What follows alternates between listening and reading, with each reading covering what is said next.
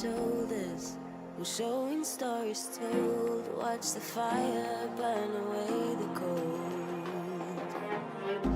I am rising from the dust. Despite how much we lost, you will not take away my strength. You will not take away my strength.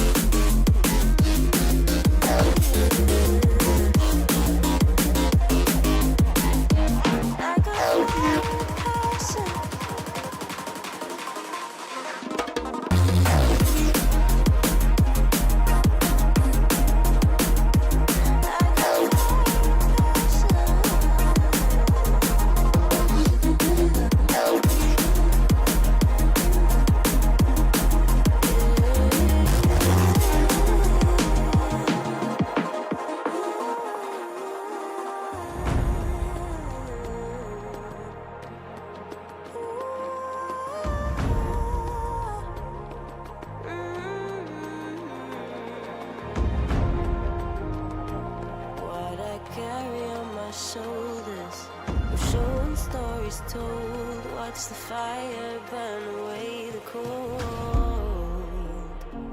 I am rising from the dust. Despite how much we lost, you will not take away my strength.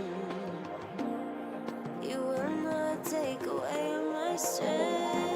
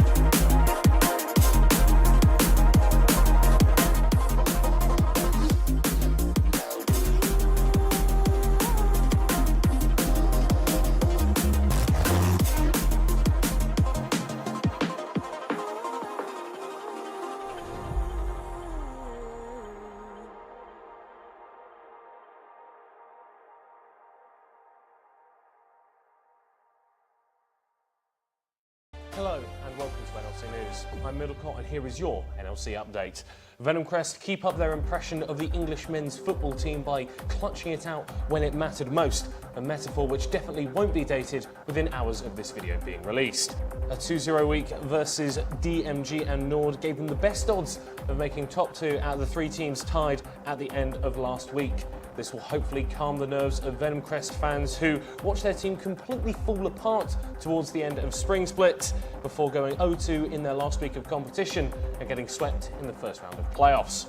Ruddy, Nord and DMG all locked in their playoff spots and guaranteed attendance at summer EMEA Masters.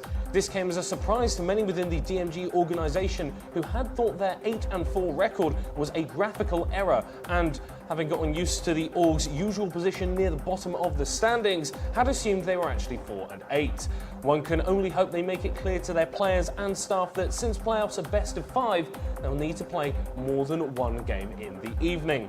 LLS have completely screwed over NLC caster Middlecott's plans to attend their show match versus Carolina by hosting it in the middle of nowhere, over 2,000 miles from his house.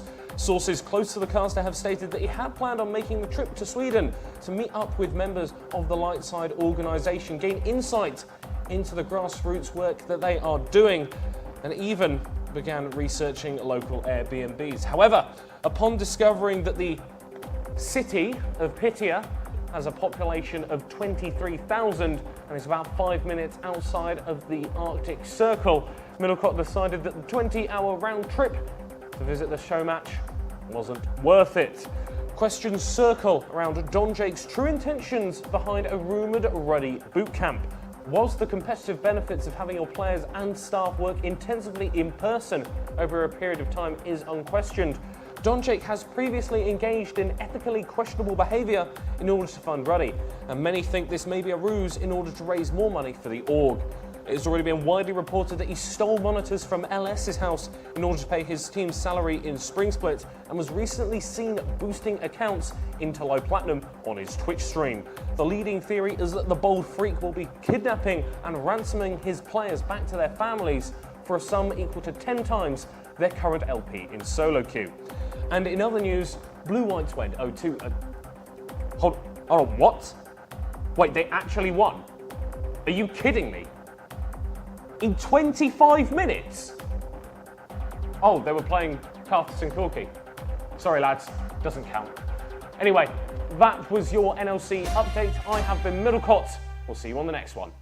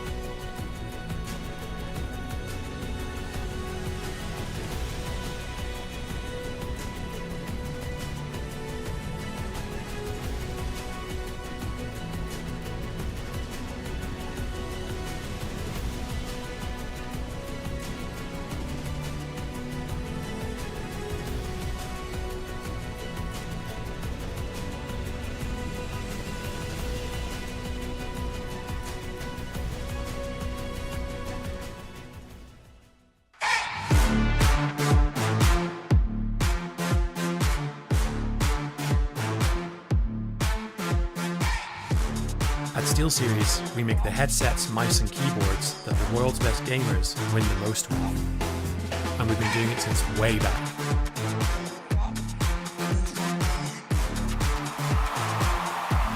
It's up to you how far you go, but whatever you do, go for glory.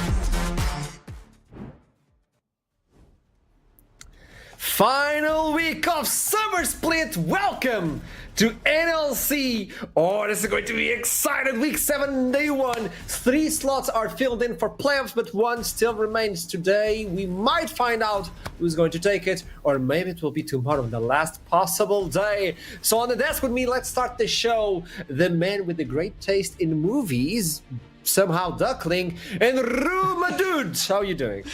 I'm doing very well. Just for the reference as well, Green Room Talk was about our favourite movies. I gave mine. It's Ratatouille. Everybody gave a, yep, good movie. Nobody disagreed.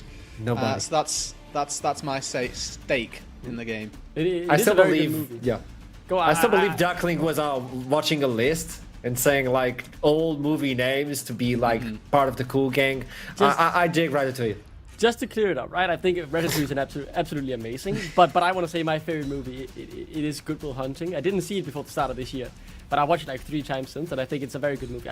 Genuinely a masterpiece, just like I think Ratatouille is. But the fact that just because I'm 20, I'm not supposed to be able to watch that movie, according to Ashram, absolutely shambolic. No, I'm actually proud you turned down TikTok and you're actually watching cool things. Hey, welcome. So I would like to welcome as well the concerts for today. The man with the best cam on the show, Foxdrop and Hiprain. Do you really think that's, Archer, mate? Yeah. Just because yours is a little, doesn't really mean a lot. What do you mean if a someone like little? Jake has said my cam is nice, then it means a bit more, but... It is nice, to be fair. But we got the same camera. Like, our quality is brilliant. It's just this Temu camera presenter we got, like, host running the show. Yeah, professional webcam from wish.com. Love that, Archer. I'm glad we're following the script when I had like proper bully when I tossed it to you. Thank you. It's actually there if you look at it. I'm just saying. My webcam. So let's toss it back to the desk. Hey, I got 3 more pixels now because it's a closer. Yeah, That's crazy. Welcome I think to was the it show. supposed to be 4K? Your camera. All I want to say is I only see 4 pixels, to be honest. Yeah, there's Shambolic. 4 in the box, but apparently the K has been forgotten. I don't know. Probably needed to pay more. I don't know if there's like a, Oh my God, gosh, I can't even God, work. what happened? Oh my god, the comedic timing of Production, the you camera. killed me. Oh, production! I was about to slap the camera. That was lovely. Dude, you disappeared in terms of audio. Let me boost you. Okay, I got you. Welcome to the desk, and let's talk about what we have for today. If you want to be part of the Fantasy League, this is the last opportunity. This is the last week as well. Join in as fast as possible and make up your team so you can win one of these if you're at the top of the ladder. Duckling, are you at the top of the ladder? I'm just checking. I'm number 18. That is not bad, considering we have... Not bad. Like, the average amount of points is 538. I have 661. I am 50 points behind the leader, so hopefully I can make a comeback. But sadly, the star of the league, Katurkan, I don't have him on my team. I have Bad Hulk instead. Hey, you have more points than I have pixels, so that's good. I don't know. But if you want to understand like who's the top dog of the Fantasy League, might as well show you the top 5 players from the previous one. Would you look at this? Oh wow, no way. Crazy. Isn't The it? team who's winning the league are also all the best picks for fantasy. But for like 3 or 4 weeks in a row, Ruddy Okay. have been at the top. Oh, okay, now you're louder. Okay, there you go. He's back. Whoa, welcome back, dude. Hi everybody, I fixed it. Sorry, I don't know what happened. No, but... Okay, checking my health. So now if you join the Fantasy League, you know where to put your points in. Not like Duckling. With that in mind, I would like to show you the standings as we doing are really right good. now. You're doing really good, just like Ruddy. Ruddy are one step away from securing first place in the league. If they win today, they'll be able to secure that one. Nord, DMG, and Venom Crest are tied up for second place, but keep in mind that Nord and DMG are already locked in for playoffs. Venom Crest needs to win another game. LLS in 5th place, Verdant on the bottom alongside Natives and Blue Whites. And this is not only looking at playoffs, but also looking at relegation. So the bottom 2 teams need to step up. But Blue Whites have that victory. Yes, they do. But I think they're already locked in for relegations, unless they win 2 games. But I think they're already locked in as well.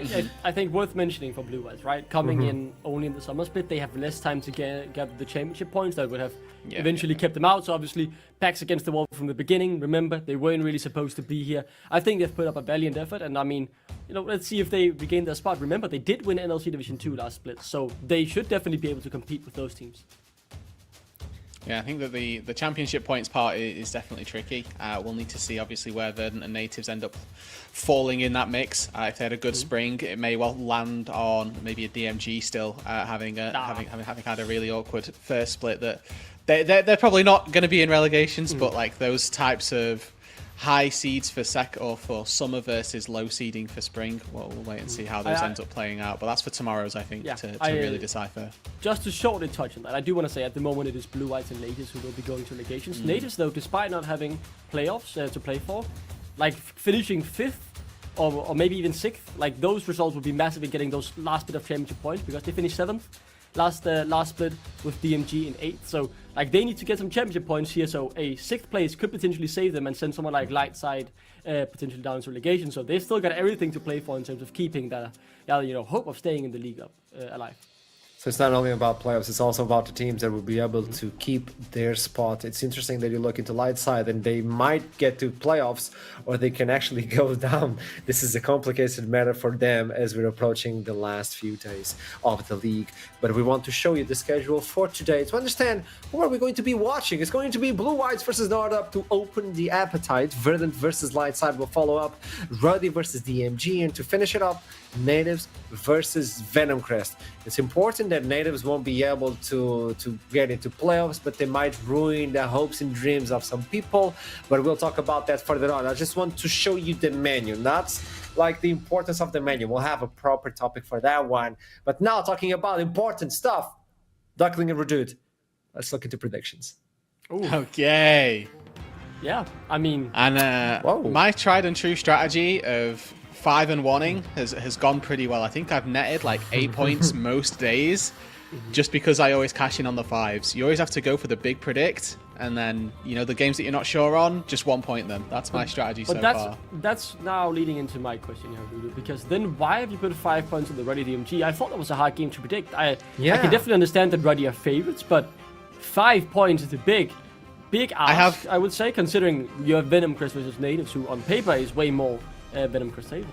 Yeah, I'm just a big Nata fan. I'm going to be honest. I think if I ever bet against Nata again... I mean, that's a good point. That's a good point. Betting against Nata is just not the move, unfortunately. And Namex, as much as I really wanted him to come in and be a monster this split, I just see Ruddy bot lane and I pick 5 points. And I agree with you, Duckling. Wasn't this day really hard to predict as well? I looked into the games and obviously I'm like, hey, Nords will probably win, like 90% sure, right? And I started looking into the other games. I'm like, in every single game, there's an opportunity for the other team to take it.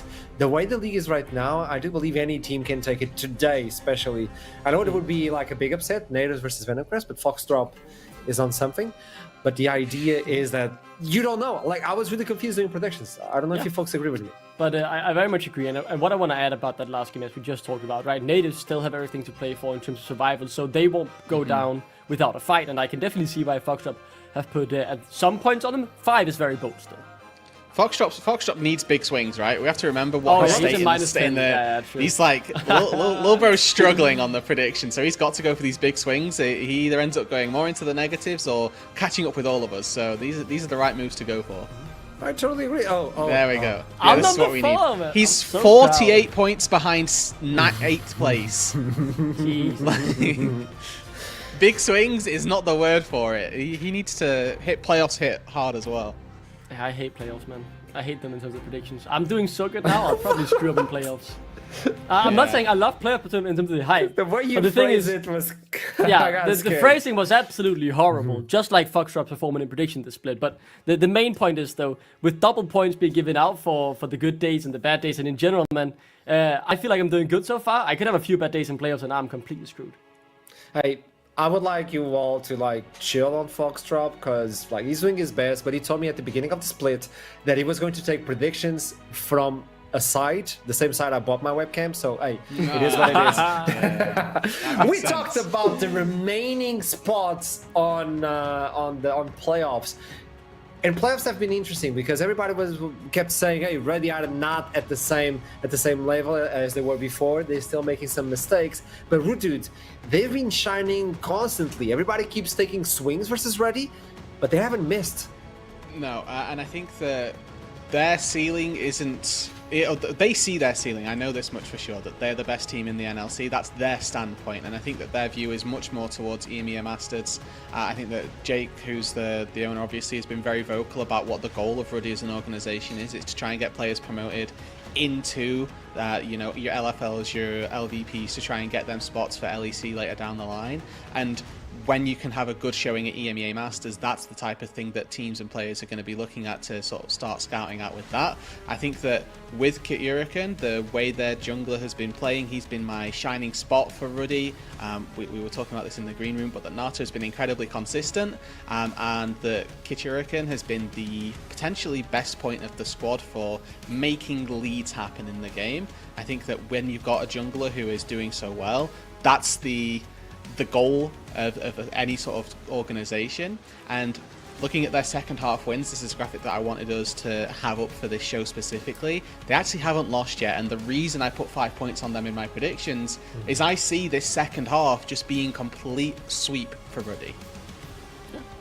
I mean, they have been on fire. You're making a very good point for them there. Still, though, a few hard games to go. This will be the true test, I would say, playing against the other two top teams in our league, in DMG and Nord. So if they finish the split undefeated in the second half, they are going to be clear-cut favorites to win the whole tournament, I'll say. I'll bring this up. When we look into others leagues, specifically LEC, and you look into a team that makes a lot of mistakes but keeps first place, I might recall like G2. Everybody loves G2. And they really trolly as well. They have fun and in the game. But why is it when it's Ruddy, everybody's like, but they make a lot of mistakes. They'll probably fumble. But there you go. I think Ruddy right now are the G2 of NLC. They bought a lot of good power, or like willpower, with me from Spring as well, right? Like they would, every time you'd write them off, they'd somehow win, and then they made playoffs, and then they made EMEA Masters, right? And that has now led to them being the arguably so far best team of the split. We have to wait and see how this last weekend plays out. I think that Duckman makes a very valid point that like they've got the two most difficult opponents coming up this week. If they go into the playoffs as defeatless in this second half, sure, we can just go ahead and say they're the strongest team going in. But for the most part, it's definitely been a good parallel to draw for Arsharam, right? That they have been a little bit trolly, but equally, when it matters most, they'll just turn it on and they'll just win a fight. That's the thing. Like, even in games where they're getting behind, they're like, hey, you know what? Calm down, power on, and they just pull it through. It's really interesting to see Ruddy. But then the question arises, if they actually meet a different team that goes into the same level as them, will they be able to troll? Will they fumble? Are they good to play from behind? Like that, those are a lot of questions we have for Ruddy, but they also have one victory before they can secure that first spot for NLC. But that also depends on Nord. But we're talking about the teams that already secured Duckling. But what about that team that still wants to secure their position in the playoffs? Yeah, who is it? It is Venom Crest and Lundqvist Lightside fighting for the remaining spot. We have a very nice graphic to illustrate the situation. If you are a Venom Crest enjoyer, your week is very simple. You either beat natives or you beat Lightside. One of those things happens, you're through. If you are a Lightside enjoyer, you need to win versus Verdant. You need to win versus Venom Crest, and then you need natives, DMG, Nord to win their games. Like, you need everything to unfold in your favor to make it to playoffs, which is obviously not that likely, but the hope is still there. And starting off, obviously, winning a game today, and then looking forward to the natives game and hoping that they take down Venom Crest. And that's the thing. Tell me, Rudid. Yeah. The important part about this graphic as well is that Venom Crest play light side tomorrow, right? Like there's the world where they do all of the hard work, and let's say, for example, the parameters are still in place for Venom Crest to make it, or for light side rather, to make it into playoffs come tomorrow. They could well beat Venom Crest. They could well beat Venom Crest. Excuse me, getting fumbled. But then have a game afterwards just not quite go their way, and all of a sudden all that hard work, you know, it becomes undone. Verdant and DMG both playing games after them could just stump them at the final hurdle, and even if they win that game tomorrow, it could have been the beautiful poetic road, but not quite make it happen. When you have this much pressure on the players, it could affect their gameplay, and that's why we had the Within the Scope this week. For those of you who haven't keep track of it, you can go on Twitter, social media, and you can watch those interviews with the players. We had the opportunity to talk with Sumi to understand what his mindset is, and everybody's chilling on my side. Like, hey, we did our best. We had some issues. Apparently, they had like 4 weeks of vacation, but like 1 week one player, another week another player, so they couldn't scrim properly because there was always a player in vacations, and those games got lost because they couldn't practice. And he stated, like, we did our best, and it's no longer within our reach. We just have to do what's capable and what's possible. And if we win, we win. If we don't, we got close to it. And that's a good view to have.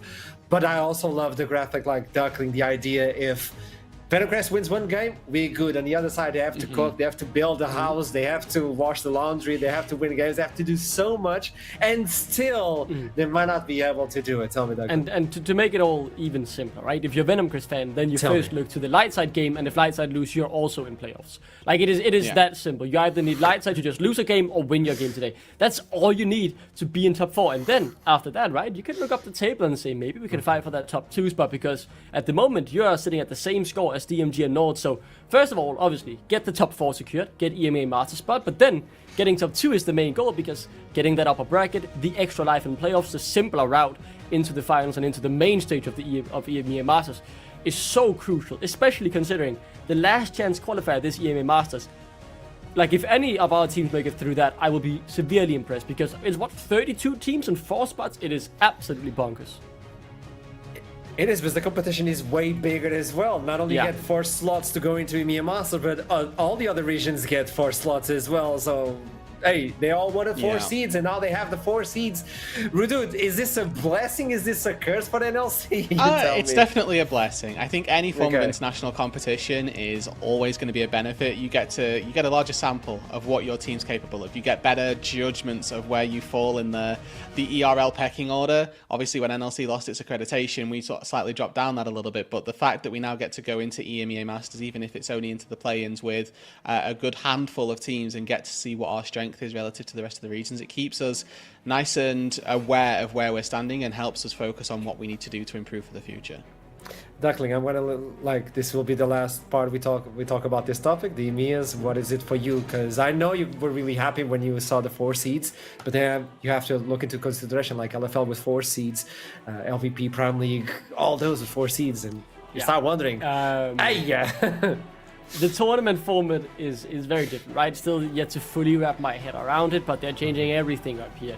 I think the tournament will be exciting. It will be fast-paced. What I really like is that every single ERL now has a space or a spot guaranteed in the main stage, which is really fun to see. Although I know 99% of the time, let's just say the Benelux, they'll get smashed by the LFL. But I remember casting a best of 3 with the Benelux team against the NFL, and it was still very, very exciting, because when the hope was there, all of a sudden, like this underdog versus David versus Goliath story, you could say, I want to see those. And when I want to see the different ERLs play, I don't just want to see the best League of Legends. I don't want to see LVP versus LFL all the time. I want to see these different regions and the different styles clash. And even if one region is significantly better than the other, I just want to see competition between the regions. And that's what this new format is bringing us. I'm very excited. Extremely spicy, also with the idea they're bringing in other regions, like for the Arabic region, for instance, the GKs, like they've been good. They've been very good. So keep that in mind. Those are some extremely powerful teams. So keep in mind as we jump into EMEA Masters. But now we need to jump into the first game of the day. It's going to be Nord versus Blue Whites. And on record, on paper, this should be an extremely one-sided match. But is it though? Because Blue Whites are showing something different towards the end of the split. And they're like, hey, we're not going to lose anything more. 8 out of 80. We just need to go out there. Yeah, I think that for Nord, obviously, they still have that top 2 buy that Duckling was talking about. Same thing for Venom Crest. They're going to be coming in looking to just smash. They need to set themselves up for a fairly easy game, as is expected. Blue Whites, obviously, any form of championship points that they can claim is going to be useful to them. And maybe if they can make Natives' life a little bit harder, they can put a bit of pressure on them for future games. But all intents and purposes, Nord should just be taking this game.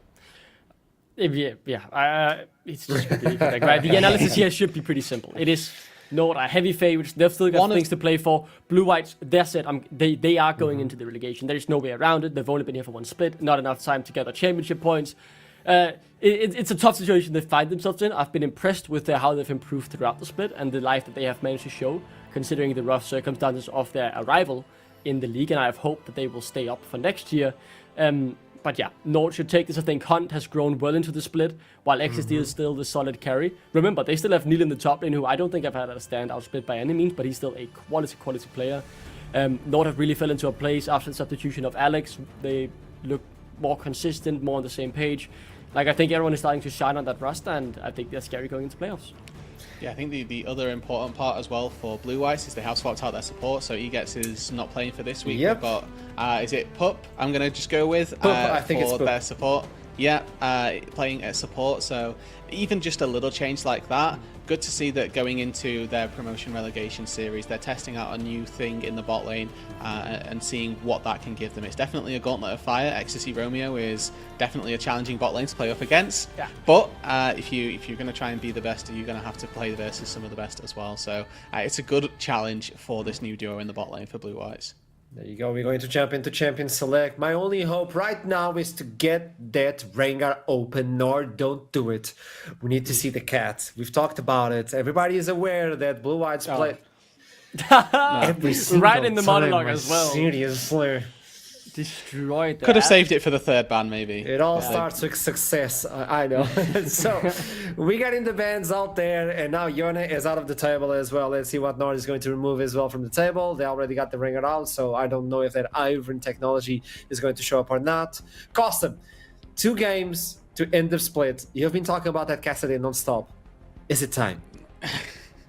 Could well be. It's one of those picks. I think it's actually a red side champion. You have to see literally everything you're playing up against to know if you can take it, unfortunately, because there's just, you need to know the mid matchup, which is one part of it, but then also if there's just too much CC, sometimes you just don't want to play Kassadin either. We'll have to wait and see though, because you need some sort of power in the early game as well. Very varied in the bans from Blue Whites though. Yeah, the Leona ban, it makes sense. Obviously, we know Romeo very good on these engaged supports. What I do want to say though, I've been really impressed recently with Hunt's form. As I mentioned, the Corgi ban now trims that put a little bit, but in particular, his Tristana has been incredible to watch, to be honest. Able to find the solo kill, snowball his lead from the laning phase, and lead that into a general lead for the rest of the team. So if Blue Whites don't lock it in here, I think Nord should take it as a red one, to be honest. I don't care what he goes up against. I think he'll be able to make it work. The misfortune, though, has risen in priority recently. We've seen in the Equal Esports Cup as well, just this weekend, have pretty good success in teamfight compositions, and that might just be what Blue Whites are going for here, as now it's on to Nord. The hover of the Rumble could definitely see Needle lock that in. Yeah, I mean, Rumble's been a power pick throughout the entire split, right? Like, it's just so strong, even if we end up seeing nerfs come through, even when they come through, right? It's just, it was so ridiculously OP to begin there with. it is. That's exactly what I wanted. The nerfs coming through don't mean anything, and it just brings it back down to a regular level of OP. Obviously, it didn't get locked in just yet, and Tristana, well, now with Corki banned, it makes a lot of sense. You can't do the Trist Corki trade in the mid lane, and then it gives Blue Whites a little bit of something to think about. Yeah, I'm excited to see what they'll answer this with, or how they'll play around it, because he has been unstoppable on this Tristana pick, so letting it go through the first ban phase was surprising to me, I will say, over something like the Yone, who, yes, it's a champion that Hunt likes to play. I still think Tristana is just his strongest pick at the moment. Regardless, though, it is now on to Blue Whites to see what they respond with the brand pretty instantaneously locked in there, and looking to secure that bot lane duo. The 2v2 or the two champions from Blue Whites down there will be that Real and Misfortune. So you're giving away the Goodness. Nautilus for Nords. Like, that has to be a pick for Romeo. Surely. If that gets locked in, it makes perfect sense. Can also get banned away, but that's the bot lane 2v2 for Blue Whites that I think you have to take. Rel, Misfortune, just as a duo, synergizes really well. The Magnet Storm obviously keeping people in the bullet time. And then you've got nice CC setup as well for the brand. So if you get a lot of people locked inside with the Pyroclasm, it's a great team fight setup for Blue Whites. All told, they've got really solid team fight back and forth. And this also opens up for Costum, for Veluxa to play some tank and a mid lane AD pick. You don't really typically see the mage pairing with Brand in the jungle just because you don't want to make a super magic damage focused profile composition. So we'll wait and see what Blue Whites round out with in that back half, but some semblance of follow-up engage on the Rel might be nice, or something to make the Rel's life easier, and then just an AD mid to challenge this Tristana.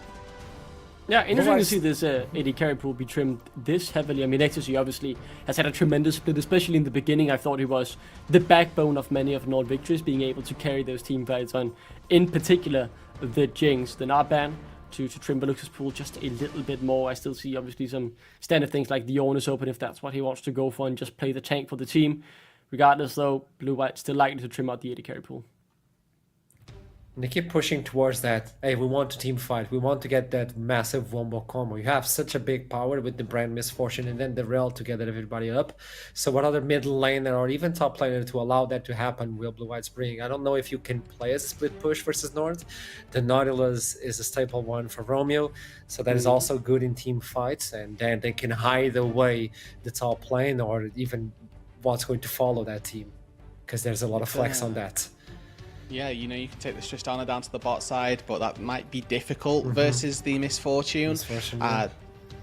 Whether or not we see Ecstasy pull out, maybe just another Zeri pick, honestly. It seems like that could very easily be on the cards, give another hyper carry to the squad, but this could be a Yone quite easily for Costum as well. Something that you mentioned that we've seen a lot of from Hunt, but any form of AD in the mid lane is what we're sort of anticipating coming through, and it helps out with that team fight. But if they layer this little bit of poke now, gives an extra layer of their composition, something extra that they were missing. Doesn't quite fit into the style of team fighting, but Kai'Sa can go all in with the composition as well. It's worth remembering the Killer Instinct. You can join a fight quite easily. Yeah. Let's see how this pans out. I would assume it would be the Kai'Sa mid lane instead. The Ornn, as I mentioned before, open. Very reasonable choice, especially when you've just locked in more damage, right? You want to add some more tank and more engage as well. The Ornn obviously great at setting up or maybe even disengaging if that is what needs to happen. It's now on to Ecstasy. Something like the Jinx is still open, but isn't as preferred anymore. Caitlyn over here. There's a lot of different opportunities. Yes, the pool has been trimmed a little bit, but he's got pretty free range here to choose whatever he pleases. One of the things about playing against a Misfortune as well is how powerful she becomes when we get to one item. The one item spike for an MF is genuinely quite huge. Now Ecstasy with that Jhin lock-in looks to be just pivoting his theories entirely and is just playing that supportive style, right? You're looking for set up with your ulti, set up with your W, and then Hunt to be the main carry. Nil has had standout Rumble performances time and time again, but team fight for team fight on both sides. Element of split push with the Tristana there. Costum pulling the MEF in the mid lane, apparently. Maybe going for that AP burn if he wants to be that, surely that shady business. Why surely? Why? Obviously, you could get the Kai'Sa in the mid lane, get that AP, or even like with the waves pushing. Costum can go AD and just bully Tristana, try to get that bully. Maybe you can get an AP. It's Costum, you know. I'm thinking the Misfortune will likely be the AD here, right? Because in the end, if they feel like they need more AP damage, it's ways for the Kai'Sa to transition into a mixed damage build and in the end help out the brand in that sense. Also, you have to remember the tanks here. Their base damage is AP, and that will obviously add on just a little bit. And the brand so strong at the moment. I feel like if he gets ahead early on, or at the very least he's just on pace for the game, like in a big 5v5 team fight, he'll be able to do plenty of AP damage to suffice. So I would expect this Misfortune to be AD. I'm excited to see if he goes for the first drag to try and poke Hunt out in the lane, to see in particular how this matchup is going to play out, because I'm going to be honest, it's the first time I've seen Misfortune versus Tristana in the mid lane. So take away the names of the teams, and who do you think is going to win? Blue or red? Forget about the names. Yeah. I do still like red side quite significantly. My problem is that we don't have MF Rel in the same lane. That level 6 spike is not juicy if they're not in the same lane. Yeah, I think Custom will need to be careful in the mid lane. The Maokai obviously great at ganking point and click CC. If that flash is down, needs to really pay respects to the potential gank. So excited to see if they can snowball a hunt. But I will say, even without the nameplates, I would prefer Nord here. Well, it's agreement on the desk at least. Let's see what the casters have to say here, Brain. And Fox, do you have any sort of topic about foxes? Do you know any sort of interesting thing about foxes? Just wondering. Do you? The thing that comes to mind is not something I can repeat here on broadcast. When they sound like they're screaming. Oh yeah, yeah. Everyone's heard that one. Everyone's been lying awake at night while a fox is screaming outside. League of Legends. So let's talk a little bit about the drafts. Everyone's kind of in favor of blue whites. Sorry, Nord, not blue whites. Nord. I think we pretty much agreed on that. There's a few spicy things I guess blue whites could do. There's a bit of power there. I guess we'll just have to find out because we are ready to go into this game.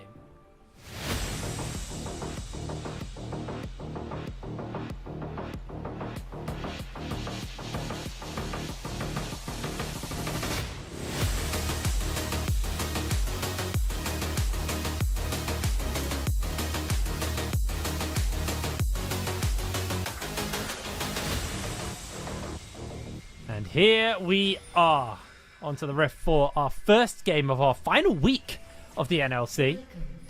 My eyes this game very much on Romeo. He has been playing to his namesake a lot, Romeoing around the map, making a lot of plays happening. Nautilus, a very staple champion for this playstyle for him as well. So I do expect Romeo to probably move towards the bottom side, towards the mid, and try and set Hunt up, especially when you're playing into a Misfortune mid, because they are going to be hyper immobile and very susceptible to getting caught out by this Nautilus. Oh, speaking of getting caught out, Crest. He's cool. It almost happened there. Yeah, Romeo's always moving around the map, this man. Like, he just has constant pressure. Sometimes it's Nord's downfall in the sense that he's, like, over-aggressive. But to be perfectly honest, like, more often than not, it is a huge boon to his team. Like, he is fantastic. It's so difficult to play versus. And you're completely right. Low mobility or no mobility mid lane, apart from the fact that she can strut her stuff and move quickly, like that's very difficult to avoid the kind of roams and engages from Nautilus plus Tristana. So yeah, this more Misfortune mid, I was surprised. I thought for sure this would be Kai'Sa mid, maybe that more of an AP focused build, which Kai'Sa can do. I don't think it's great this game when you're playing versus like Maokai, Nautilus, I guess even Rumble to an extent, who can tank those prey seekers from Kai'Sa, because she's quite a poke heavy build when she goes AP. It's not really a great game to play poke into. But we're getting a lot of scraps down bottom. Romeo could be in trouble. Yeah, Romeo's getting flashed onto. One more auto from MKR, and he secures the kill. Purple, Poop even, sorry, on the run. Didn't even notice that we have, is it Puppet? I'm going to call him Poop. Poop. Oh, gosh. I think of all things to default to, you probably shouldn't call him that. But tell me that's not Poop right now. That's a good engage. That was a beautiful engage. That was nice. I did kind of set Romeo up for that, didn't I? Saying sometimes he's a bit over aggressive. He hooks in and just gets obliterated. It's the first blood over to MKR. I love MKR. I think he's been a shining spot for Blue White. He's been their best player, just overall most consistent player, and really does compete with everyone else here on the NLC, which is fantastic, especially for a team that is 1-11 so far. So getting him a first kill, early kill, good stuff. Very, very nice. Now heading up towards the top side. No surprises to see the Rumble has pressure in lane versus the Ornn. But we were looking at the chance that there was a hover of a Cassante, and I was saying at the time I'm very glad that they didn't lock in the Cassante on the top side, because Cassante has pretty much a bunch of winning matchups. There's very, very few bad matchups for them. I do think into Rumble is one of those rough ones, and Ornn just has to hit 6. That's their job. Like, as long as he doesn't like turbo feed, which I don't expect he will, his job is just to hit 6 in a team fight, and that could be the difference maker. That gives MKR the opportunity to jump wherever he wants. Romeo, Hex flashing over the wall. This is what we were talking. Don't worry. Warded, Level yeah. 2 might They be a smelt it little coming. overeager. Yeah, but that's just it, innit? You just always have to be aware of Romeo and what he's up to, even if he's not quite actually making the plays. His threat of making them is always scary. Veluxa, speaking of scary, it's a tough lane. It is a tough one. You mentioned, you know, you're glad the Swarm's been slapped down instead of the Cassante, and I do think Blue Whites as a team perform best when Veluxa is kind of on those more teamfight duty champions and doesn't have to do too much in the lane phases. Oh my goodness, that is an aggressive flash from Quest. That's always going to be a tough one versus Tristana, but woof. Yeah, okay. It was a flash for nothing as well, is the worst thing about that. Looks like Quest is now potentially setting something up on the bottom side. It's been very hard to do so, although Romeo does find himself a hook onto Poop. Poop takes a little bit of damage on the way out. I don't know their name. I was not prepared for Poop playing today, so he is now Poop for me. As they're jumping in again, everybody, the W hits and Poop secures the kill. Ecstasy, he's got the blaze on. MKR secures the kill. Blue Whites 3-0 up at 5 minutes. I don't know. Not bad. This Not is bad at all. They got the fire under them now. 2 kills from MKR as well, so important gold goes where it's needed. And this is it with Blue Whites. Like we've said so many times in like analyst desk times and even during games as well. It's like, yeah, Blue Whites are so much better than their record. Like they'll win a game before the end of the split. Obviously they did pick up that win earlier on. And you know, because they show us things like this. You know, they actually have quite good early games a lot of the times, and sometimes even they never just go down whimpering. They always bring the fight back to their opponents, and they always look for opportunities to get back in. They find picks. Like they're they don't just roll over and die, which is a sign that this is, as a team, like there's always chance for them. Right, there's always a place that they can make. Unfortunately, sometimes though, they do just get a little bit out macroed, and I would say here Nord is probably our best macro team in the NLC. And here comes Hunt in a bit of trouble. That's a big hook. It's a good Ornal. Yeah, big hook from Romeo. Good Ornal, but ultimately Hunt. No teleport, no flash. Has to play very safe now. Romeo's just going to catch this wave and make sure that Hunt can get what he can off this. And Custom having the Vamp Scepter is going to be pretty big for them. I want to see what this Misfortune itemizes into. With press the attack, it could be anything really at this point. The thing is, basically, is it going to be like a Kraken style build, or are we going something kind of crazy, maybe something a bit more lethality focused, and she wants to kind of like burst and chunk and poke a little bit as well? Yeah, what to be honest, I don't know, because it's Misfortune. It's Misfortune mid. What does she do? It's easy to say when you can look at bot matchups and, you know, like support synergies and stuff like that, but I'm really not too sure. Very interesting. I'm curious what the Vamp's going to build into. Could be Bloodthirster. It's quite common. So the thing with Misfortune as well, with Bloodthirster, it's quite a nice little interaction, because with Bloodthirster you get that shield, right? Yeah. And especially if you have overheal in your runes, that contributes to the shield too. And if you're hit as Misfortune and the shield like tanks the hit, then it doesn't knock off your strut.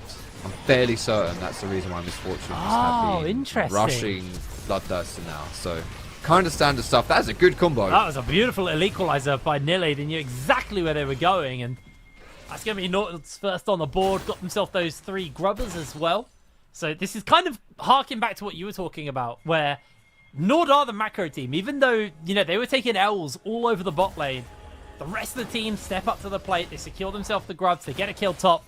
And ultimately, the gold lead isn't that big yet. It's been somewhat negated by the plays of Nord. But we are seeing an invade going in onto this blue buff. So Yoka, unfortunately, is going to struggle a little bit and fall down a little bit more. Smart stuff by Blue White. It's this kind of thing I was talking about, how they don't just kind of like roll over and die. Like these are smart plays, right? These are good plays. Get these advantages. Joker doesn't really have anything to do about it, right? Like he's now just coming out of spawn. He's not retaliating and going for his own jungle invade with his team. So this should just be like a net positive for Blue Whites here. As here comes the gang with Quest. Yeah, Romeo is able to queue onto the wall and break away. Has to burn the flash though.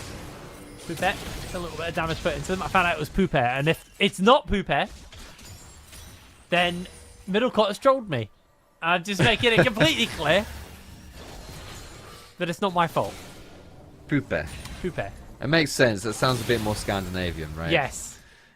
So fair play. We can call him Poupette for now. Although I was very much. I'm down to call him Poop. If like. I just don't think we should, to be perfectly honest with you. But it would be slightly hold more on. We'll see how the play goes, depending on how good they are. Twitch chat usually has like really nice, like claps and craps, that kind of thing. Yeah. I don't know what we can do. I mean, I think we can know what this. Yeah. Yeah. I don't know what his good name will be, but I think we've got his bad play name all sorted.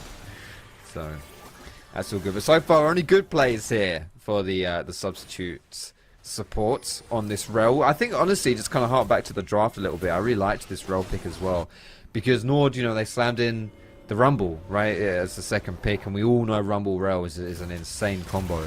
But because Blue Whites also had their own kind of like AoE strong ultimate type thing in Misfortune, it made a lot of sense, to take Rel to combo with Misfortune's Bullet Time and deny it from Rumble. So it makes sense in the draft. Not only it makes sense for reasons that we haven't really seen yet in the game, right? And it's still doing well already. Yeah. Does that make sense, right? So it's a really good positive here for Blue Whites. Well, it looks like Blue Whites are just doing a very good job of rotating around together. You've got this jungle mid synergy, jungle support synergy from Blue Whites that honestly been quite impressive to play into. I mean, them just being in this area means Ecstasy has to step away and just give up loads of tower plates and experience on the wave. And somewhat that's down to because Romeo has been rotating so much. Now, there is a cost that's coming for this. They were playing towards the other side of the map, so Nord are able to secure themselves the 6 Void Grubs for themselves. So you got to kill him to Hunt. He will take a tower very fast. Yes, exactly. This is the thing, right? What's the value of that 6 grub stack right here? Because you got Tristana, who's so good at split pushing and taking down turrets, and now with 6 grubs, it's people don't respect how much 6 grubs gives you. Like, you do 1 auto attack onto a turret to activate the grubs, and it's like easily 400 or 500 damage to that turret just from the grubs. It's really insane stuff. And when you consider the difference, the gap in this top lane right now with Nile, look at that, 50 CS over on his lane opponent here. Hold that thought as Hunt's jumped in, Costum's in trouble. That was He's done. That was pretty tight actually, but Hunt was able to get the kill. And the problem is like no one's playing towards poor Ecstasy. He is struggling right now. Yeah, but he's Jin. I feel like this is what's smart about this Jin pick here. They were hovering some different types of champions, but Jin, he can be a bit more of a supporty facilitator style ADC because he's got his curtain call, he's got some utility, right? So he doesn't necessarily need to be the main character. And I think that's a real benefit to his team because you've seen what Nord's done, right? They played more towards topside, more towards Nile, who's absolutely popping off right now. Hunt clearly is happy to fill the shoes of the ADC. He just got his own solo kill. So I think it's smart. We're going to get a big fight here. Yeah, they're throwing the Twisted Advance down. They are just going to make sure that Poop takes that. But not really much more to come of it off the back of it. Nilly is here. Hook goes down, comes in. Quest does get caught. The curtain call has been pulled down. And Quest is going to lose his life. Does secure himself and the team in the tower, though. The dragon, mind you. MKR finishes himself up a kill. Now in comes Yornhorn onto Nilly. Nilly burning down. They secure 1. That's going to be Poop who gets that kill. Ecstasy does fire back and gets himself in response 1 as Veluxia keeps the pressure up. Ultimately, Blue Whites win out on that play. Yeah, it was a 2 for 2 in the end for kills because Quest died really early there.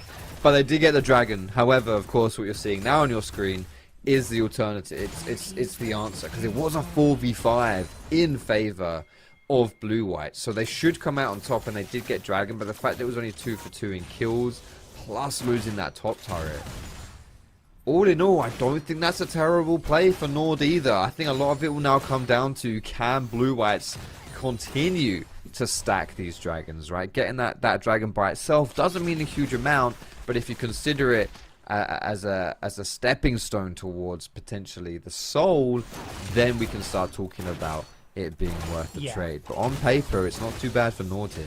Yeah, I actually totally didn't notice when I said that, but Hunt was up in the top lane just taking towers, but 6 scrub Tristana is going to be able to do that really, really effectively.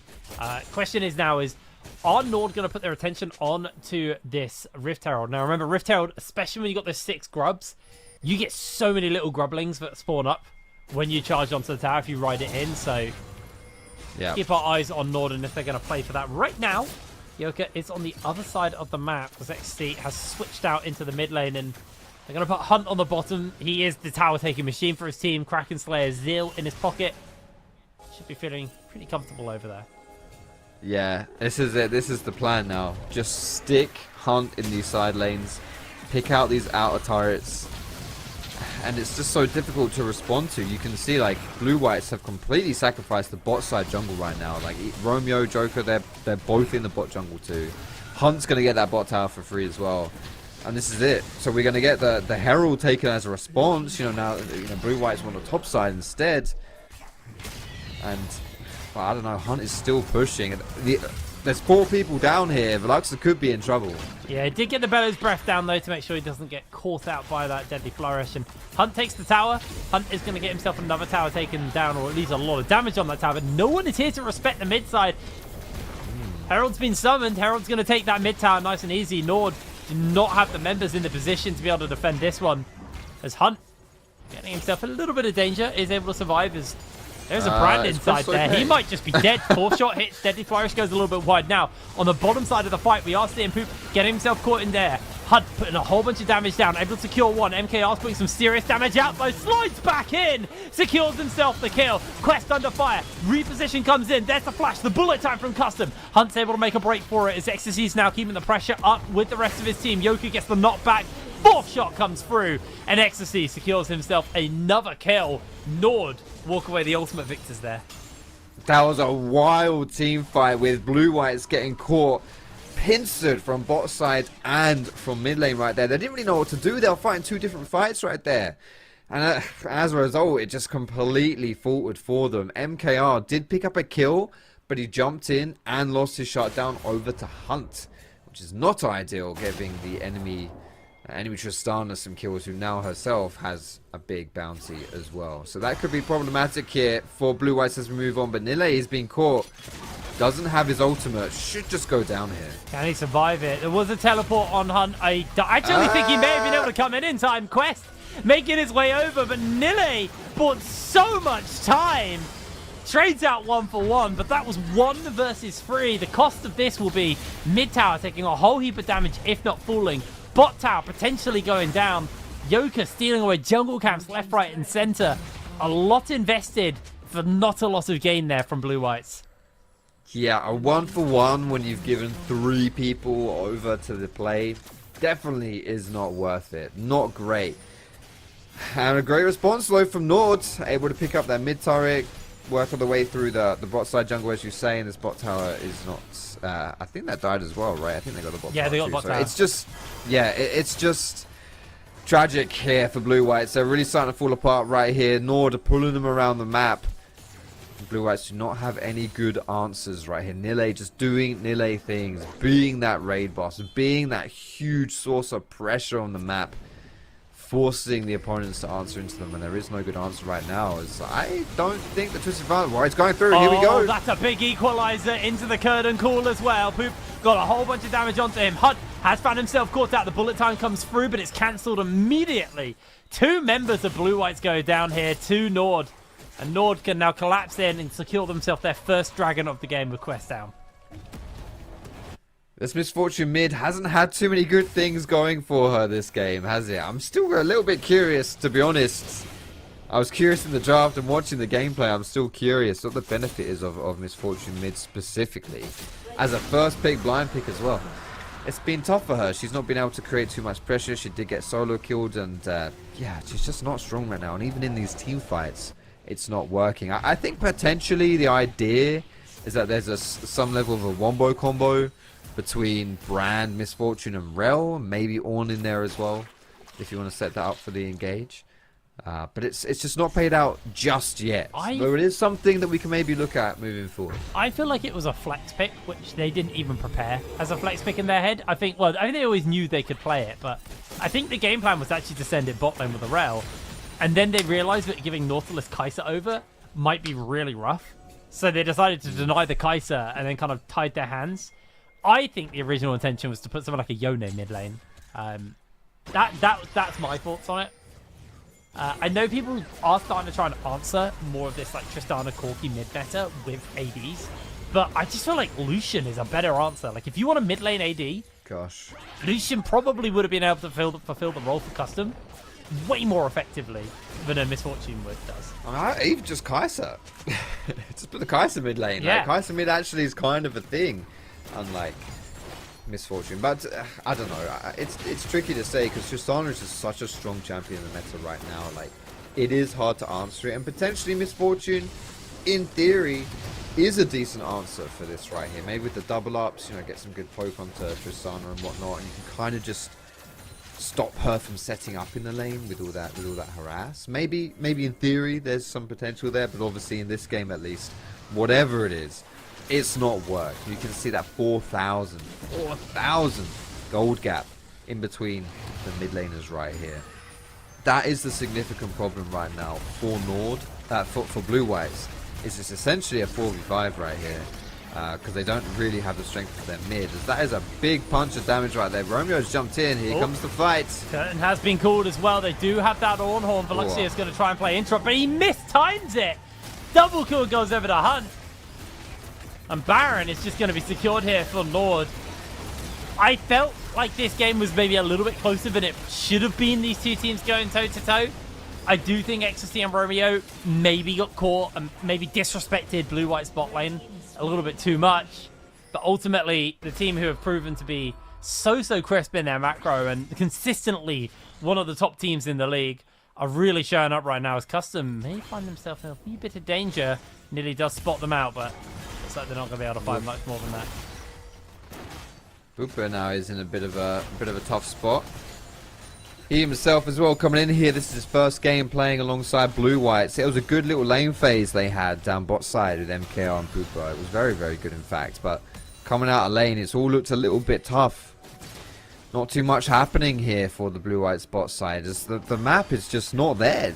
It just frankly isn't. You know, like the pressure that Hunt and Nile compared to Custom and Veluxia have put out this game has made it incredibly difficult to do much of anything. These team fights aren't working either. It's a very difficult game, and now with this Baron buff coming through, you just play it tutorial style. Blue Whites do not have an answer. They do not, sadly. Blue Whites got their first win of the split last season.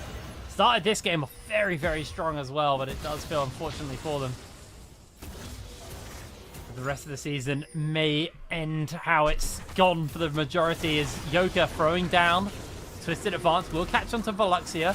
Custom able to avoid it, but he does get himself caught out by the hook. There's the equalizer. Deadly Flourish goes a little bit wide. It looks like that might just be all she wrote for now. Yeah, still pushes Blue Whites off at the tower, so that one goes down, extending the gold lead here for Nord. Dragon is spawning in about a minute's time. This will be only the second Dragon for Nord. I don't really think they care too much about Dragon, to be perfectly honest, in this game. Like, I don't think, you know, for Nord, if this game goes long enough that the Dragons are relevant for them, then they've done something wrong. You know, they're looking to close this game out way before the Dragons become a thing. Certainly before Elder Dragon would come down or Soul, for example. Blue White, so trying to show a bit of sign of life. Looking for the picks. Not happening this time around, unfortunately for them. As Nord just keep the pressure going. Oh, actually, there's a jump in onto Ecstasy on the mid lane versus MKR. Not sure how that fight's breaking out, but it looks like they're going to be able to survive from that one. MKR full all in there, trying to avoid himself from getting caught out by the ultimate. Not be able to get anything. Yeah, I don't know what happened there. Actually, he had to burn both summoner spells. 8 a W, and I think MKR just ulted straight into his face. Nile, is he going to fall down here? I mean, we've seen this before. He's almost overheated as well. He's got the equalizer back up and available. He's able to make his way out. And Hunt just takes top tower for this. Yeah, It just feels like Blue Whites are just being pulled around the map now. Pooh Bear trying to see if he can collapse in onto Hunt. Hunt able to press the W in time just to break away before he gets caught out by the stun.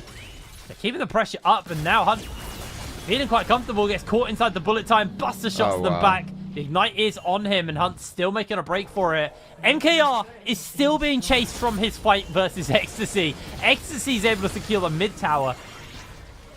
It's just crumbling for Blue Whites right now. That was a great little buster shot there from Hunt, though, with knocking Poopet into Custom to interrupt the bullet time. That was great. Yeah, Otherwise, really nice. he could have been in a bit of trouble there. May have had to burn his flash. 700 gold bounty, 4 items compared to 1.5. Bruh. That is all I can say about that, mate. What? That is 25 minutes, by the way. I'm a fan of it, of AP mid Misfortune. I know it's not going to get played professional, but I do love it. It's very unfun to play into, and it's very fun to play. AD Misfortune, you know what? I think I'm going to keep him bot lane. I think that's where I'm going to keep that pick. Not particularly sold, unfortunately. And Custom, I genuinely think, has been one of the shining stars of Blue Whites. So it's very sad to see, but you know, this is a pretty rough game for them here. Just a little bit. I think that's somewhat of a, maybe not the most dramatic way to describe this one. A bit of underselling it a tad there. Blue Whites tomorrow will be going up against Verdant in their last game of the split. I'm gonna be real. I actually think they can win that one. Yeah, I was gonna say, like, it's maybe this game isn't theirs. Maybe this one's not going to end too well, but to really cap off their split, there's a decent chance they can do that, you know.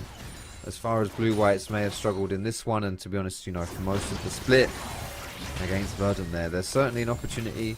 Verdant themselves have been struggling a little bit as well. And we saw, honestly, I know this game is like incredibly one-sided, but when you look at the gold differences, it is just Hunt and Costum. Like, that is the story of this game.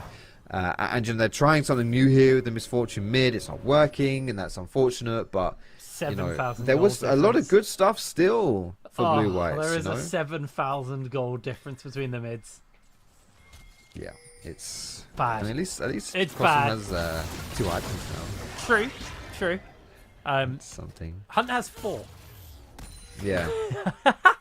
Yeah. It's a slight difference in the mid.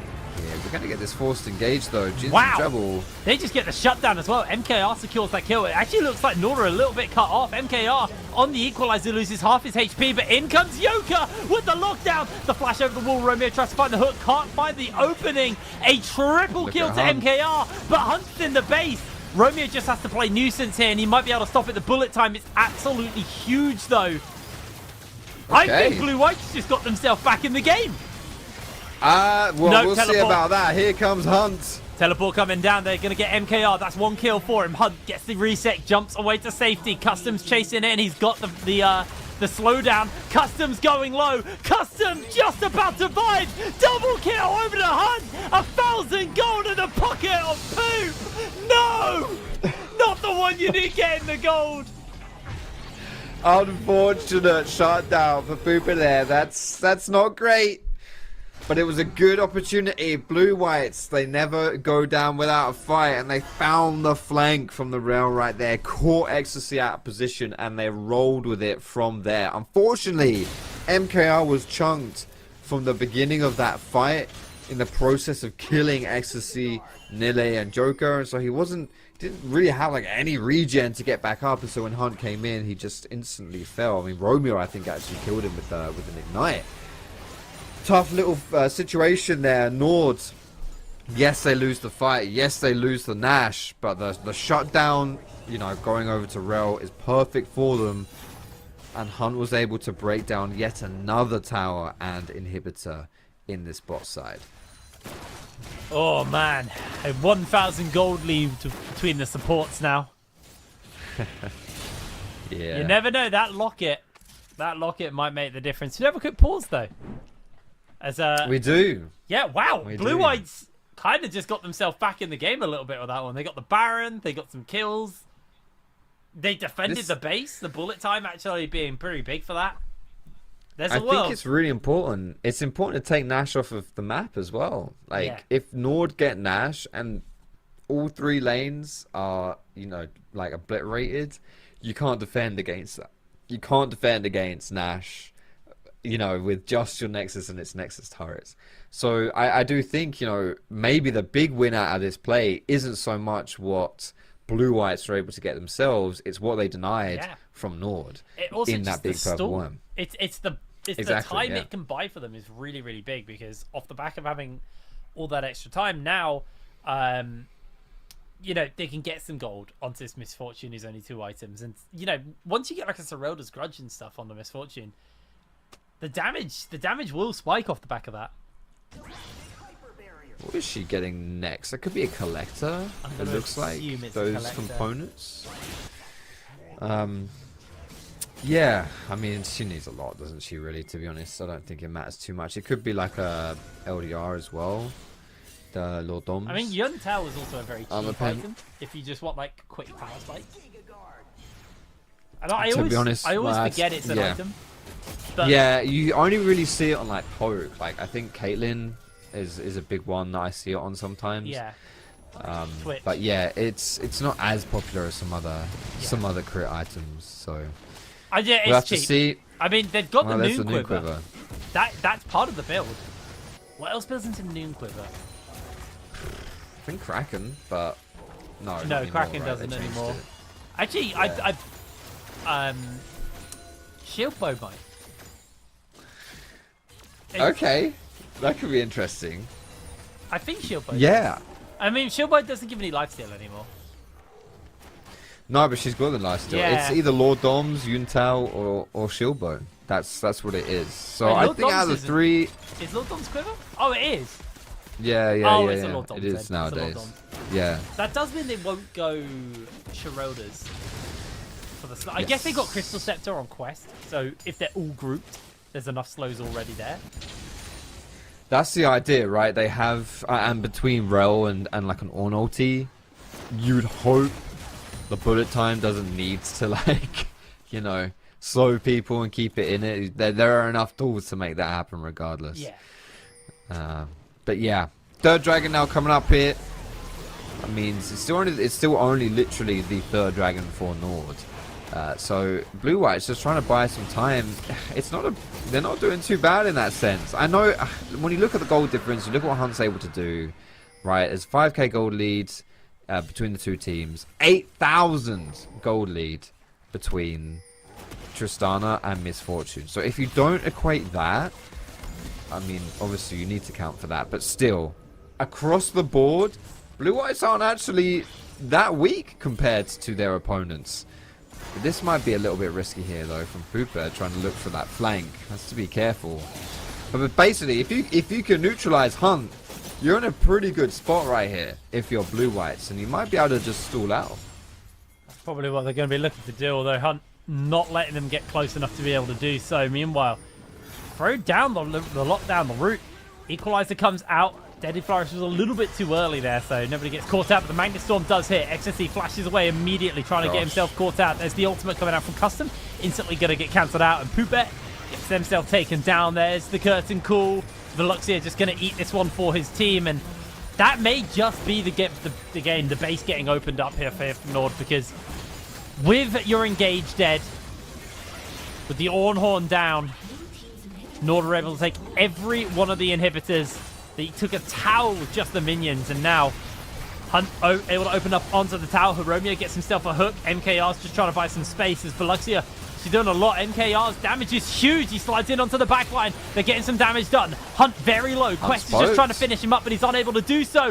The burn is there. They catch the W here from MKR, and Blue White, they're very much in this still. A double kill was picked up for their ADC. MKR's keeping the pressure up. He resets that W once again as Nile eats W after W. The equalizer goes wide. He dodges. He flashes over the harpoon. Stopwatch is used. They get the deadly flourish. They get the slow from the bullet time. And now Ecstasy will look for custom, but he will pay with his life.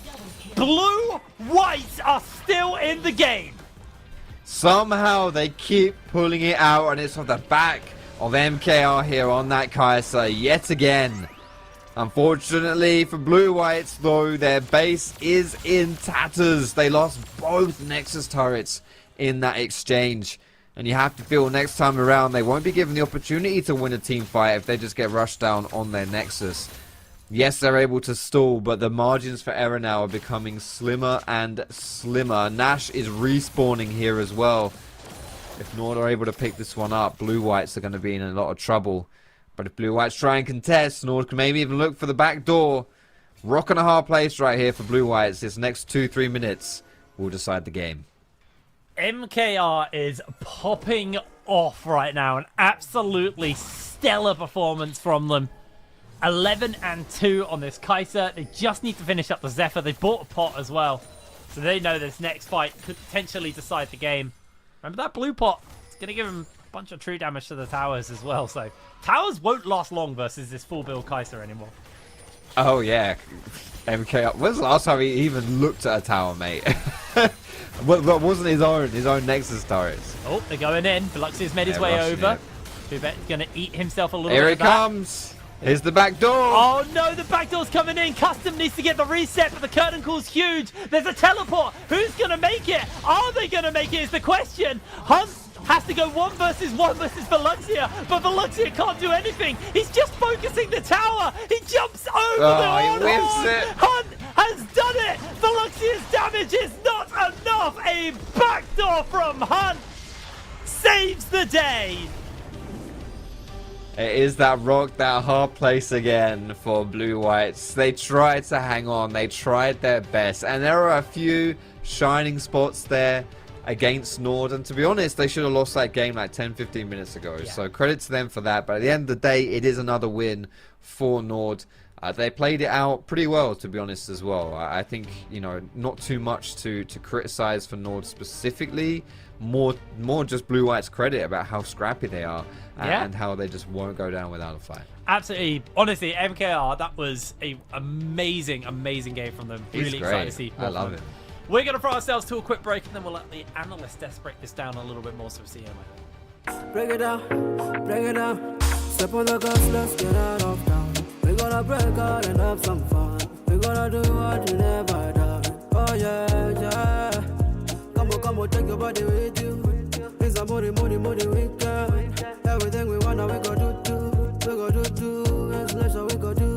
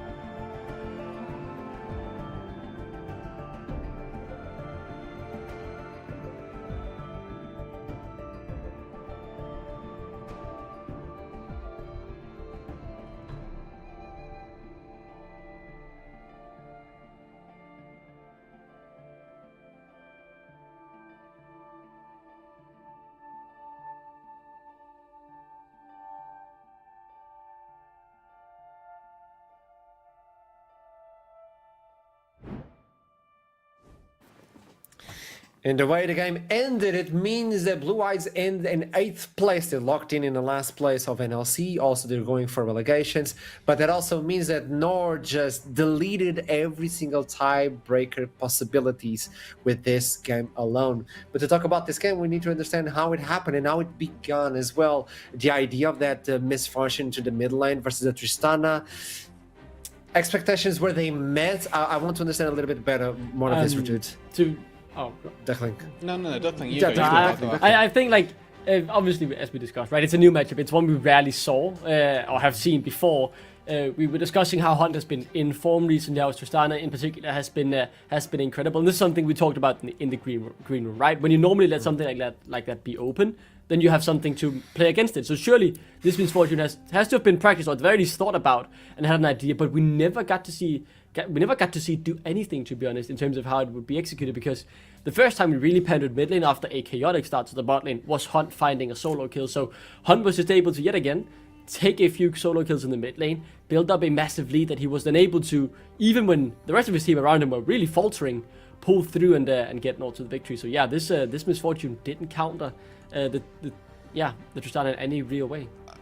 No, you have obviously the solo kill in the mid lane, and as much as that was detrimental to the MF, I don't think that's actually what slingshot Hunt to being the presence of in the game that he was. Remember the fight around the dragon where we saw TP from Veluxa come down? Hunt actually used his TP about a minute earlier to get into the top lane, and as soon as the Ornn leaves, Hunt gets 4 or 5 plates, first brick, 2 or 3 uncontested waves, and it's from that point that the Tristana is just so fed off of raw turret gold. It's actually not much of a PvP experience that they've had to get to that point, but the amount of gold that they got injected from structures for 1 dragon and a 2 for 2 around the Drake, Nord will happily take that, and Hunt, most specifically, more than paid that back later on. So it seems like we're approaching this game as a Nord had it in the bag. It was a comfortable one, but the people who saw it, it was not comfortable. I think we need to raise the praises for MKR and the way he played, but also for the indecisiveness coming in from Nord and allowing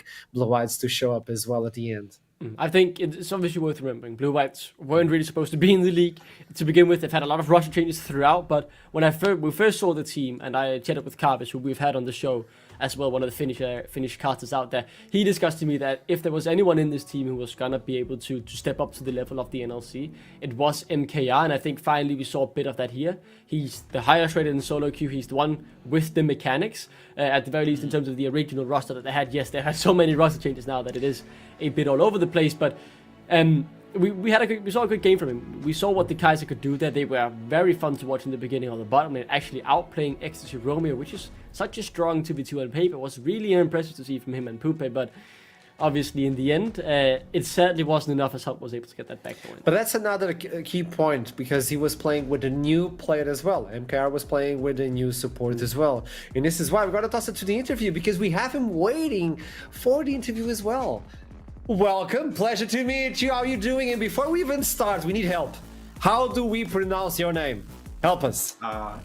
I mean, I've been called many nicknames, but you can go Pupe or Pupe in the most Finnish way. Yeah. So it sounds good. I mean, the worst one I've heard so far is like Papi. So please don't use that one. I don't like that one. So avoid that, please. Whatever else, but not that. We got it. So, hey, Brian, you know the name by now. We were really confused. How do we pronounce this? We need to make sure this is well pronounced. Welcome to the league as well. So what happened? Is this a stable change? Was this just for today? Tell me about it. Yeah. So, I mean, I was asked to come for the final games. I'm subbing in. We're just having a bit of a change.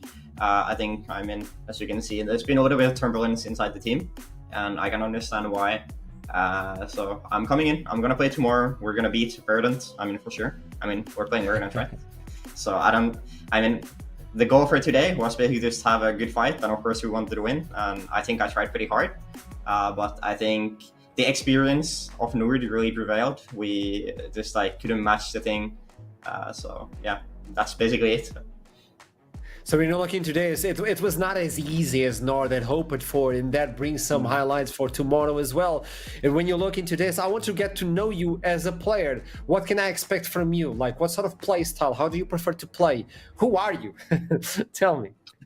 I'm just a little random from Finland, random support player. No, but I mean, as a playstyle, I mean, I'm an engaged connoisseur. I try my best. I'm probably talking way too much in comms. If you ever hear any clips from us, I'm just like the guy shouting, "Do this, do that." I'm on the flank. I'm using WQ ulti. But yeah, I'm basically a really talkative guy. I just try to play engaged. Try to be really aggressive, and I'm basically the apprentice to Abagnale, who was playing in NLC last split, I think, or at least last year.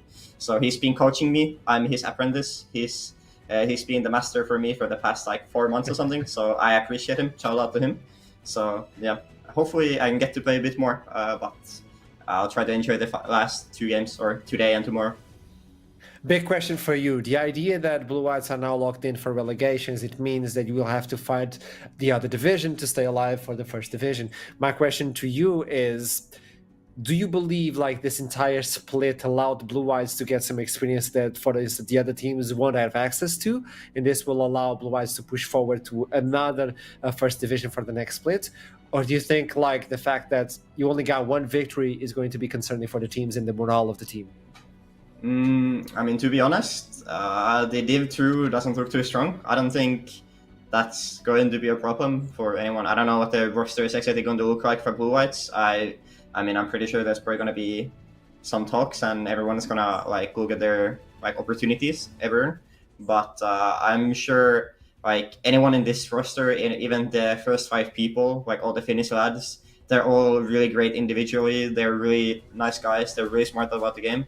So I don't think there's going to be any problem once the team just clicks. I think Blue White just has had like they've just had like a really unfortunate time of like really unfortunate events with like joining in really late and players maybe not communicating what they want and what they need enough. But I think it will be fun. Especially I really appreciate the coaching staff of Blue Whites. I think they've done a good job, and even though there's a lot to improve on, I think the future looks really bright for the team either way.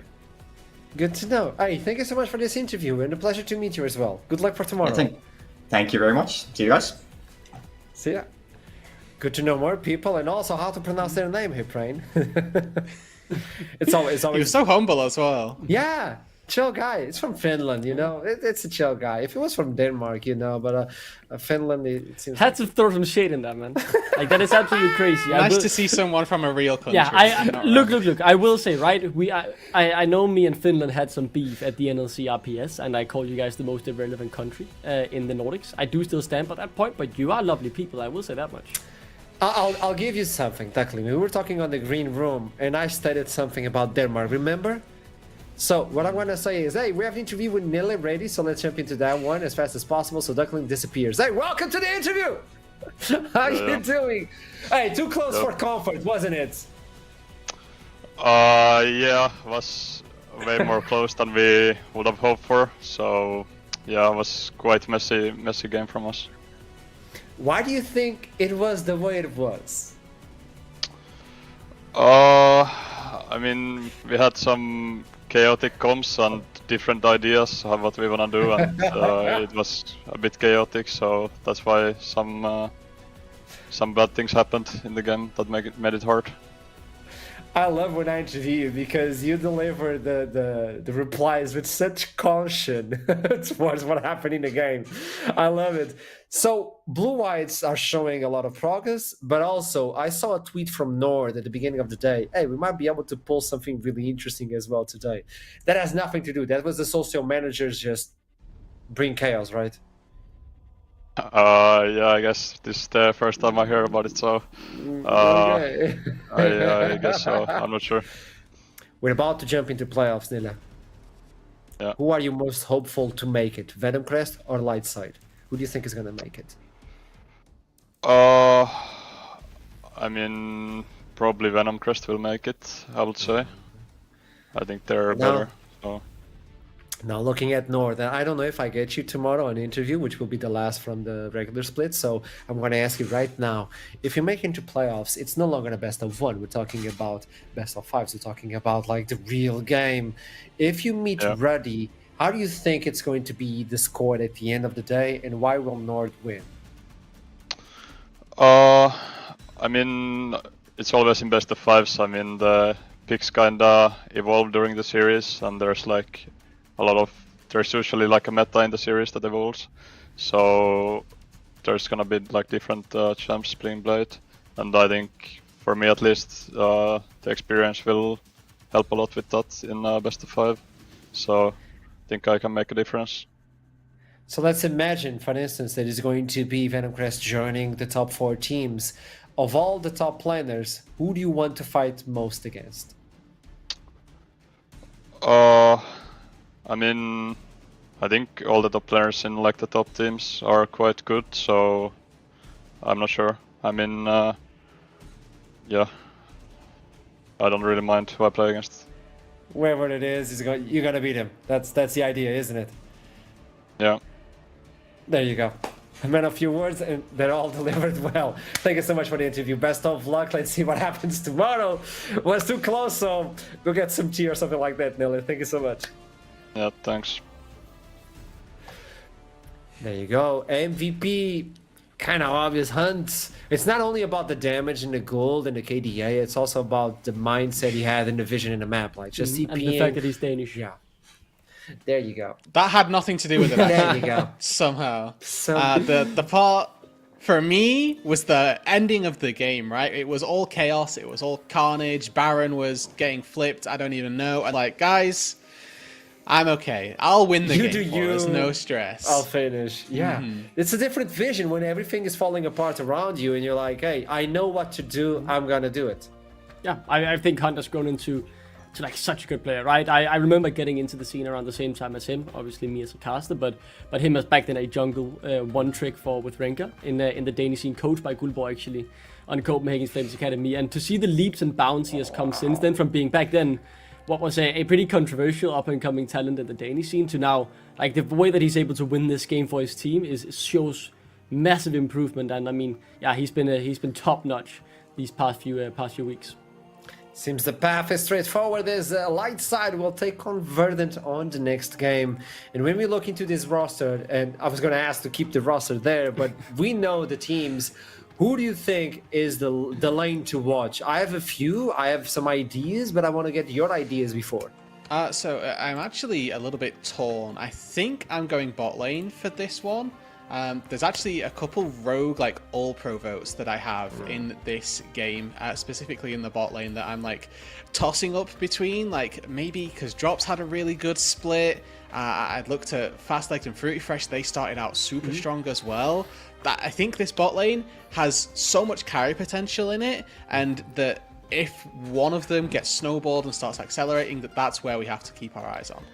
Yeah, I think those are very good thoughts. The interesting part about this Verdant roster, right, was taking that bot lane, in my opinion, because they were well-performing bot laners in smaller ERLs, and to see them then take the step up to the NLC. I know we aren't big anymore, but there's still a few ERLs. So is that a dig at Arsha because it was the Portuguese ERL that I was like? No, it's by no means. It's by no means a dig towards that. I'm just saying it is a smaller ERL, just like the Benelux. I love watching the Benelux ERL, but it is still a smaller ERL than the NLC. But I do want to take our attention to the draft. I in particular want to notice talking about the bot lane. I bet you do. That Kormski's champ in Leona has been banned. He's dropped some good performances on that. Ashram, don't be a crybaby. You're what, pushing 40? Get a grip. As we then move on to the draft. Calm down. All right. On that note, anyway, back to the draft. This time round, we get to see Tristana abandon Corki taken early on. Do we think that's interesting, folks? Is that something we can talk about, maybe? Both of these two, like the Corki and the Tristana, I think it's really key, pivotal. The idea of getting the Corki, I think it's way more flexible as well. And I haven't seen this pick for a while, like the Talia. I know she was tweaked, but I think she's really powerful, especially versus a Rail, versus a Yona. A lot of mobility can be cancelled out. It's still a hover, but it's still something. It seems like, why would I go Talia when I could go Brand? That's my theory. But maybe Dopamine is going to show me quite why. And I'll be intrigued to see that. I don't know if I'm reaching for the point yet, but I'm thinking maybe we could see the Corki pushed down to an AD carry position for extra, get Talia mid lane, because the Talia damage in the jungle has been nerfed. like this was a discussion on the NLC this weekend as well, why the Talia's lost so much priority, because it's not really being played as a jungler anymore, because the damage there isn't good enough to match other in meta junglers clear. So like I'm just thinking, either it's a bad jungle pick, or you're trying to do something here around getting into the mid lane. So let's see what happens to us. That has been locked in. Yeah, that is the Amumu locked in here for light side. Okay. NLC, first time, but this has been popping in other regions. Amumu is extremely powerful. We actually saw one, I believe, in CBLOL, so we'll have to see. That was just this weekend. If we get to see Bartholdi have a stellar performance, expecting it to go into the jungle, that is, at the very least. And if you're familiar with the Maokai build path, you'd be no stranger to what I might expect to see happen on the Amumu side as well, especially with the Rel already locked in. Yeah, it's definitely going into the jungle. Obviously, heading into the second round of bans, AD carries missing, expectedly from both of these teams and top laners as well. So for Verdant, banning away those top tier AD carries so that, Fruity Fresh doesn't get his hands on one of them is going to be ideal. And as much as I say ADCs, we know when Fruity Fresh exists, I have to synonymize that with bot laners. Ziggs, exactly the type of ban that you'd expect to see. Yeah, it doesn't really surprise us. Let's see what they ban out here from the side of light side. A very interesting top lane match in my opinion as well. Elijah, one of the rookies of the split in my opinion, going up against Shihan, who had a good rookie split a year ago. Back then it was already unready, now back in the NLC. He's been a bit up and down, Shihan, in my opinion. He's had some good games, but also some games where he's falling through, to be honest, in terms of performance. But seeing 2 bans put towards him here shows that they have respect for what this player can bring to the table with the Renekton and the Darius.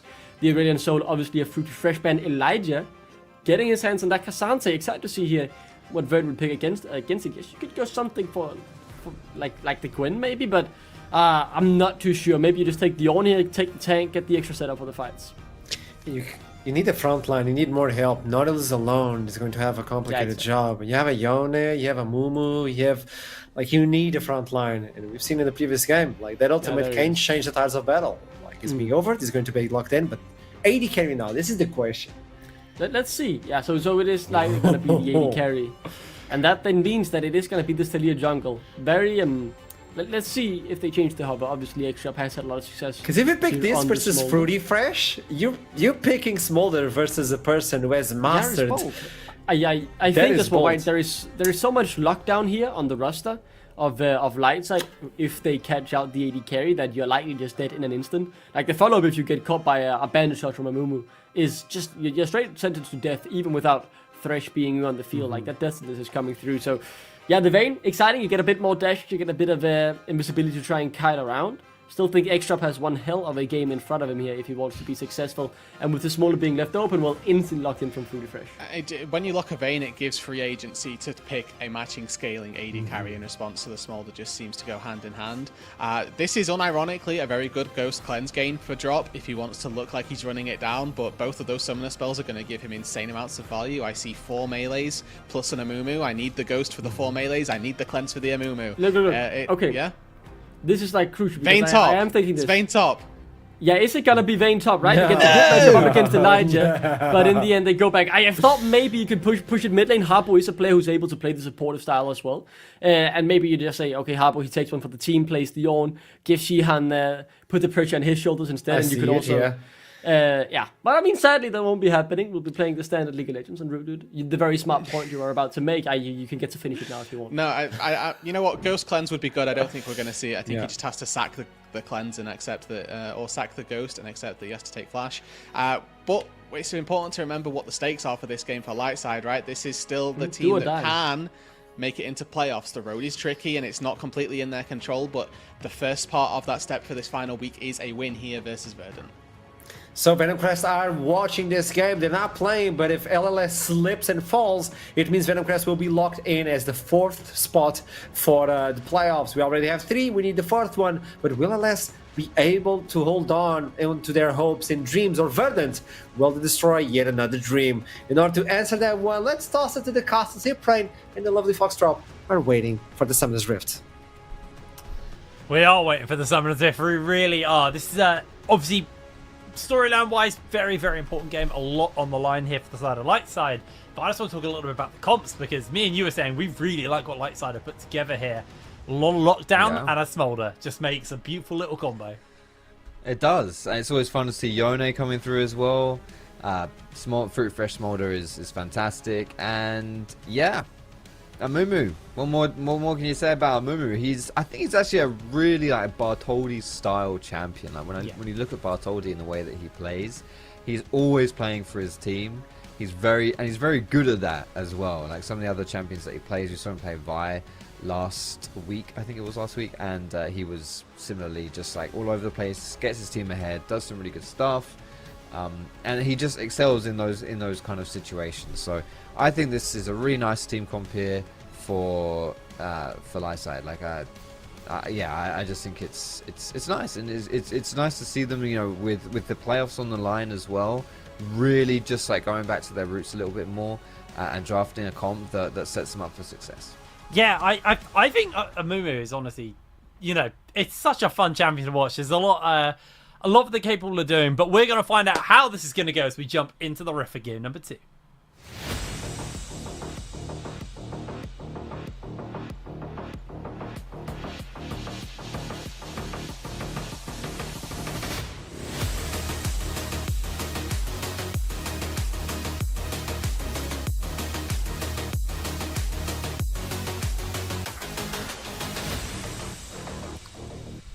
And here we are, Summoners Rift for game number 2, a very important game. Lightside need to win both of their games in this week if they want a chance of making it to the playoffs and to EMEA. Really on the line for them right now. For the side of Tough Verdant. situation. It's sad for Verdant because, you know, they're just playing upset at this point. What's that? Okay. Sorry, I'm back. You're back. Hello. I'm back. I'm Jake. Ready to do it. Hello, Jake. I don't know what happened there. Yes, cool. Nice. This is it for here. Lightside, these games couldn't mean more, honestly. It's a tough situation they find themselves in, but a situation that starts here with this game. Have to win, like you say, both their games to stand a chance. Xian and Elijah have really taking things extremely seriously with the stakes being as high as they are here this game.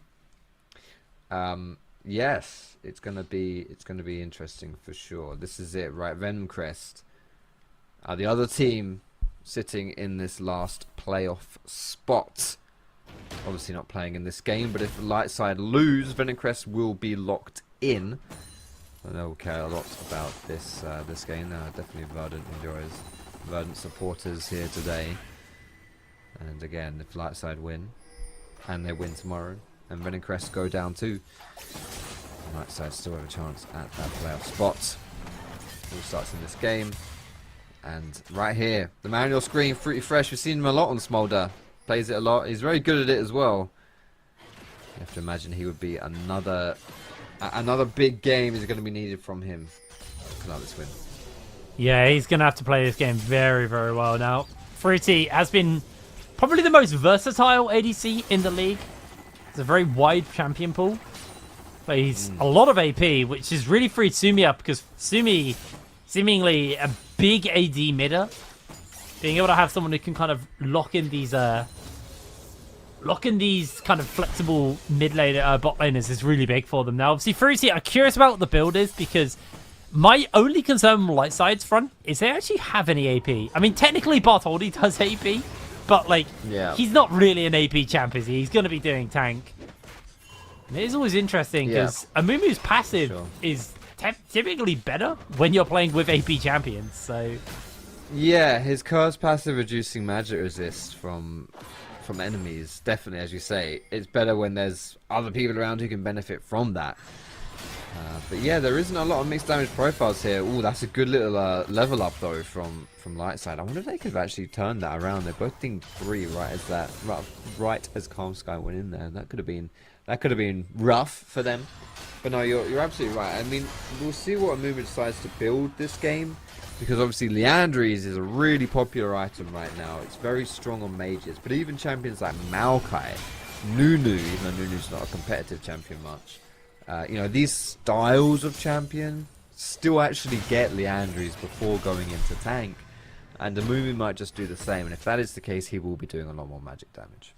Yeah, absolutely.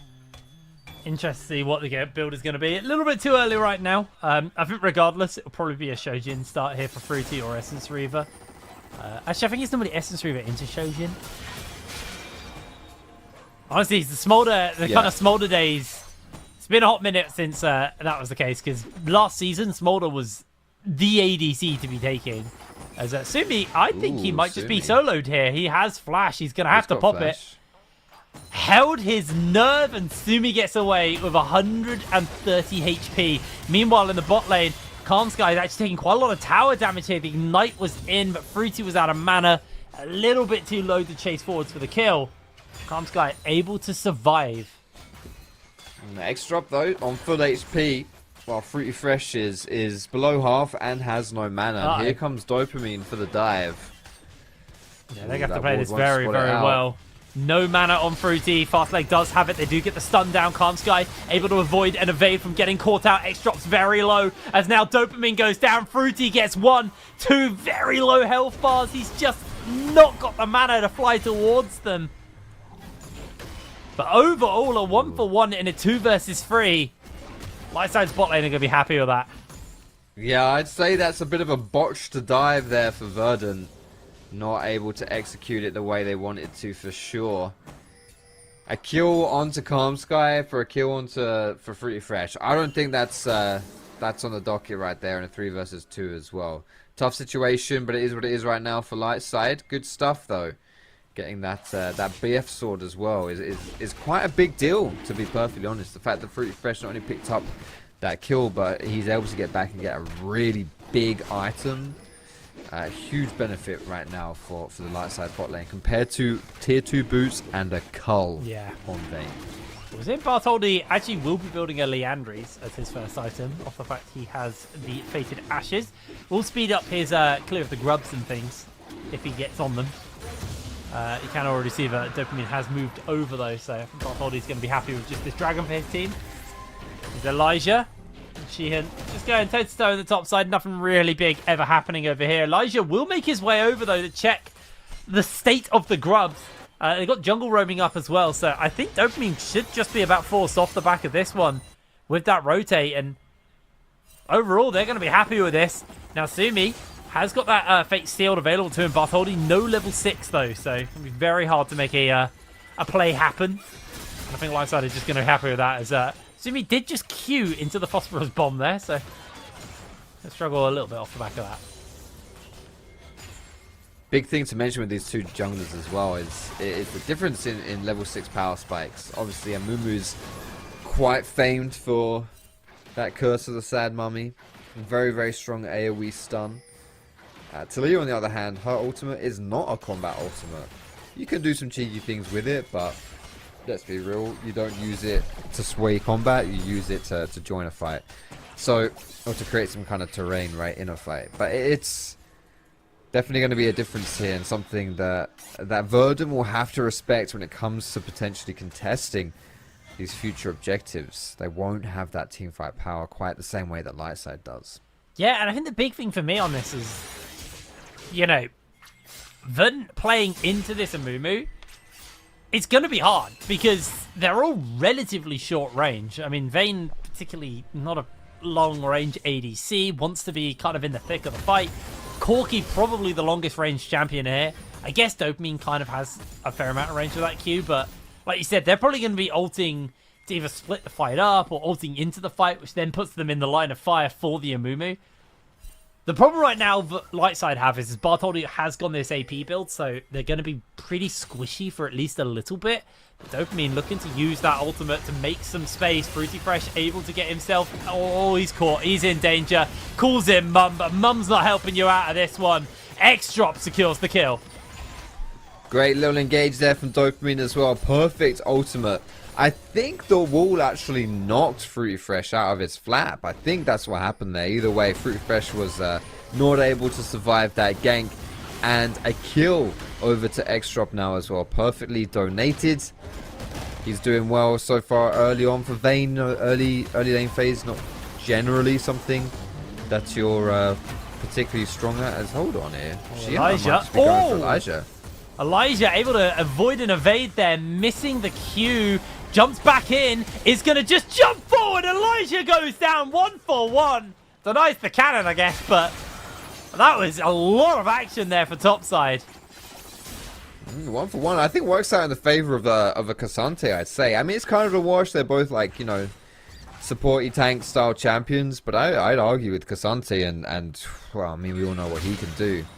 Giving him some items is pretty scary stuff, actually. But a close fight right there. Nice little 1-for-1. Elijah being a rookie here as well in the NLC. I think he's had a fantastic split. He's been one of our better top laners for sure, and certainly one of our better rookies. And just being able to dive Shihan there under his turret. Kind of crazy stuff here for 10 minutes into the game. Yeah, really, really nice stuff from Elijah. Grubs are still up, and nobody has looked to turn their attention towards it. Not Bot Holdy, not Dopamine. Dopamine did try, but did get interrupted by Elijah, who rotated towards him. They are just checking the Grubs are still up, and yeah, Sheehan sees that Bartholdi's not doing it. May just be moving towards this mid side. Doesn't actually have the Ornhorn available, but as I say, that Sumi, I believe, did just all in Harbo. Didn't commit the ultimate, just the dash forward with the E. Sumi needs to be careful because Sheehan is hanging about. See if there's an opportunity to find a kill onto this Yone. Still Fate Sealed available, so I think it's going to be a little bit hard here as Sheehan looks to put some pressure into Sumi. Sumi has to use the E to break away. Hasn't got his team nearby. Fate Sealed catches Sheehan underneath the tower. Sheehan buying a lot of pressure for his mid lane there. That really cost Sumi quite heavily. Yeah, no flash use, but still using the Fate Sealed is still very useful right here. Absolutely. That's his main engage gone. You have to imagine the kill pressure now against Harbo is practically nil without that ulti. An interesting factor here between just looking at these jungles as the dragon spawns. Now we've got one complete item for Dopamine with the Blackfire Torch, and not quite finished the Ludens for Bartholdi. That could be a thing right here, right? And I think the fact that Sumi now as well doesn't have his ulti, is chunked low too, should mean that this dragon for Verdant is free. You've got a Vayne who on these third hits does a bunch of damage too. Yeah, with that Corki as well, providing the exceptionally useful 100 damage rocket. Oh, hello. Nothing happening. Elijah got the Q. She ain't able to dodge away from it this time. A lot of pressure brought up there. That was the grub secured by Bartholdi. Sumi, he's going down. Harbo finds the kill onto him. Now, meanwhile, Bartholdi has the Curse of the Sad Mummy, and that should be the end of days. No Leandra is necessary. Meanwhile, in the top side, in the bot side, Mum gets called in. Fruity's able to survive. Calm Sky goes down. They trade out 1-for-1. Dopamine taking a whole lot of damage as Fastlake. The tower's charged up. Fastlake just needs to play this well. He flashes forward and doesn't get the Q off in time. Max drop just about gets away with a survival there. Well, Bartholdi up top survived on less than 10 HP. Doesn't trade off the 1-for-1. That's a big death over for Shihan, unfortunately for him. But his team, junglers attacking each of these side lanes. His team is able to get out on top on the bot side of the map with a good overall dive from Dopamine. Much better than that first dive that went through. And the kill that Verdant dropped went over the fast leg. The Sumi now is in a lot of trouble. Yeah, he's just done so. No, they come in with a save. Oh, I mean, Sumi playing with fire, man. that was a bit of a clenching moment there, but he's fine. He's out again. Base Sealed though, perma cooldown right here. So much pressure on a Sumi. I think Sumi's been sick, by the way, in the NLC so far. Like he plays his high pressure style mid laners. You know, like the Tristanas as well, and like LeBlanc, we've seen him on. He was great on LeBlanc last week. You know, and like things like Yone, like he's very good at being these carry style mid laners, and he does it very well. So, you know, Verdant now just permanently attacking this mid lane, really putting him under pressure. And it's working out great, you know, like they are completely neutralizing him here. Even if they're not killing him, you know, they didn't even blow a flash last time they went down. just putting the pressure, alleviating the pressure from Harbo, getting his ultimate cooldown, really limits what Sumi can do. I really want to see Bartholdi actually start to play towards the bot side. He's got Curse of Sad Mummy coming up, and you want to get Fruity in this game. Fruity has been heavily denied by the constant ganks coming in from Dopamine. They do jump forwards. No Fate Sealed available, but Calm Sky is finding himself in danger. Mum's called forwards, and Fruity secures the kill. X-Drop taking a whole heap of damage. Now Fruity's in danger. No flash available. Is down he goes. Nothing to take though. No dragon up right here. Fruity Fresh and Bartholdi. It's just a 2 for 2 at the end of the day, but Elijah wasn't in that fight. He's going to be able to take this top tower down. You have to think that it's just going to fall. It takes a while, but yeah, that's going to go as well. X-Drop though, this man's getting hard funneled now in the bot side. 3-0 and 3, 20 gold up, and just did a butt ton of damage to the turret as well. Like, this guy has been the main focus here for Verdant, and I think it makes a lot of sense because he is the guy for this squad, right? You look at the statistics, you look at where Verdant play towards, who their best performing members are, and it is extra by a significant margin. Yeah. Right? Like, if you look at damage share and stuff like that, you know, Harbo, Shihan as a solo laners, even Dopamine as a jungler, don't put out anything near what X-Drop is able to do. So it makes a lot of sense playing towards him. Verdant executing their game plan very well so far. Yeah, doing a really, really solid job of that. And again, I just want to see a bit more from Bartholdi here on the Amumu. He's played well to get Elijah that kill on the top side, but you are leaving your scaling ADC, your insurance for the late game, kind of to the wayside in a 3-0-3 Vayne now. Very, very scary. Although if Fruity does get some of those shutdowns, he will come back into this game nice and quick, as they are going to throw down the Ornn Horn onto him. They even use the wall from Dopamine. Fruity loses all of his HP immediately. He just has to reset. Calls in Mum just to clear the wave, as they actually get Bartholdi to go forward with the Curse of the Sad Money. Bartholdi losing a lot of HP. The slow's coming in. Calm Sky's trying to buy some space, but the Ignite should just be enough. That's going to be one kill. Fruity able to secure himself the second, and somehow Verdant get turned onto. That looked like it started so well for them. I thought that was a great play to begin with Verdant, just pushing Fruity Fresh and fast legs away. Perhaps even being able to take down that turret, but a great response from Lightside. Not going down there for free, and Fruity Fresh even picking up his own kill in that play. So very nicely responded to, right as this dragon spawns as well. But I think both teams should be in a good position here. Shihan has just spawned.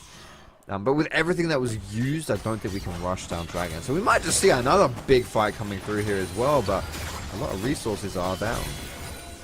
Yeah, we are at the point though where you need to kind of wait for some of those ultimates to come back if you are on the side of light side. Not much was really committed. X-Drop still has his ult, Calm Sky still has his, Bartholdi no Curse the Sad Mummy, and that is not going to be up in time. So this may just be a bit of a give here from the side of light side, although they're rotating everybody around. The Unraveled Earth buys a fair amount of space as Sumi finds himself catching onto two with the Fate Sealed. Dopamine's going incredibly low. Sumi gets it, and that should just be the dragon secured for them. No, Harbo able to get it for his team. Beautiful pickup for him. Sumi still fighting Shihan on the bottom side of the map, and he is going to be able to secure himself a double kill.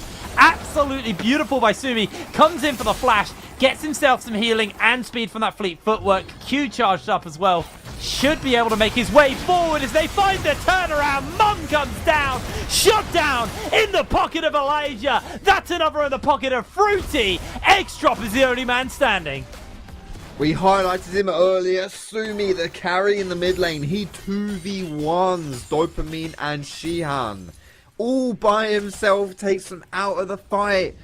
Such a big benefit right there for Lightside, and well, perfectly played for those guys. Unfortunately not able to pick up the dragon, but still winning that team fight. Now this gold lead is starting to look pretty favorable here for Lightside too. And Fruity Fresh, who was struggling bot side, who was ignored bot side, he's picked up his own little shutdown. He's picked up a few kills for himself too. It's all turning around here for Lightside. Fruity not going to get caught out by the knockback as X-Drop tries to tumble forward, unable to make it happen. And so Verdant potentially setting up for this Rift Herald, although Bartholdi now starting to get more and more tanky. That Leandrius has been finished up for a little while, and the Sunfire Cape is on the way. So So it's Mumu about to get even tankier. So it looks like light side. Actually seeing Sumi taking himself a fight versus Doku. Bartholdi gets the lockdown, and that's going to be the kill. Bartholdi curses the sad mummy, secures himself a double kill. Calm Sky, he's just going to die here. There's no way Bartholdi's going to go down. No one's in the area. Lockdown's there. Fruity's going to be given the kill as well. Nope, Bartholdi gets a triple. Why did he walk away? Take it, bro. Take it. That's strange. But yeah, Bartholdi, man, picks up the triple 5-1 and 5 now on this Amumu with that Leandries. This is the great benefactor of having these Leandries rushes nowadays on these kind of like tanky but magic kind of damage tanky people. You know, as we mentioned, like the Nunu and the Maokai, and now of course Mumu too. They do actually have quite a lot of damage threat, especially early on, and especially against tankier targets with all that percentage health damage coming through. So yeah, you've got to respect him, man. You've got to respect him, and so far he's done a fantastic job. Bartholdi, honestly, he does this so much, right? He's so good in the early game for getting light side ahead. You know, like he's always able to consistently find advantages for his team during the lane phase in the first kind of like 20-25 minutes of the game. And now for light side, we have kind of seen they sometimes struggle to transition that into victories, and now they're in a position where they do have that lead, they do have that advantage. Can they beat their bugbear? Can they transition this game? Looks like Verdant trying to still attack this mid lane, but it's just so hard now that Fruity Essence Reaver Triforce has that Q upgraded as well, so has that big splash damage on it. Verdant, they got Sheehan in the area. I think they are looking to set up for a play. Dopamine may look to try and put a wall down as Fruity's able to put enough space between them. They get the lockdown. They get the kill. There's nothing they can do. Teleport coming in. There's the curse of the sad mummy. Everybody's getting burnt by Bartholdi. In jumps Elijah. Straight onto the backline. Kidnaps Edstrong. Keeps the pressure up. Secures him the kill. Double kill goes for Bartholdi. Verdant used everything for an ADC. And they don't realize Bartholdi, he's the captain now. He is, and Sumi's just pushing down this bot side as well. That's a tier 2 turret, which is worth a butt ton of gold, plus 700. Thank you very much. This mid-tier one is going to fall down with Shelly, and probably the tier 2 as well. Oh, no. Oh, my goodness. Sumi's going crazy hard here. I don't think he's going to pick up the kill, but my God.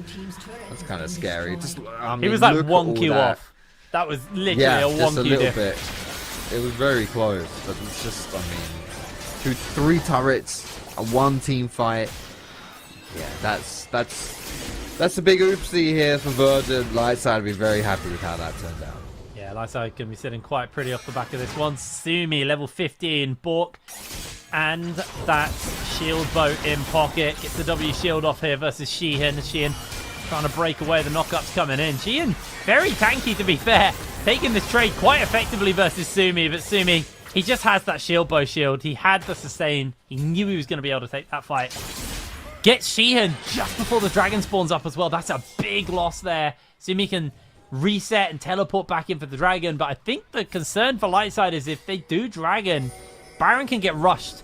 You got a Vayne and a Corki on the other team. Baron will melt if Verdant are given the opportunity. That is true, but they're not going to go for the Nash. Instead, they're looking towards this top tower. It is an objective bounty. Lightside might need more members to really effectively stop this one from going down. But now here comes the TP. We're getting a full-on engage. Magnestorm hits onto 3. Elijah puts the pressure in jumps Sumi. Mum's even called in. And that's 2 kills picked up for the side of Lightside. The teleport from Harbo is a little bit too little, a little bit too late. The fate is sealed for the side of X-Drop, and Sheehan is still putting the damage in with Harbo. The knockback comes in and Fruity is just free, firing away. Fastlane secures the kill, but Elijah will make sure Sheehan is locked in place. Fruity just puts the DPS down. It is a clean ace for the side of Lightside. They're going to get Baron. They're going to take Baron. They even defended that tier 1 top. It's disastrous for Verdant right here, and exactly what the doctor ordered for Lightside to keep their playoff hopes alive. Huge performance coming in from the side of Lightside. Now, rapid fire cannon finished up for the side of Fruity. You've got the Infinity Edge now on Sumi. So he is very much spiked. And I mean, if you just look at the gold graph, every single lane is up. Every single role is up in gold right now. It's going to be a miracle task for Verdant to pull this back, as but they are just fighting down here. Sumi gets himself caught out. Mumba's called in. Dopamine does get hit. And Bartoli's just going to flash forward and catch on with the Q. Calm Sky now just trying to waddle away as the Achu slows him down. In comes the lockdown. In comes the pony. Calm Sky, not long for the world. Fruity's able to secure the kill. The question being really here is, what were Verdant trying to do in that spot? There's nothing to achieve in that area unless they were just looking for a pick maybe and they got caught out. Either way, that is 2 kills now down, and light side 5 members strong. Oh boy, I don't think Sumi wanted to do that. Okay, that's a little bit unfortunate. Maybe he had it in his locker to just one combo Harbo down, but he had to land the Fate Seal, and that was unfortunate. That's not going to get it down. And Harbo now should be able to take this mid tower as well. So okay, rumblings of a comeback here for Verdant. I don't want to get too excited. Oh yeah, I won't get too ahead of yourself. I think we'll just a little bit. This is potentially laying some foundation. It was a nice little shutdown there for Harbo. I think if Sumi had hit the R, with the fact he's got that Infinity Edge, he probably had the damage to secure that kill. But woulda, coulda, shoulda. Yeah, shoulda hit the ult. exactly. Didn't. So it goes down level 16 onto Sumi. Everyone's starting to get very, very powerful at this point in the game. Pretty fresh. Now got his Noon Quiver, so I assume that'll be a mortal reminder coming in for him. Just putting a whole heap of damage down. Dragon spawning up in 2 minutes. So I expect that's probably where we'll next see our next kind of breakout of action in the teams. Yeah, light side have done quite a lot using this Baron buff to push open the base for Verdant, or even bot side. You know, have cracked open that inhibitor. Just inhib turrets remain now for Verdant. And light side, you know, with Baron having still up for a little bit. I can't imagine it's up for much longer though. I think it's going to be expiring soon. I'm not sure if they'll get another push in with Baron empowered minions before it expires, but they're going to go for it here at least. Verdant going to have to just hold on just a teeny weeny little bit longer. I think this has to be the last wave, so they're just trying to get as much damage out as they can. As there it goes, Baron fades off. The pressure does not though. Right side still keeping it up, still keeping their hopes of making it to the playoffs alive. Dragon spawning up in a minute's time. Pretty big wave is starting to build up bot side, pushing in to Verdant's jungle, so that'll probably crash around the time of the Baron Dragon or just before. Expect to see Verdant have to send someone over to go deal with those double supers, and this is just going to buy so much space for the side of light side to place wards and get control. I actually don't think Fastlake has any wards though, so he was trying to reset. So a lot of that tempo has been somewhat slowed down by Karmsky just threatening to throw a Q out. He will get that reset now, however, and like you say, get a refresher on those wards and that vision control. Light side just going to be waiting up here for this dragon to spawn. They'll be taking that down. It's not soul or anything like that, so no big whoopee for taking it, but it does build towards the soul. And of course the Elder if this game goes long enough. I do think though light side are going to struggle to really break open Verdant's base right here. Whenever there's Corki and Talia, that's so much wave clear. They can't dive either, light side can't.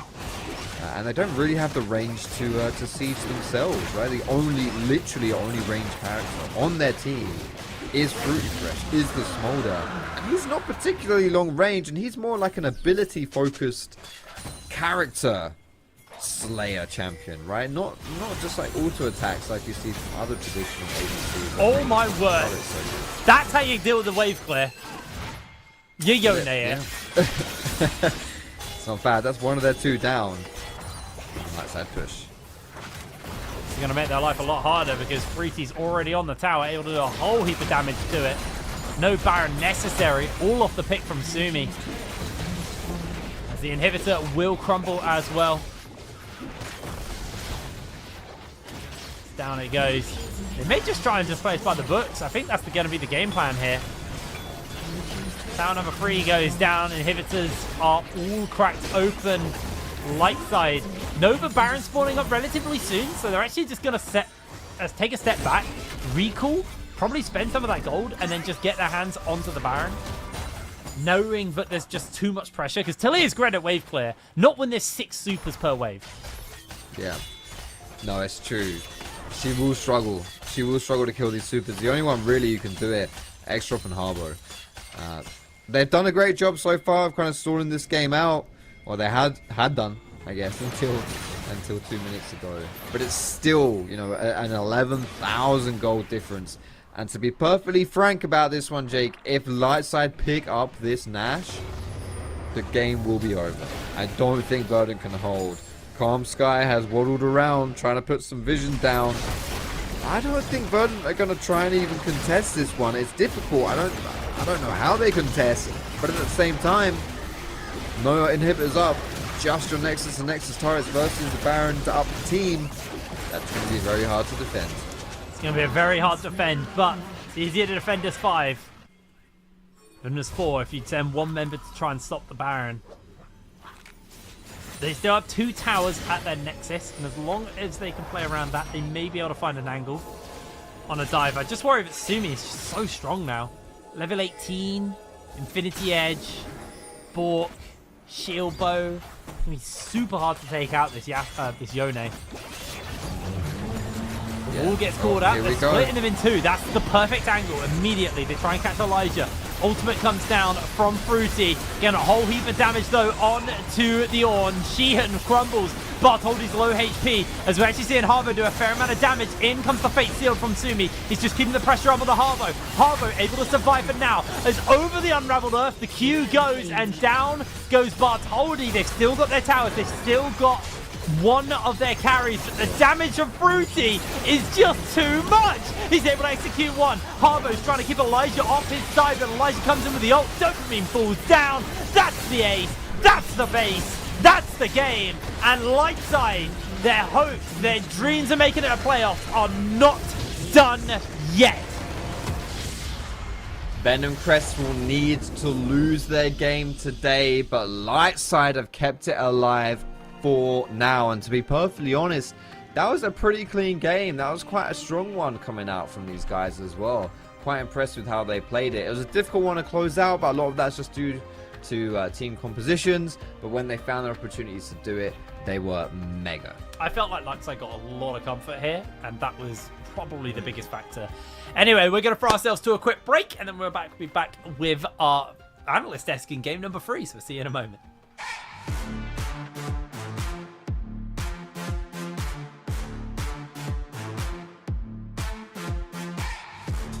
At SteelSeries, we make the headsets, mice and keyboards that the world's best gamers win the most with. And we've been doing it since way back.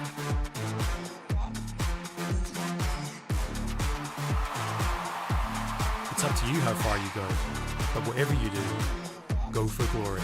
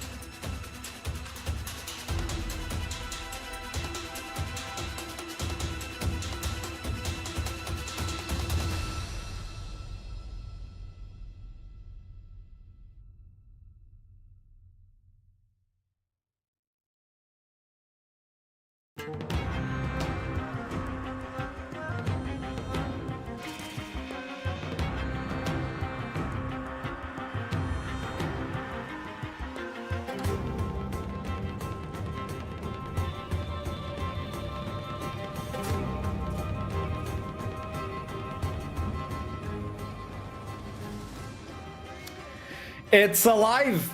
The dream is alive. Talk to me. First words. Come on. Yeah, I mean, I think we knew we were gonna win this game after draft because they gave Fruity Fresh his OTP, so can't really lose with the dragon. So yeah, but also you have to support him. So how is it like dealing with Fruity Fresh as a dragon? Oh, there could be times where I wish I had a Kalista or like a normal ADC, but it's fine. It's good for me to learn, right? So it's fun playing with Fruity. So tell me, it's really interesting, and I was talking with your mid laner, with Sumi, about the identity and the team itself. When you look through the entire split, how do you feel the identity is right now? Because it seemed like in the middle of the split there was identity crisis. Are you guys back? How are you feeling? Yeah, I mean, we started off with like kind of like supportive jungle, and then AP bot laners, and then we swapped around to like normal ADCs to somewhat AP junglers. I mean, it just depends on the meta, right? With like Zyra and stuff like that being strong. So I think we're coming into what we're comfortable with now. Like a fairly solid top, engaged support. ADC can be whatever. Honestly, you can, it could be really Soul one game, Smolder one game. But yeah, I think we're pretty comfortable with like a standard, front to back type of comp. Question. When you look into Venom Crest, and let's keep in mind that the possibility is still there until tomorrow, if Venom Crest doesn't win today, obviously. Yeah. If it's up for tomorrow, one of the things I discussed with Sumi is the idea that not only you have that identity of being really flexible in terms of playstyle, but Venom Crest also have kind of the same identity. They can bring in the AP into the bot side. They kind of share the champion pool as well. How do you feel the battle will go, and how can LLS excel Venom Crest? I mean, it depends, because I guess if natives lose, we're out, right? So if let's say natives lose and we're out, I'm gonna bring something extra spicy tomorrow. I'll just tell you that right now. But if they win, then we'll keep it normal, and I think Lingard's like a worse version of Fruity, in my opinion, for AP at least. I think Fruity's the better AP bot laner, so if he brings out AP, our AP's better. So I love it. Who brought in the Amumu? Who brought it in? I mean, it's Bart's secret pick, man. Like, it's his secret little depressed mummy. He likes that stuff. It's because it's so good. It's so good on the meta right now. I believe it. Like, it's OP right now. You piloted that so well. So if you would have to give an MVP to your team that isn't you for the entire split, who would you pick? Nobody's listening, just you and me. I'd have to give it to Sumi, right? I think Sumi's just been smurfing every game. There's been like every time we're winning, he's like at least double-digit kills, right? So I'd probably give it to Sumi. Okay. Keep the hopes up, Fast Leg, and let's see if tomorrow either we get spicy or we get even spicier with the idea of you winning versus Venom Crest and getting playoffs. Like, that's really interesting. So congratulations. Yeah. I'll see you tomorrow. Cheers, obrigado. Obrigado. He knows. He knows. There you go, Bartholdi with the Amumu. Oh, that's something. Yeah, that is something. The Amumu looked incredible, man. The damage and the CC on that champion, disgusting. And 2 for 2 so far with Danes getting MVPs and 30 deserved. It's not just me rigging the votes, guys. Everyone are believing these are the MVPs. So yeah, good performance so far. Very good for my fantasy team as well. Good points there owning him here. How do we reply to this, dude? What a game. How do we reply? Like, how? I need help dealing with this individual. Well, it's again NSF broadcast, unfortunately, with the way we have to deal with Duckling. It's something to do with annihilating Denmark and just being done with it once and for all, right? Like, that feels like the level we have to go for. We're getting brain rot in the green room. Fortunately, the stream doesn't have to deal with this. All that Duckling does is spew Gen Alpha just words at us. It's not all that I do. It's not all that I do. You do yak a lot, I also praise my Danes and and talk about the game. I don't just talk about skipping. I need to move to Denmark, get a house there, like get a citizenship there, and just yap in the skibbity and the way he talks and that. I don't know. I need help. Further though, they kind of need help as well with this game. X-Drop had a huge bag on him, like really heavyweight. It was complicated because you had to give up on the Ghost because you needed the Flash, also to like Amumu, Yone.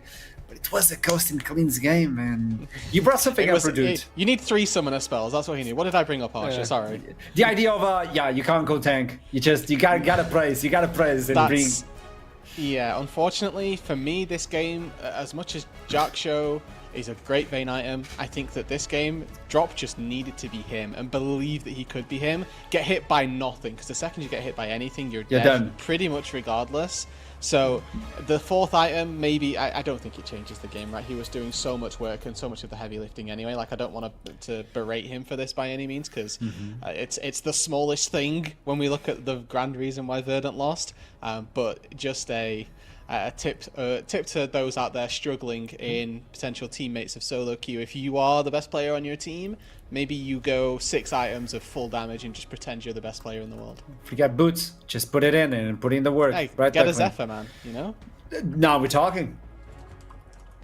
Yeah. Declan. The main thing I want to highlight, if we have the time before the interview, I would really love to get the light side graphic up again to see how far are they and making that playoffs reality a dream. So they have now won versus Verdant.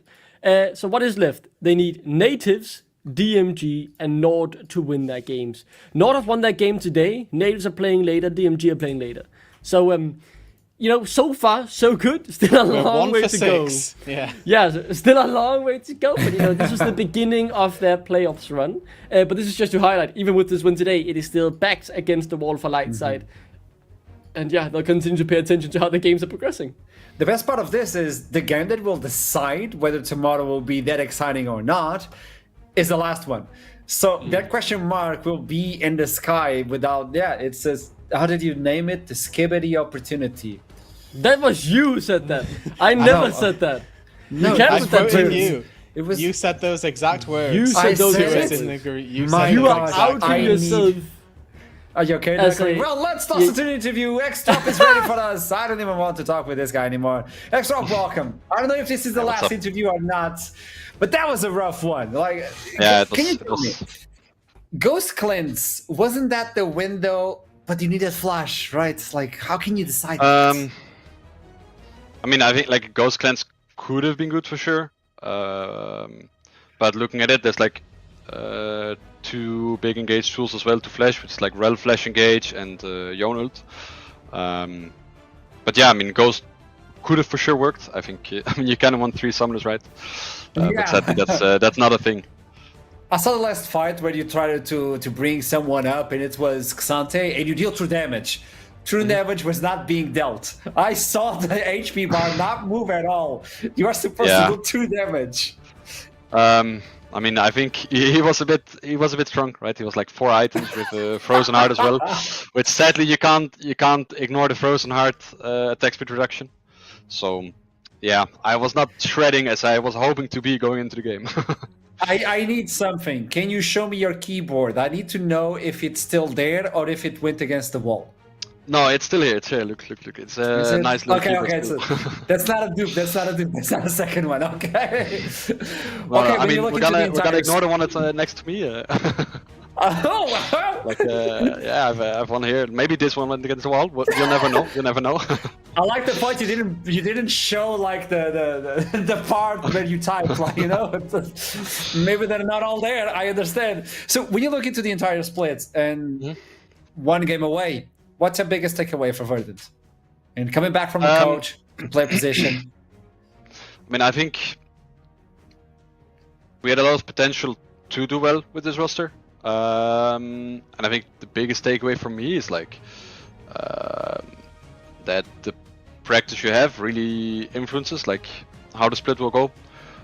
Because I think we had 5 players that really put in a lot of work, and we had a team that was really willing to improve as well.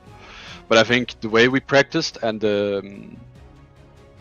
therefore the process we had during the split wasn't ideal.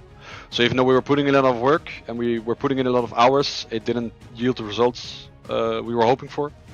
And I think you could see it in games like this, where it's like, it's not all bad, right? We're getting some kills early game, we're in a good spot, we're getting a Drake, we are there to contest stuff. And then on crucial moments, we're not making the right decisions or making like minor mistakes that end up costing us a lot. And I think that's kind of the story throughout the whole split, where most games I feel like we did have a fighting chance. But yeah, as I said, I think the practice wasn't as good as it could have been. And therefore we weren't as good as we could have been. And it ended up costing us like a lot of wins in the split. I gotta ask, X-Drop, you did the coach, you did the player. What position will we have next split? I mean, that remains to be seen, I think. Right now, I'm not 100% sure yet, but I think for next split, I'm for sure gonna do something. But yeah, I'm not sure which one yet. We'll have to see. Okay, spicy. X-Drop, I don't know if you'll be on the interview tomorrow or not, but thank you so much. It has been a pleasure. And thank you as well. I'd like to see you more as a player, by the way. I'm just saying. It's enjoyable. Thank you. I appreciate it. Have a good one. See ya. Yeah, you too. I would like to see you I more hope as he's a a player player too, man. Me too, like, damn. Yeah. I don't know. I think he's been good. Good analysis. No. Thank you, Duckling. Duckling, yeah. No, that was good. We're really proud of you. Ruddy versus DMG. That is going to be the next game. I suffer so much. Ruddy versus DMG, and this is a way to get in Ruddy the first place, or DMG to try and climb a little bit. But we have so many lanes we could and should highlight. You look into the top side, like amazing. Then the jungle. Obviously, Alex needs to be mentioned, but then Namex versus Nata. Even Alaric has a big support versus Snabby. Duckling, I'm tossing this to you. What is the lane you really want to see in this game? The lane that I really want to see? Yeah. That's a rough question, right? There are many lanes. Pretty much everyone that I want to see here. I think I am going to go with top lane, because I think Build hasn't had a standout split, to be honest. He was the best up in our league alongside Lenny last split. I've seen him get solo killed a few too many times, seen too many players outplay him, and if there's one guy for this team, DMG, who performed incredibly well, it is someone who starts with a B. It's Bucci, a Swede. I can't believe I'm saying this about a Swede. As I get changed to bias. You could have just not said it. You could have just not said his nationality and we wouldn't have cared. This is non-biased. I am praising a Swede here, by the way. As a Dane, I would never do this. My contract with my country prohibits me from this, but he's been so good that I have to say he's been one of the best top laners in our league. So I'm really excited to see how Bucci, one of the current best top... Can you remove the bias thing? Like, my analysis is hurting from this. Thank you. So Bucci, one of the standout performers of DMG display, one of the best tops in our league against Build, who we know have such a high ceiling. We've seen it before. Who hasn't really been able to find that same level of consistency at the very least. I think we're in for an explosive and a very exciting matchup in the top lane. And just because I have this jersey, it has my name as well, doesn't mean I'm biased. it has my name on it as well. Oh no. That was genuinely accidental. Team send me merch. That was accidental. No. That was accidental. I planned to show this, but I accidentally showed this. Accidentally. He does it again. Get me out, man. 100% biased. I understand 100% what you're bringing in the top lane. I think it's a must. Dude, are you... Can we fire production? Like, get him out. No. What are they to doing? get a promotion. It's different. Promotion. Yes. Shout out, Fraser. No, I think that if I have to take a pick, if I have to take a role, I'm actually going to take the jungle. Obviously, I think coming into this game, Kit Yuriken has been the best jungler in the league by far. I actually have Bitse as a contender in my top 2. I'm not sure where I'm going to put him just yet. Maybe this final week's going to make that mind up for me. But I think Bitse has been a very solid jungler as well. Sort of matched up in the first round robin when we saw Kit Yuriken be really one of the only people playing those AP junglers. Bitse going, hold on 1 second, Karthus, that could be a bit of me. And I think that has sort of evolved as well through the majority of this split into him being a very solid pick for DMG. We're about to jump into Champion Select. Ruddy versus DMG, a fight for the top. DMG also showing up and showing everybody that, hey, if we make playoffs versus this team, We're capable of handling them. This is the mission for DMG today. Also, you brought in something really important, Rudud. We started the voting of the MVPs for the entire split, for positions as well. Like, all the casting crew will be talking about that and putting up their votes. By the way, I'm still putting up mine. I live in Portugal. If anybody wants to bring in merch with my name on it. Into the champion select we go. Wait, Talia and Zach being removed from the table. It's so crazy because I'm one of the few who hasn't put the current DMG top laner in my top 3 at the moment, I do believe. He could change that though within these last few games. As we take a look at the draft, I instantly want to mention Alaric's impact on the league. The fact that he as a support forces sack bans is genuinely insane. Really, really impressive. His transition from jungle to support. You spoke about the Cathars earlier. Instantly locked in here first pick just shows how much both of the junglers actually prioritize this pick. What I'm so excited for is that both Corki and Tristana are banned. We will see neither one of them in the mid lane. It's a blessed game, and thank you to Wolverine, to Tea Time, for allowing us to watch this game. Good startup with the Renekton and instantly the Rel. There's a lot of lock-in, but also the possibility to get a split push. It's a challenge brought in by Bucci, same build. Hey, let's find on the top side. Xante is available. We've seen in the previous game and multiple times yet again what the champion is capable of. But are you going to favor the top side, or are you bringing something into the bot side and then getting counterpicking into the top? Okay, like this. One of the big things that I do want to say here with them not picking top lane, it does mean Bucci will get a bit of an advantage if they decide to ban that out during the second draft phase. I'm seeing things like Cassandra, we just saw Elijah have a great game on it, still available, which can be a matchup up against the Renekton, not always favorable, more skill matchup, but it has worked well for the Renekton, or rather Cassandra before. Let's see now what DMG go for. With jungle not being locked in yet, they go for the Cyber, very strong in the meta. Faded Ashes, good clear, like the ability to take neutral objectives. Do have to be wary though up against the Nautilus without the flash, or when the flash is on cooldown, there certainly are windows already for Ready to try and punish that. Yeah, exactly. Brilliant point, because the Nautilus is going to be looking for that Zyra. Of course, you've got a couple of good body blockers in the Renekton, in the Rel, and in the plants as well. But very worth mentioning that the Zyra Flash is really going to be a crucial summon spell for Bitsit. Now, heading into this second round of picks, obviously we've got a discrepancy between what we've seen. Shades of Spring Split Ruddy with the Senna coming back, but this time for Nata on the Senna. We'll have to wait and see whether or not it will be him or Alaric that will be farming. And of course, when you're looking at the top lane matchups for Ruddy, still need to give themselves an element of a front line as well. Even with farming Nautilus, he can be a little bit more susceptible to going down early. So maybe it'll be something of that front line ilk, but also opportunity for a maybe Jax matchup on that top side as well. One of the picks that people typically do see into Renekton too. Also, it's built. He loves the Jax, so everything is perfect on that line. What else are they going to pick? DMG Pro looking to the mid lane, because I mean you can reveal the AD carry. I know. You tease me. I got you baited. The thing that I want to note with the second ban phase, right? No top laners have been banned, so still pretty much a field day for Bill to choose what he wants to go up against. This Renekton with DMG prioritizing banning out Alex, which makes a lot of sense. Both his Yone and Zed have been quite known in the league for being very hard to deal with. The Misfortune lock-in didn't have a good time in the mid lane earlier today. I would assume that in the bot lane it will have a better time alongside the Rill, as you discussed. It might yet be mid lane yet, actually. It could still be mid lane. Still be mid lane. But the main point is, right now, at the very least, it seems like you will have that level 6 combo. So yeah, Malphite up against the Renekton brings me back to when we saw, I think it was Mad Lions get knocked out in the Plains of Worlds 2020, where was it? I can't remember who was top lane back then. Oh, Rome, who looked absolutely woeful in the Renekton against Malphite matchup. Very hard to deal with because you can't do damage when the Malphite just stacks the armor. There's a callback to traumatize European League of Legends fans, as the Yasuo has also been locked in for Alex in the mid lane. That's why I made a disgraceful face, was because of the Yasuo and the Malphite combo, plus a Nautilus as well. So Alex has got a lot of setup. Arsha, though, I'm assuming you love the Sylas. Yes, I love the Sylas. Look at all the ultimates you can steal. I love the Sylas too, man. This is a very solid pick. Obviously, stealing away Malphite ulti is like 101 how you counter this champion. It used to be like the Hecarim effect, where Hecarim jungle was really good. You pick Sylas and counter it that way. Skyrot has got a very large chance to go massive this game. The damage profile for DMG is good. They can make a good team fight if they just steal Malphite ulti, and all of a sudden DMG can throw hands right back with Ruddy. Yeah. I do want to say though, DMG, man, or more specifically Pizza, same goes to Nemix to some extent, right? But Pizza in particular has to be so careful around the flash cooldown, because as soon as that is down, you will have a Malphite and a Nautilus chasing.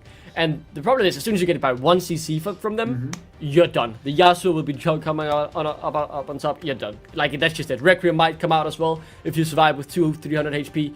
Like, the flash cooldown, you need to be so careful with it and use it at the right moment, because otherwise, I think Pizza will struggle to have an impact. And also the other ones, you can steal the Yasuo ultimate, and you have a Rel, for instance, Zyra as well, the Karthus ulti with those ratios on Silas. This could be an interesting best of one. DMG versus Ruddy. It's still not over, first place for grabs. And obviously, Ruddy want to end up the second half of the split undefeated. That's the mission, but who is going to be casting? Well, Hipbrain and Foxtrot, take it away. Thank you very much, Archer. This game is a pretty heated one. Probably the hardest one of the day to call. We were talking briefly about Champ Select. My personal take is I think Ruddy just have the easier to execute comp, but that Silas pick was honestly the thing I think they needed to round that comp out. There is not a bad ult to use, not a bad ult to steal at all. There's a lot of value out of that Silas for sure, 100%, and a lot of the success from that pick will come down to where he can get his ults and how he uses it. But like you say, Jake, that's kind of difficult to do. The ease of execution is certainly in Ruddy's favor. Malphite Yasuo, for goodness sake. And I also do think the kind of wombo combo that DMG have built up with Misfortune, Zyra, Rel, win will. Yeah. So that's really tough versus bullet time. Like to bullet time versus Yasuo, it can be really difficult. It is a miserable experience playing into Yasuo as a Misfortune. Yeah, I think they have a lot of tools. They have a lot they can use in this game on the side of both teams. I just think, the main issue that we had, and you even mentioned this, was it feels like there's almost like a little bit too much that the DMG team is trying to do. Lots of various different things that are kind of up in the air, so we'll have to see, once we get into the game, how DMG are going to pilot this one, because I'm not writing them off. There's no way I can write DMG off, but they do have their work cut out for them in this game. Yeah, for sure. I think as well, kind of like as a side point, would be taking a look at top lane as well with Bucci into build. Well, let's see how this game's going to go down as we load onto the Rift for game number 3.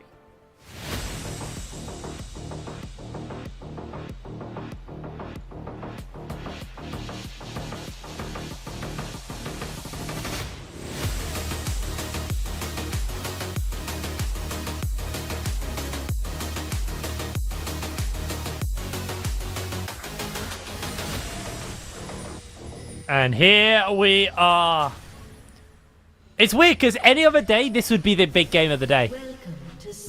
This would really be the big game of the day. But obviously the light side Verdant and the natives Venom Crest games, super important for the actual outcome of the whole split and our last team being decided potentially in this next game. But this one, we cannot write down, regardless of the current standings, regardless that these guys are pretty much locked. Well, they are locked into playoffs. They are going to EMEA. They still want to put up a good front.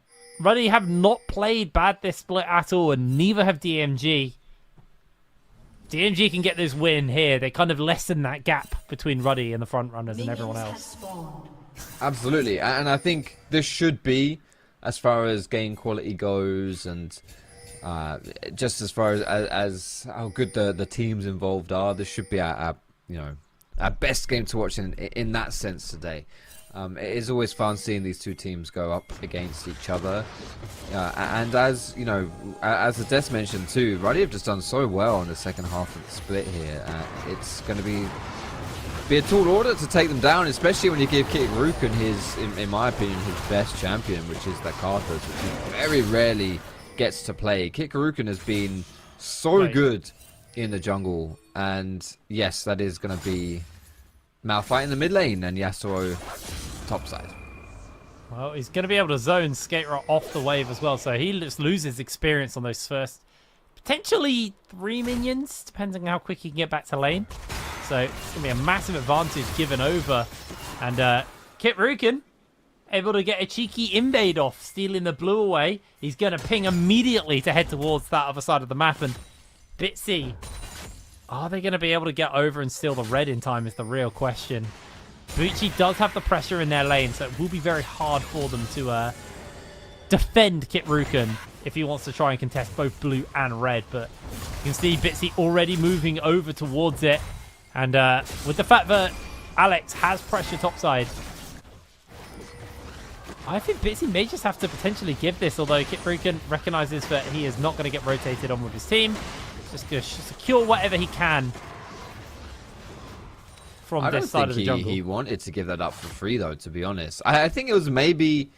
Bitsit probably should have actually invaded that top side a bit earlier because that, you know, DMG had information that Ruddy was invading bot side way earlier, and this is actually super cheeky from Bitsit here to go for this play. Really cheeky. He's going to get away with this. Yeah, this is... Ironically, I mean, yeah, Smite... Yeah, there it is. Picked up and secured. Wow. That's very cheeky. And that's great as well, because we see this a lot. Oh, hold this. Hold the phone. Alaric. Not going to go for it. It's one of the things that makes Kit Ruken such a good jungler and gives him such a huge advantage. Is his pathing and his tempo and stuff like that, and he's always getting these little advantages and getting, like, stealing things away. And rarely do we see junglers have the capacity to actually answer back. And not only that, but Bitsy's done this by himself, right? These weren't team plays that he's set up. Yes, he's had Prio, which has really helped, obviously, from Bucci in the mid lane, but it's not like they were group invades or anything like that. So very nice for Bitzy. This could have been terrible for him, but he's done well. Oh, Alex. He has flash. He has wind wall. He's actually playing this. Why is he... Okay, so he should have wind walled to E, right? I'm not wrong there. Yeah, he should have just... I don't know, does his E, is his E a projectile? Would it have blocked it? I think maybe. I think it is. I don't know. Yeah, the animation makes it a bit confusing, right? But either way, just walk away. I don't know, like, I didn't think... Worst case scenario, you have to blow your flash. That was strange. I'm not sure about that one, Alex, mate. That's and he's TP'd straight back in. He does have his flash available at least now. Yeah, he's going to try and go for a bit of damage onto Skate Rod. This time, blocks a whole heap of damage with that wind wall. Is just charging up the queue. Meanwhile, Snarby and Namex trying to stop the invaders. Alex dodges those chains. And Bitsy, to be honest, pressures a lot on Alex, but has wasted a lot of time there. Kit Ruken should be able to kind of recover. Has actually overtaken from that start. As Alex, he just can't catch a break. He has flash, though. He's all right. To be fair, Bitsy was recalling. Oh, my word. Alex! He's dead. This is just what is he doing? What is he doing? I'm not sure. He's incredible. I mean, this is Alex in a nutshell, right? Like, he's a very disrespectful player in that sense, right? Like, he's always getting himself in a bit of a pickle. Yeah. Speaking of pickles, Snarby may have found himself in one, has to jump away. By the way, this play here that you saw with Alex topside just there, that like third iteration of him being chased down by Bitzer. Bitzer was recalling in the bush. But because Alex had a ward on it, Alex walked up to him to try and fight him. And that's how he got caught and died. It wasn't like he got ganked again. Bitsu was out. He didn't want to be there. He was running away. He was recalling. He was resetting out. And he's still just... Yeah, I don't know. Alex, mate, he just wants to play this game on hard mode. And to be fair... He did buy a lot of time from Bitzer, as you mentioned, and look at that Kit Ruken, look at that CS difference right now. He's just been farming everything up here and really punishing Zyra. That is a big CS difference right now. Yeah, that's a pretty phenomenal CS difference between the two. Kit Ruken is clearing out this ward, going to get himself the crab, although Bucci playing annoyance here. They get the ult down, the shields are huge, Built's coming in, he misses the ult on all three of them. There's no way the return Requiem comes down. Nobody goes down yet. Whew. Oh boy, I mean, he got a kill, so that's cool, I guess. that was a little bit awkward. Yeah, that was a triple, man. It's a bit of an awkward stitch there, but yeah, okay, cool. So hopefully he's just getting his bad ults out of the way early, so that when they come to the big team fight wombo combos with the Yasuo, he's got them dialed in. He's just warming up. I see. Yeah. Did not realize that you were a copium dealer. My bad. I am very mate. I'm like minus 30 in my predictions. I'm an expert in copium. I don't know if it's copium or just pure troll at this point. What? Slamming 5 on natives? Wait, did you slam 5 on natives? Of course I slammed 5 on natives. You're I'm a not menace, coward. but only to yourself. I don't even know who they playing. They're playing versus Venom Crest. Oh yeah, that's the one. Yeah. True. Good team that Venom Crest. But Yeah, real good team. Not better than natives. Who's gonna beat them in our last game of the day? Oh, natives are gonna be a big fan of you. What can I say? When their jungler DMs me saying he grew up watching my videos, what can I do except slam? Nah, I'm with you. If I was someone, then I maybe. So it wasn't a random. As Alex. This is alright. Alex is a lunatic, man. No, he is. He's a psycho. He is absolute psycho behavior. Every single time. And the thing is, he only picks psycho mid laners as well, where he can do this. Yeah. On. I don't think he's played a single like AP mid laner this split. I'm not sure if that's entirely true, but I think it's up there at least. Like, he plays Yone, Zed, Tristana, these kind of champions. He's probably slamming. I think I saw him int it on a Corki once as well. I'm just checking his stats. He's not. He's literally not played a single AP champion. Oh my word. Tristana, Jace, Corki, Zed, Yone. That's all he's played this entire split. And now Yasuo. Wow. So, they're all kind of those styles, right? Those style of mid laners. I said this last split, right? He's kind of like our leader light, right? Yes, he is. And he really has kind of just like... He's grown into that role perfectly. He really has. But his hands are solid, just like leaders were too. So it's not really an entire criticism. He's just that kind of guy.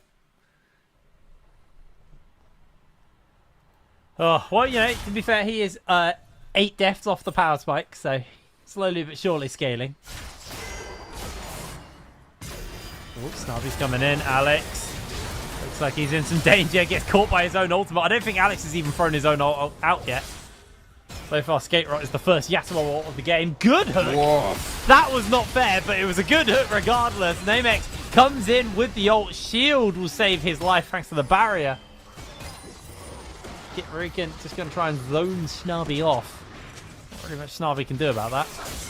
Should be good all there. I think Namex will take that for sure. Blows his barrier, but, you know, 3 people down. Karthus as well, dedicating his ulti. Skate Rot taking the 1v1. I think Alex is... it's not a 1v1. Skate Rot's able to heal up. Kingslayer, fun ability. Secures the kill. I'm surprised Alex even used his flash there, to be honest. He tends to kind of hold it for a lot of situations, and that time around, unfortunately, uses it and wastes it as well. 7 more to the power spike for this Yasuo. So this play right here is a nice play, but Ruddy have read it. They've got people coming in. Here comes backup. Yeah, looks like he's just going to turn it around straight onto the Zyra. Bitsy flashes away, though. Nutter can't do anything about that one. Bill just lost a little bit too much HP on the way in. I also don't really like the fact that he jumped kind of away from Nutter and Kit Gruken there. Plus, he jumped to the edge of the tower range to try and combo Bitsy. I think if he'd stayed where he was kind of with before he used his ult, he probably would have been in a better spot. Oh, Alex looking for the knockup. Is he going to find it? Does get it, but does jump in as well. Snarby is a little cooked. Get Rukin secures that one. Rushing the Malignance rush as well here on the Karthus. We started to see more and more of this, actually. It's the ult Karthus has kind of returned. Exactly, and Blackfire Torch has been nerfed. He's in trouble. Here comes the hook. Yeah, they get the hook, they get the Wall of Pain. Namex is taken down. Natter secures the kill. There's a couple of souls for him to grab off the back of that one. Skate Rot has the Senna ultimate available, so can assist his team across the map. There's quite a lot of, well, not a lot. There's 2 global semi-global things here, like you say, Senna ulti plus Karthus ulti. Oh, both fully global. Well, there you go.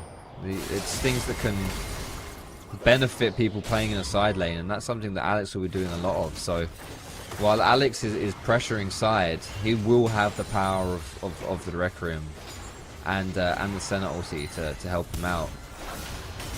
Oh, they're jumping in. He's going to try and jump away. He actually gets his own Senna ult as Snubby secures the kill. Skate Rock trying to jump in. The Kingslayer heal is huge, but the slow comes in from the Q of the Senna as Skate Rock just about limps away. But there is a Requiem available to Kit Rukin. I don't think he has the mana for this. He does have the mana for this. Pop! Boom. He goes. 2 kills now for Karthus, 2, 1, and 2. Karthus is always a bit of a ticking time bomb, but especially when Kit Rukin plays him. Kit Rukin is exceptionally efficient and very good, actually, at this champion. It does take a route, but we'll be able to walk away from that.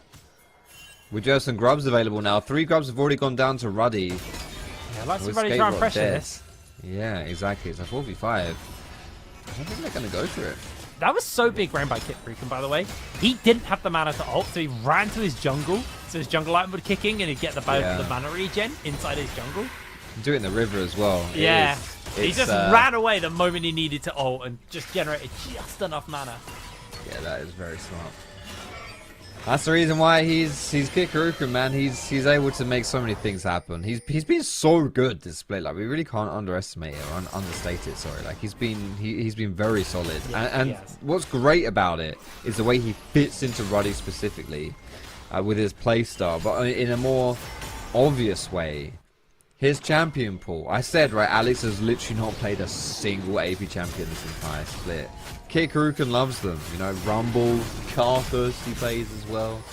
Like, he really has been like the perfect synergy style jungler for Ruddy. Talia, Brands, okay, he's only played AP. Karthus, Rumble, Talia, Brands, Sejuani, and Lilia. I mean, that makes sense, right? Like, his mid's only played AD, yeah, so exactly. he has been on AP jungle.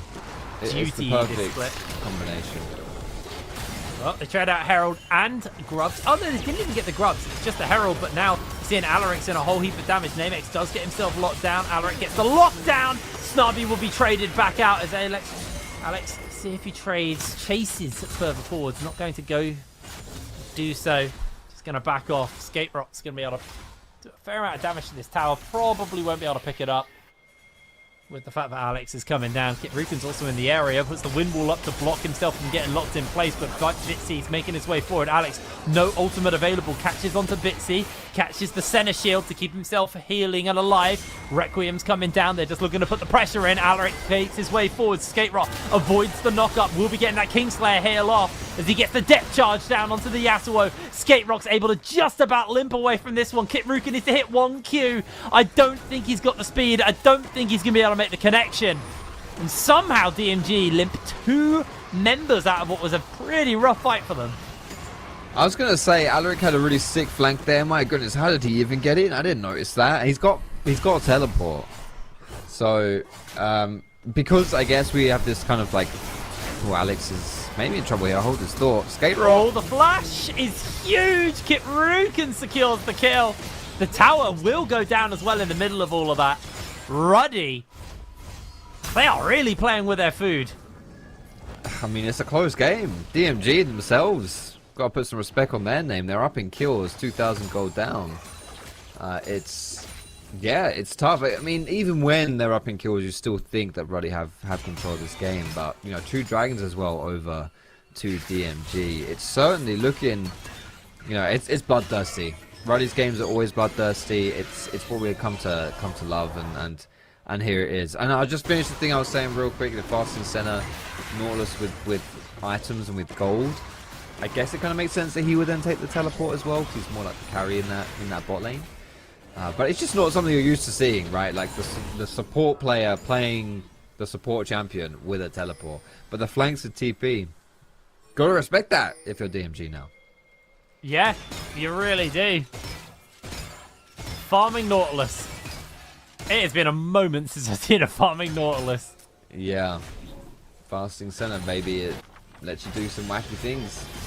Well, that center's being waxed themselves right now. Snarby's putting the pressure up onto them. The lockdown doesn't fully commit.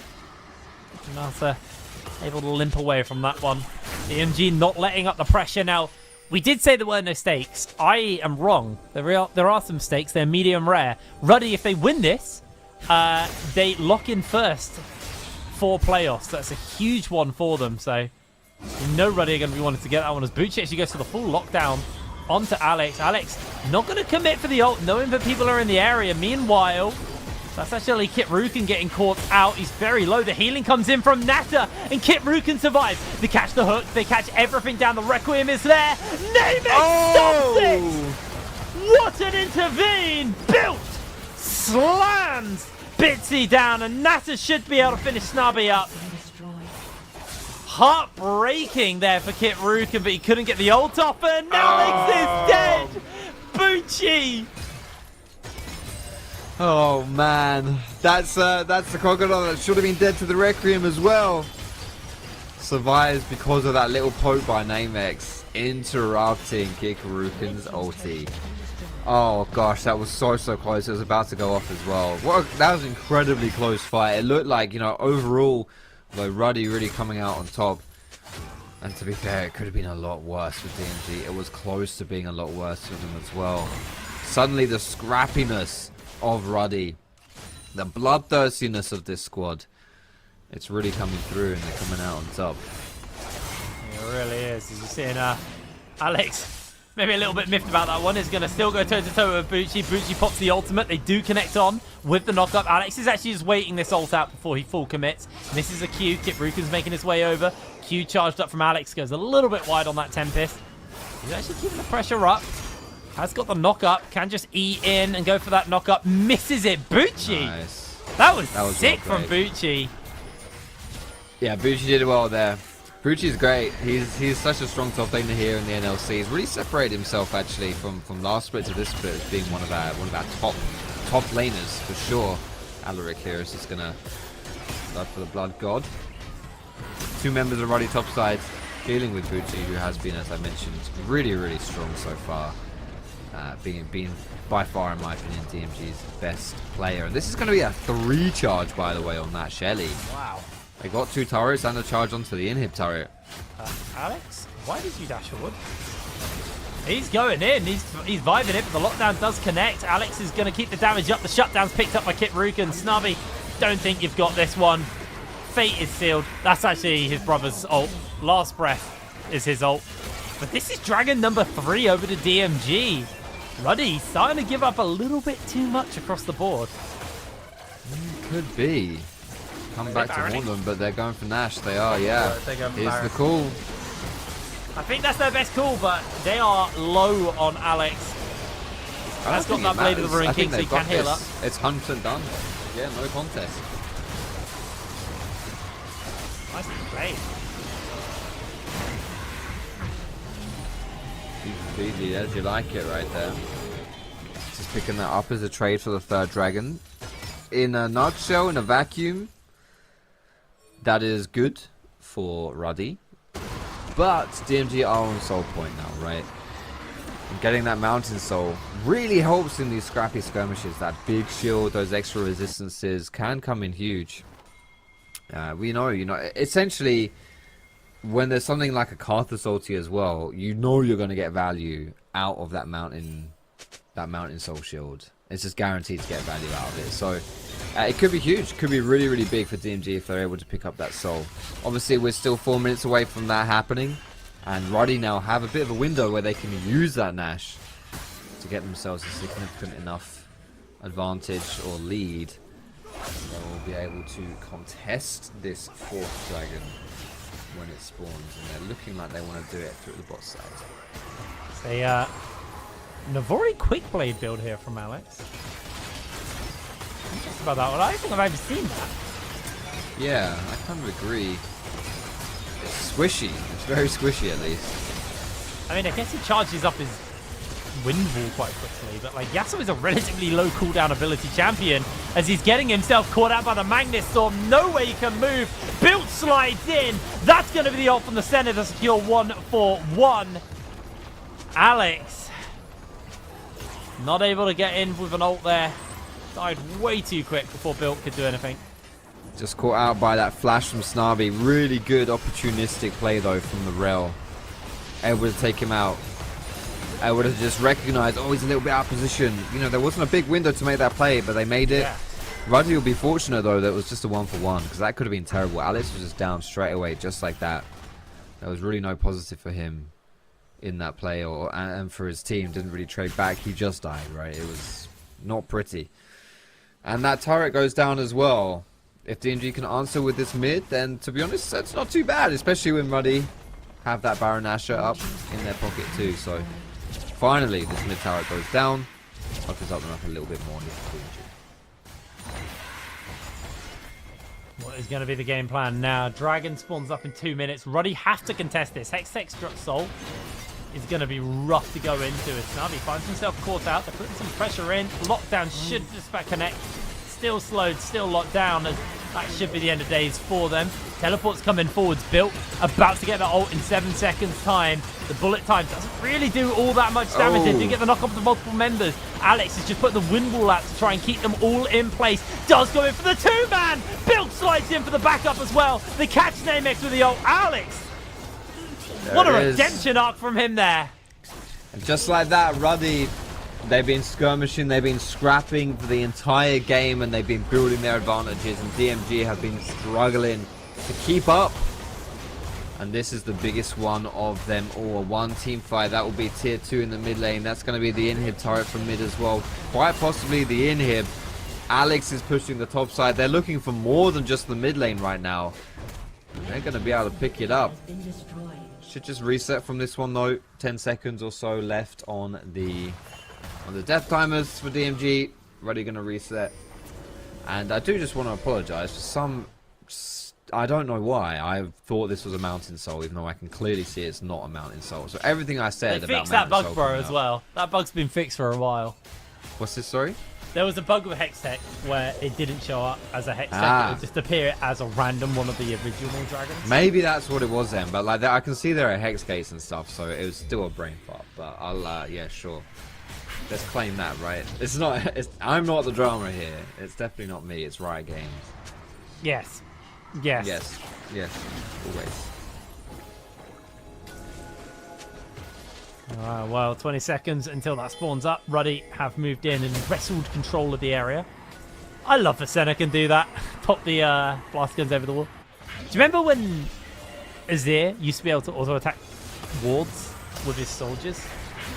That was fun. Not really. Bitsy in danger. Alex, gets pressure up. There's the flash out. The moment. Built has got that ultimate. Looks like Alex is just going to go toe-to-toe with Skate Rock. Can Built find an opening for him? Catches in. There it is. A little bit too early from Alex, but it doesn't matter. Double kill picked up for their ADC. I don't think Soul's even going to matter after this. Ruddy can just pressure forwards. Yes, sir. This should just be Ruddy barreling down mid. There's success in the second half of the NLC Summer Split here. Continues undefeated as they stand in that second half. Bucci's being run down. It's not going to matter. He won't get home to defend his base. Kit Kuruken won't be in the family photo, but it doesn't matter. His team is going to win. Ruddy secure themselves first place in playoffs with another dominant victory. True Ruddy style as well. True Ruddy style. A lot of blood, a lot of scrapping. Alex, I think he was allowed to have fun this game. He's played very well all split long. That game was definitely him kind of having a little bit of fun on the Yasuo. Maybe getting caught a little bit too much, but his team had his back, and that was a really, really good game from Ruddy. Yeah, I mean, that's just classic. It's classic Yasuo and it's classic Alex. Like, I think he does this quite a lot, and I do think it's actually a bit of a detriment, but at the same time, he still always has crazy amounts of pressure, and so, yeah, hey, it works. Huge game there from Ruddy. They locked themselves first in for the split going into playoffs. We are going to throw ourselves to a quick break, and we're back. We'll hear what the analysts have to say about that. We'll lock in for our final game of the day, which is Natives versus Venom Crest. Break it down, break it down. Step on the gas, let's get out of town. We're gonna break out and have some fun. We're gonna do what you never done. Oh yeah, yeah. Come on, take your body with you. It's a money weekend. Everything we wanna, we go do. We go do.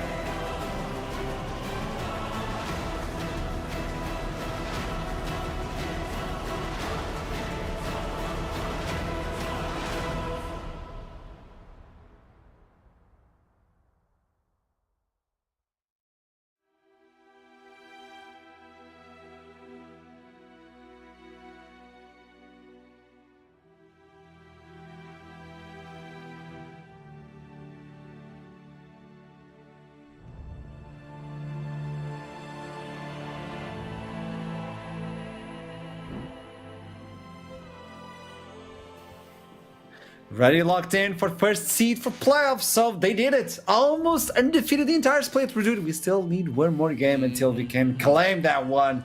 But we need to talk about the state of game. I remember one part in the green room you stated, well, if DMG want to win, they have to team fight, but better. But looking into the beginning of the game, it was like a little swap. Alex doing something in the map. Alex doing Alex things. I think that the cast hit on it pretty well. That it seems like Alex just always pushes the limits of a laning phase, let's say. Really wants to min-max what his champions can get away with. Unfortunately, just fell a little bit too far off the edge this time round. Ended 3-6-6, but had some very redemptory team fights. There were multiple knockups, and when you have a Malphite and a Nautilus on your team, I don't expect you to set them up for yourself, but he was. The final few team fights, I was looking at them going, wow, Alex has just found a double on really crucial members, and that was allowing for Built to come and get some really good ultis in. But you know, he had a shaky early game, but as Alex always does, brought it back with immense style late game. Jack, I was giving you an opening, but I was waiting for you. I genuinely, I think that the point was very well finished from Rooted, right? Alex was Alex. He was up. He was down. He had some good moments and bad moments. A chaotic game to watch, but I think that's kind of been the whole thing with everybody, right? They are chaotic. They have the kills. They get many kills. They die a few too many times every now and then. They're fun to watch. They're chaotic to watch, and yeah, I think in the end, when push came to shove, Ruder was right. DMG would have to team fight better, and they did not do that. They were able to find 2-3 man Malphite ultimates on the side of Ruddy, and when you do that with such a composition that they had, it was just GG. I like that you brought in the chaotic game. As soon as we jumped into the team fights, as we stated, DMG needed to win those if they wanted to get ahead in the game. It was a complicated state of game. It looked like at a certain point DMG were trying to find something that was not available anymore. Like when we got that flank coming in from Silas, hey, that's a good ulti, but now what? Just a little bit of maybe lacking in cohesion. The Silas was a really good pick versus the composition that Ruddy had drafted, but it did feel as though DMG were a little unpracticed on the pick itself and quite what it meant for their composition. The amount of times though that we got to see the steal away of the Malphite ulti into a strong team fight from DMG was what was really lacking in the end. As much as the MFRL Silas with Malphite ulti combo can go hard, I don't think I remember a single time of it actually working out as such, and maybe that's a testament to Ruddy as well, in the sense that they know the only way they lose is if they get hit by Malphite Rel combo, and if that happens, GG. But if it doesn't happen, then we're the ones that are going to win anyway, and they position themselves appropriately for it. So, you know, maybe a little bit of column A, a little bit of column B, DMG not looking for those fights, already just positioning themselves well to not allow those fights to happen. DMG took an L on this one, and now we're going to take the interview with Butch, who's waiting for us, the top laner. Relentless. Hey. Yeah. You win some, you lose some. You wanted to beat Bult, but you didn't get built. No, didn't. Felt like we had this one in the bag for like some parts of the game, you know. Sad, obviously, but yeah, still playoffs locked, so you know we have revenge. Like it's just good that they get the one, so we can beat them in playoffs anyways later. You know, it's more like it builds the hype a little bit more. Let's say. Yeah, imagine undefeated through the second half of the split, you get to playoffs and they lose versus you. Imagine. Yeah, exactly. That's what's gonna happen. So what missed this game? What missed?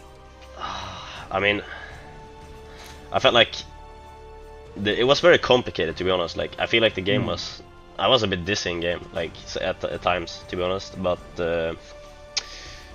yeah, I mean, we didn't really.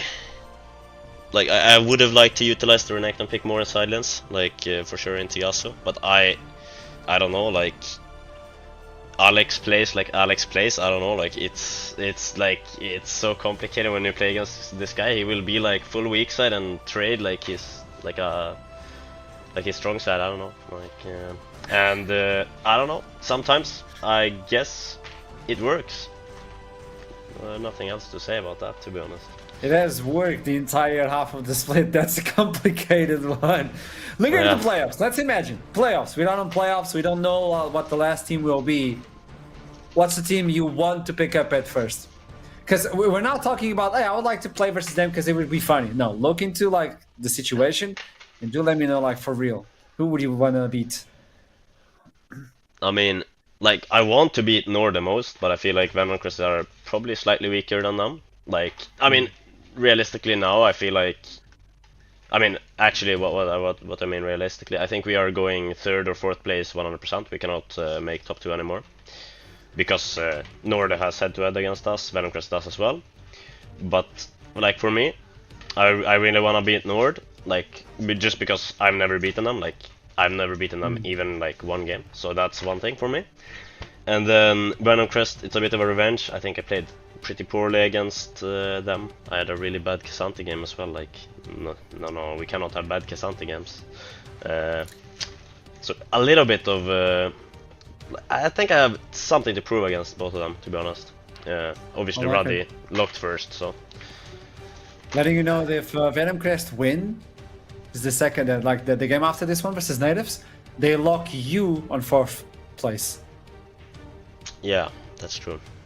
Just letting you know. But if they lose and tomorrow they lose versus LLS, it's LLS on the playoffs. And that's a different story. Yeah, I mean, I think though, like 3rd or 4th place, like it's. I mean, they get the side selection, but you know, like. It's still it is what it is, isn't it? We're still gonna beat them, you know. Like one side selection not gonna win. You sure? What I think. I'll keep that one in mind, Butchie. Thank you for the interview. I'll see you soon, I hope. Have a lovely one. Have a lovely one as well, man. I've heard this one before, like, one side selection won't kill us. I've heard this one before. Yeah, I've heard this one before. And then just blue side wins 5 games in a row and you think, well... Maybe, but let's talk with Chaos. We were talking about Chaos, so let's introduce Chaos himself.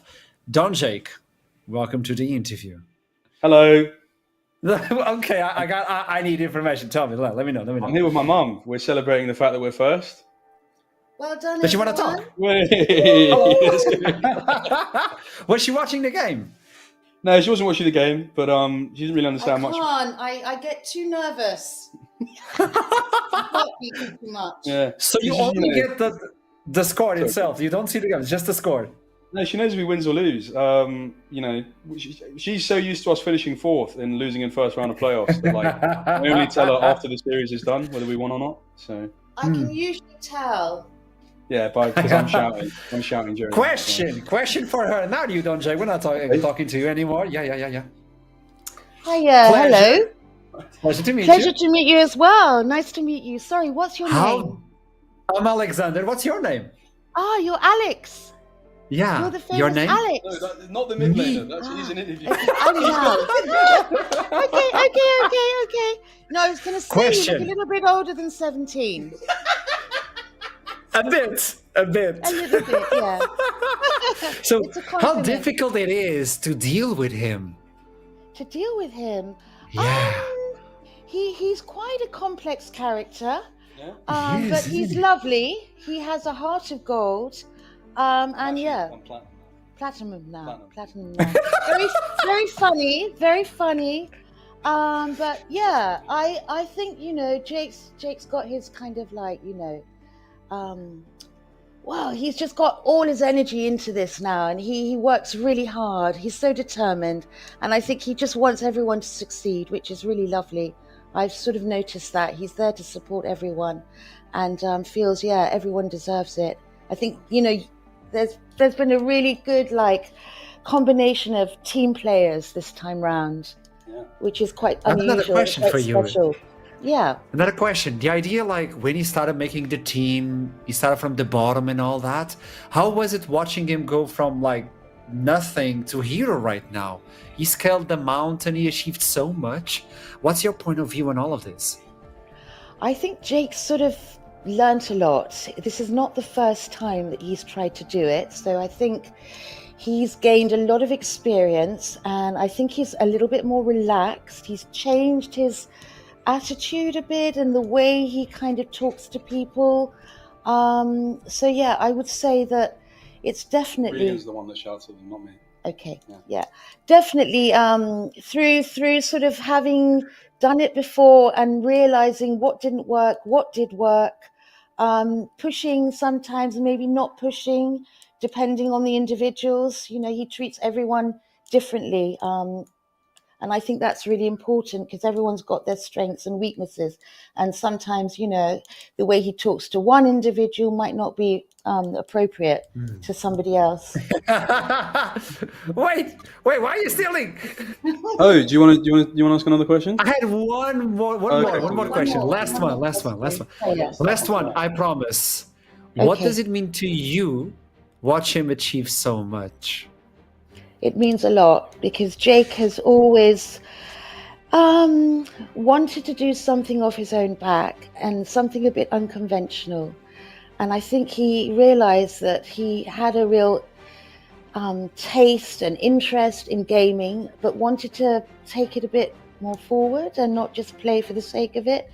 So it's amazing to see him develop in this way and use his skills as a kind of communicator, organizer, and yeah, I'm so proud of him. This is meant to be funny, not. Sorry, no, I'm just really proud of him because I think, you know, we not worried about him, but he hasn't kind of gone the conventional way, and it's just really, really good to see him. She's calling me unemployed there. No.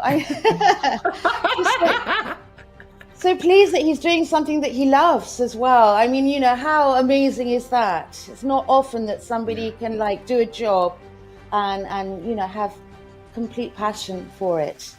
You know, You usually it's a created 9 from to the 5. scratch, yeah. Yeah, exactly. I gotta say, for you, if possible, like it's wonderful to see someone like a mom support a son like that so much. It's not usual. So congratulations, you're amazing. I'm just letting you know. You're amazing. Thank you so much. Thank you. And I think all of you are amazing as well. And I know that, you know, this is just the beginning. So yeah, fantastic news. Thank you.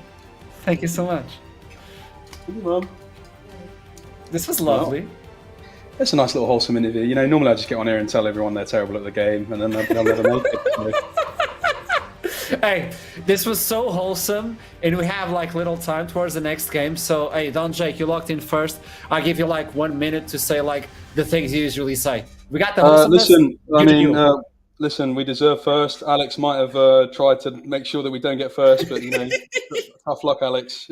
Unlucky, mate. We'll be getting first.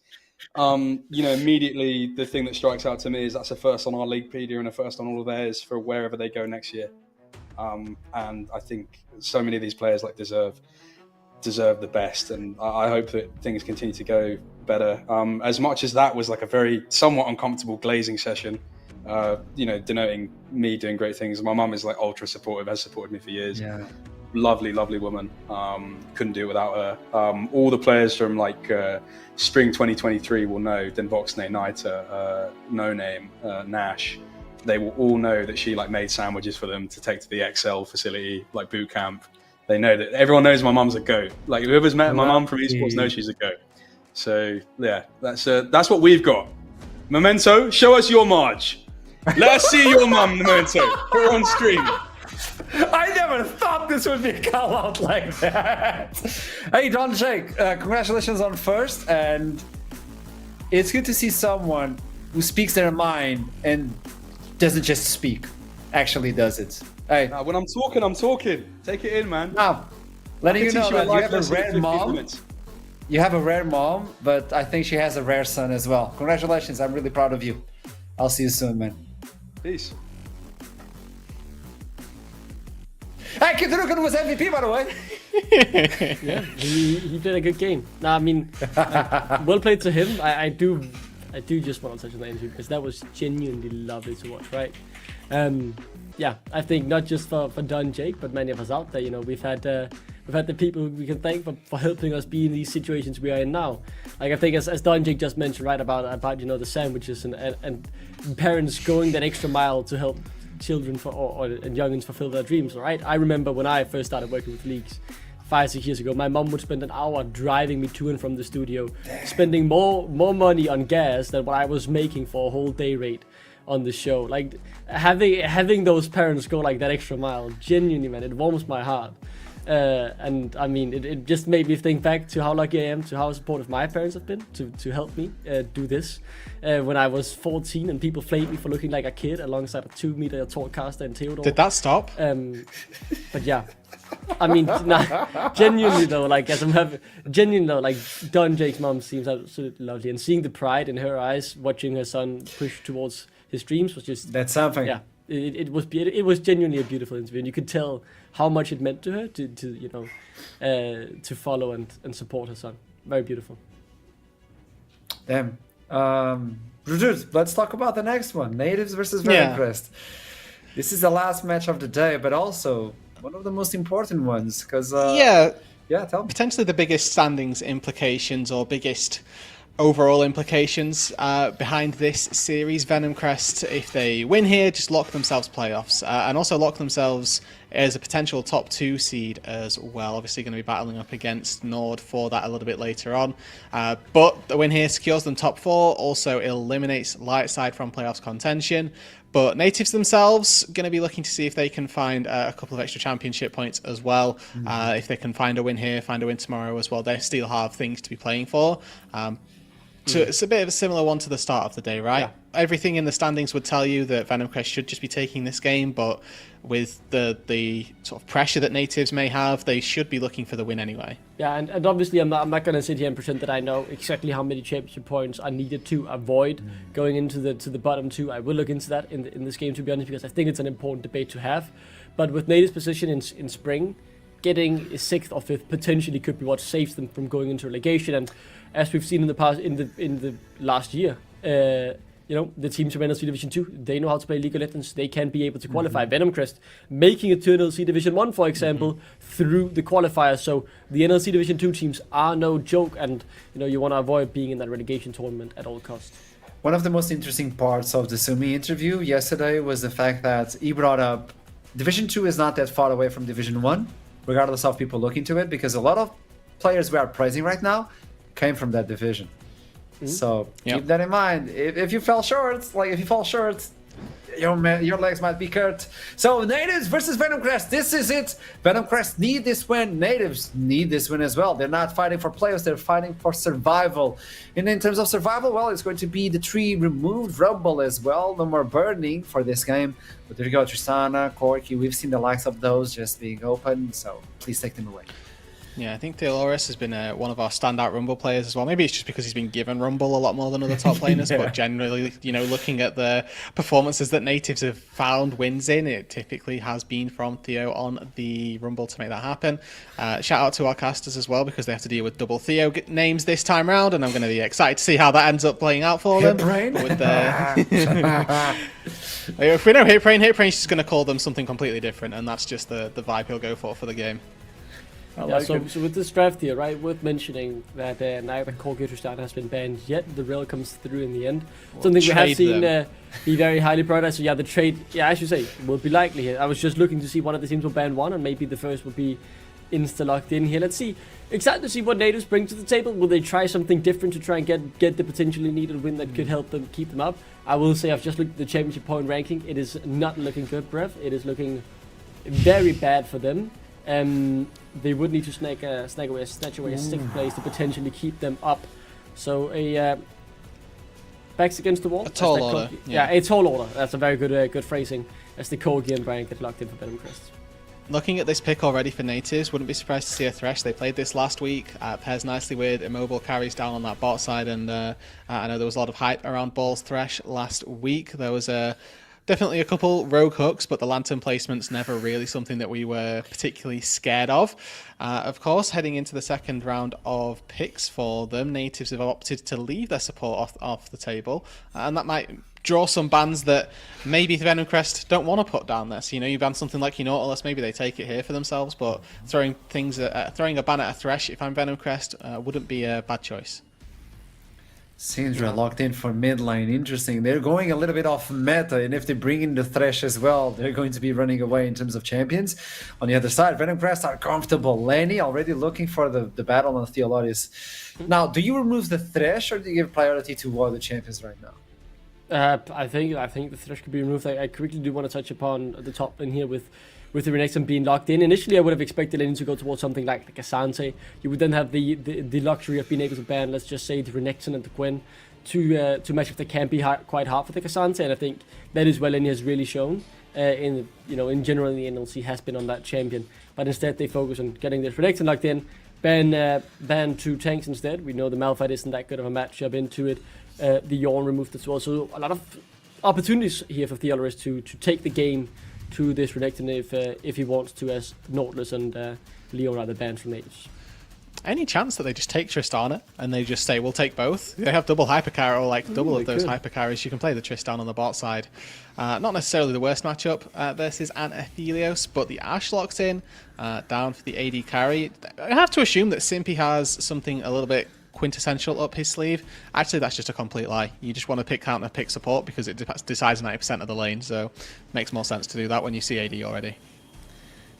Ooh, the bear. We've seen this on the top lane. Recently, just getting a different itemization in the top lane. Obviously, it's an over. Jack of all trades, Rod of Ages. Oh, yes, sir! A lot of disgusting Volibear build, yes. Well, it's locked in for presumably Theoloris, and we'll have to wait and see what ball ends up rounding out his support pick with. Venom Crest so far already have themselves decent long range with the Corky Rockets. They've also got very good carries into that late stage. Really missing that form of engage though, so whatever Simpy's looking for has to be an engage threat. Oh, they go for it. That is such a bait. The Renata locked in instead. Go on, Root. I really like this as a pick because you're looking at the composition Venom Crest have drafted. You know that they need engage. That's the one thing that they're really missing. Renata typically a very good pick into engage down on that bot side. If they decide to pivot this entirely for Venom Crest, both these compositions become very sort of weird to try and play out. Trying to engage these 5 versus 5s does get pretty tricky, and it looks like they're just going to try and stand firm, and neither side particularly has that easy engage. Theoloris is going to be your main source from natives, and for Venom Crest, right, Enchanted Crystal Arrow into long range pick from the Corky and the Brand is about as good as it gets, but it's definitely going to be a game not necessarily dictated by those big engages of the 5v5s. Yeah, very quickly, just one idea. I'm excited to see what Theoloris builds. I think Volibear is a champ that has many different build patterns that has been popping up and risen in popularity recently. Is a Rod of Ages into a Flicker Blade, which really? Yeah, as a Volibear player myself, who had Diamond 2 playing the champion mainly. I think it works. I do still prefer like more the ordinary builds, but especially in the top end, it adds something different and gives you more fighting power early on. But I'm excited nonetheless to see how that works out. Give me the Roa. I want the Rod of Ages and understand how that will be versus Renekton. So this is a battle for Venom Crest to get into playoffs, not natives for relegations, due to the fact that it only means one team will get sent into relegations, and it's Blue Eyes apparently. And we got just corrected by the tournament organizer. Thank you so much for that one. We're about to jump into game, the battle of the Theos and Hiprain. Who is who? Yeah, this is one where I won't have too much of a problem with.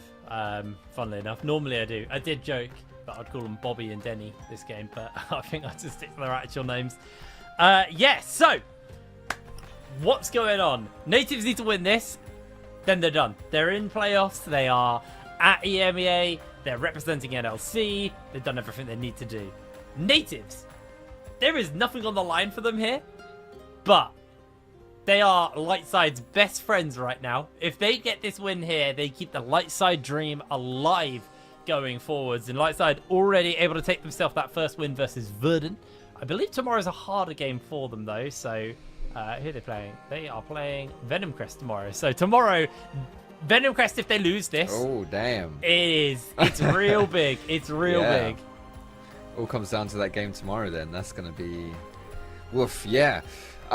So lots to play for here for Venom Crest. Natives have struggled so far this split, but as you mentioned, nothing really to play for in this game for them, but they can absolutely play upset. And to be honest, I still think there's a lot of there is importance for Natives to end strong this split, because I think this has been a very disappointing split for them compared to their expectations, and they want to find their identity. They want to find what works, because they should be better than they are. They should win more games than they have done, and I still think, as a matter of pride, you've got to figure that out.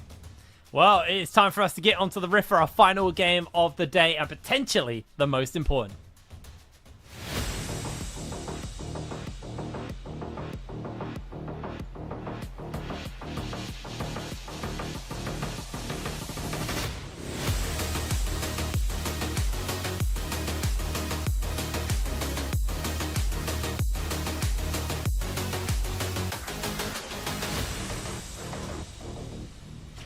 Venom Crest probably have...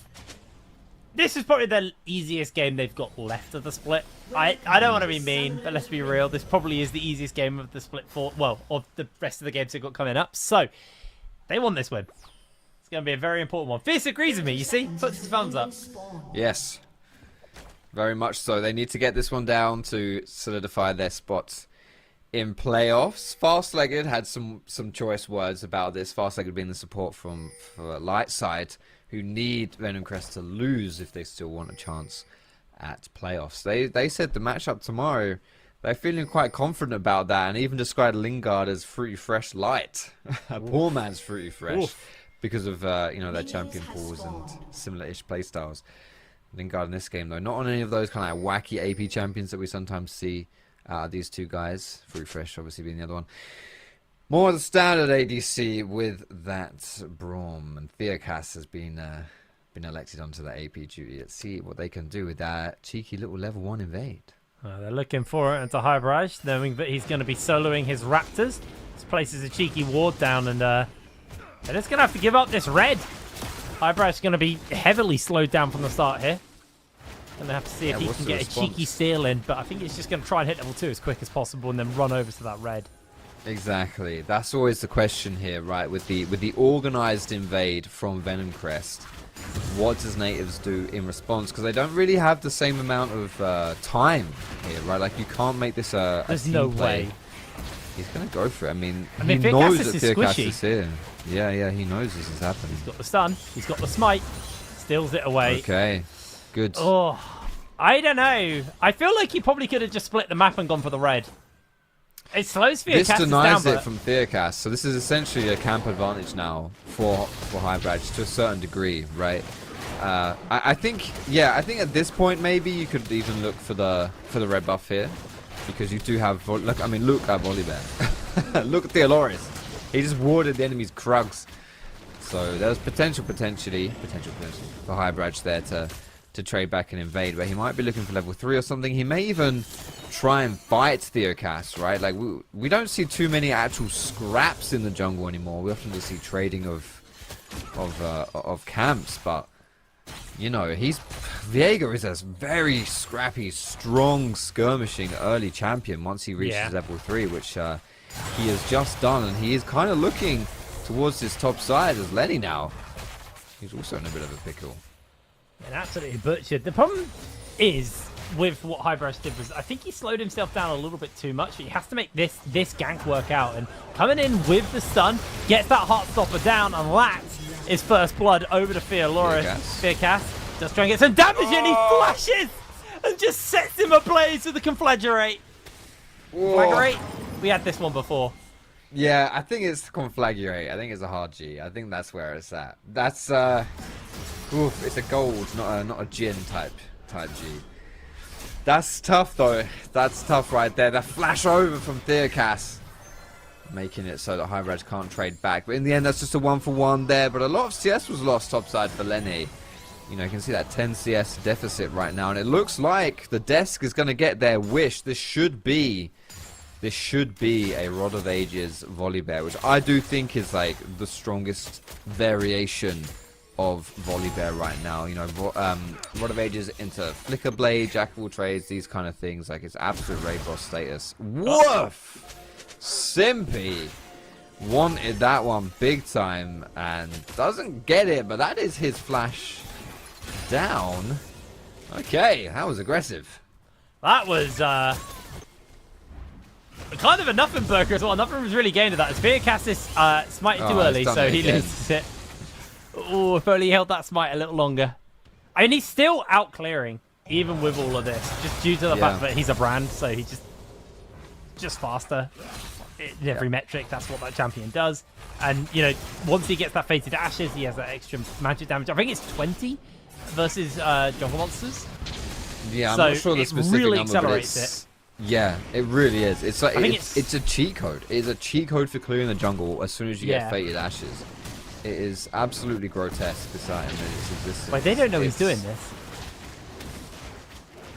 He's not on vision, and they can't see him on the Scuttlecraft. That's so cheeky, is so big brain. They have no idea. Oh, Theo, that is brilliant. Okay, Simpy giving it away. It's too late now, even if they do want to stop it anyway. But this is what I like. See, this is what's so good about Scuttlecrab vision plays. When if the enemy team has Scuttlecrab, like it's almost like a false sense of security, because that vision, honestly, from the Scuttlecrab thing it's kind of crap. It doesn't see a lot, to be honest. Like, and it doesn't see inside the pit. There's a lot of times when really you can sneak away objectives while there's a Scuttlecrab vision up for the opponent, because they just assume, oh yeah, we'd see it if they went for it. We'd know it was happening. And you can be cheeky just like that. So yeah, big props to Theocats. A nice little sneak away there for the Dragon. Yeah, I really really like grubs that now with his support. Yeah. It's going to be very hard for them to do this. Natives do have pressure in the mid at the moment. So Painful can rotate over to help his team if he needs to. Did use that scatter. It's a little bit too low on mana though, so I don't think he's even going to bother contesting. And I think Highbrash understands that he got that dragon for his team, so his job is kind of done on the objective contest right now. He's got the dragon. He can now move over and just carry on farming, because he is keeping pace with Theo, to be fair. Actually, he's caught back up. Unfortunately, double objectives though for Venom Crest here.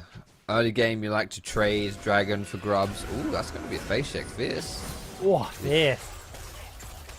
It's a bit of a whiff right there.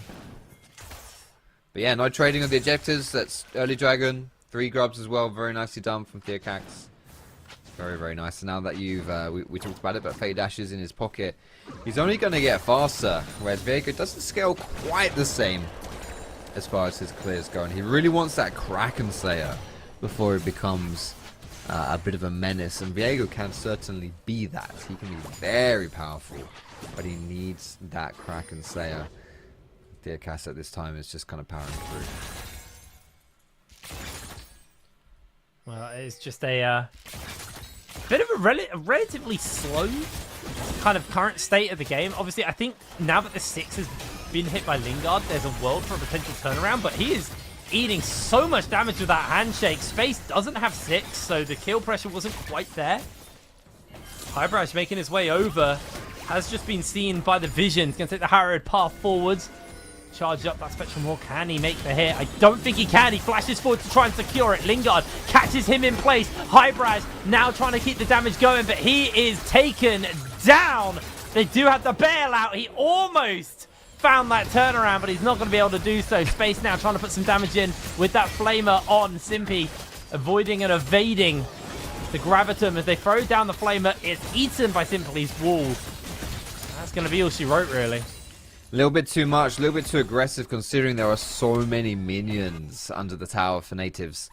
So Space didn't even get involved at all in that play. It was a little too much to dedicate and get punished for it, especially with Theocast coming on the return. Unfortunately for Highbrash, that's his first big mistake of the game. Now 2 kills for Theocast, right? 2-0-0. Pretty significant lead right here. He's going to have 500 gold already.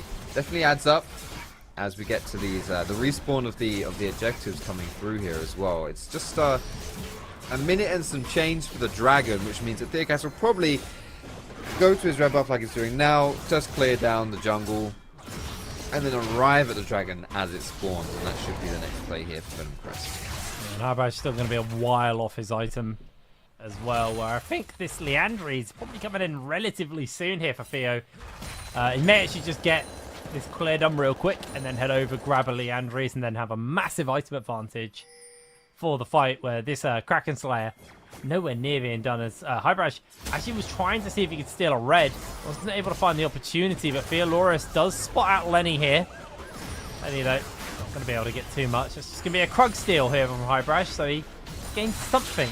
But Lenny gets all the little ones. Yeah, and the little ones are where the gold's at. Did you see that? Plus 70 gold for Lenny. Yeah. Gold. Don't know what that was. Arrow coming in. Space trying to evade this one. Can he survive? I don't think he can. He cleanses a little too early. They actually get the hostile takeover in. Fierce's handshakes back in. Space finds the kill. How did that go so wrong for Venom Crest? Simpy's low as well, and here comes Highbrash in the 1v1 versus Theocax. I don't think he's going to be able to pull this one off. The scatter goes wide from Painful. Painful misses the EW as well. As Theo about to get his abilities back to Highbrash. He's just trying to heal up off the chickens. Gets the smite in. Unleashed power comes down. Teleports there to make sure that Theo does not fall under any danger. And that is going to be it. Whoa. That was a great turn right there from Space and Ball under the tier 2 turret to pick up a kill onto Fierce, but I think Natives dropped the ball a little bit here on Theocast with that invade onto the chickens. That was illegal. The fact that he just shrugged off both Highbridge and Painful. You saw the skill shots just going a little bit wide, and Brand landing everything there. Just, yeah, he probably should have died, to be honest, in that situation. You know, especially versus a Syndra has everything up. Like, you should be able to one combo that bad boy. Yeah, it doesn't work out, and as such, that is the second dragon falling, and this time around, unlike the last game, I would be correct in saying it's going to be a Mount in Soul. Yeah. Good job, man. You got there in the end. Got there. Yeah, I was just Honestly, ahead of my time. I just want to say, by the way, Ball is playing so well this game. We haven't seen much from them, but every time I see them, they are doing a lot of work. Really, really fun to see. I love Renata. Renata's one of my favorite supports. I think she's one of the few champions in League of Legends that I don't think I've ever played yet. She's quite unique, you know, yeah. She's quite a unique style of champion, and yeah, I just don't think it's happened yet. Speaking of things happening, woof. The bear's gone down and the crocodile on the top side. That's a solo kill. That is a solo kill. Renata's a funny one, because I think, like, to be able to play her well in lane, it's, like, super high skill. But to play her, like, well, once you've got ult, it's pretty low skill. Like, the ability is really basic. As long as you line it up right, it's going to do a lot. But, like, I think in lane, to be able to play her right, you have to actually be playing her really, really well, because, you know, she's not a damage dealer. Her damage is incredibly low. But she's just got so much utility. Timing the bailout right, getting the shield instead of using the E for damage and stuff like that. It's the Q actually, isn't it? It's the E's the handshake. It's really interesting when you get to see like a good. Highbridge is in trouble. Sorry to interrupt. I don't know. Is it Fierce in trouble or Highbridge? Yeah, that's true. I mean, he had a lot of people collapsing, but yeah, was able to get out in time. But no, you're right. It's not the easiest champion to execute, and Bourne has done really well. So.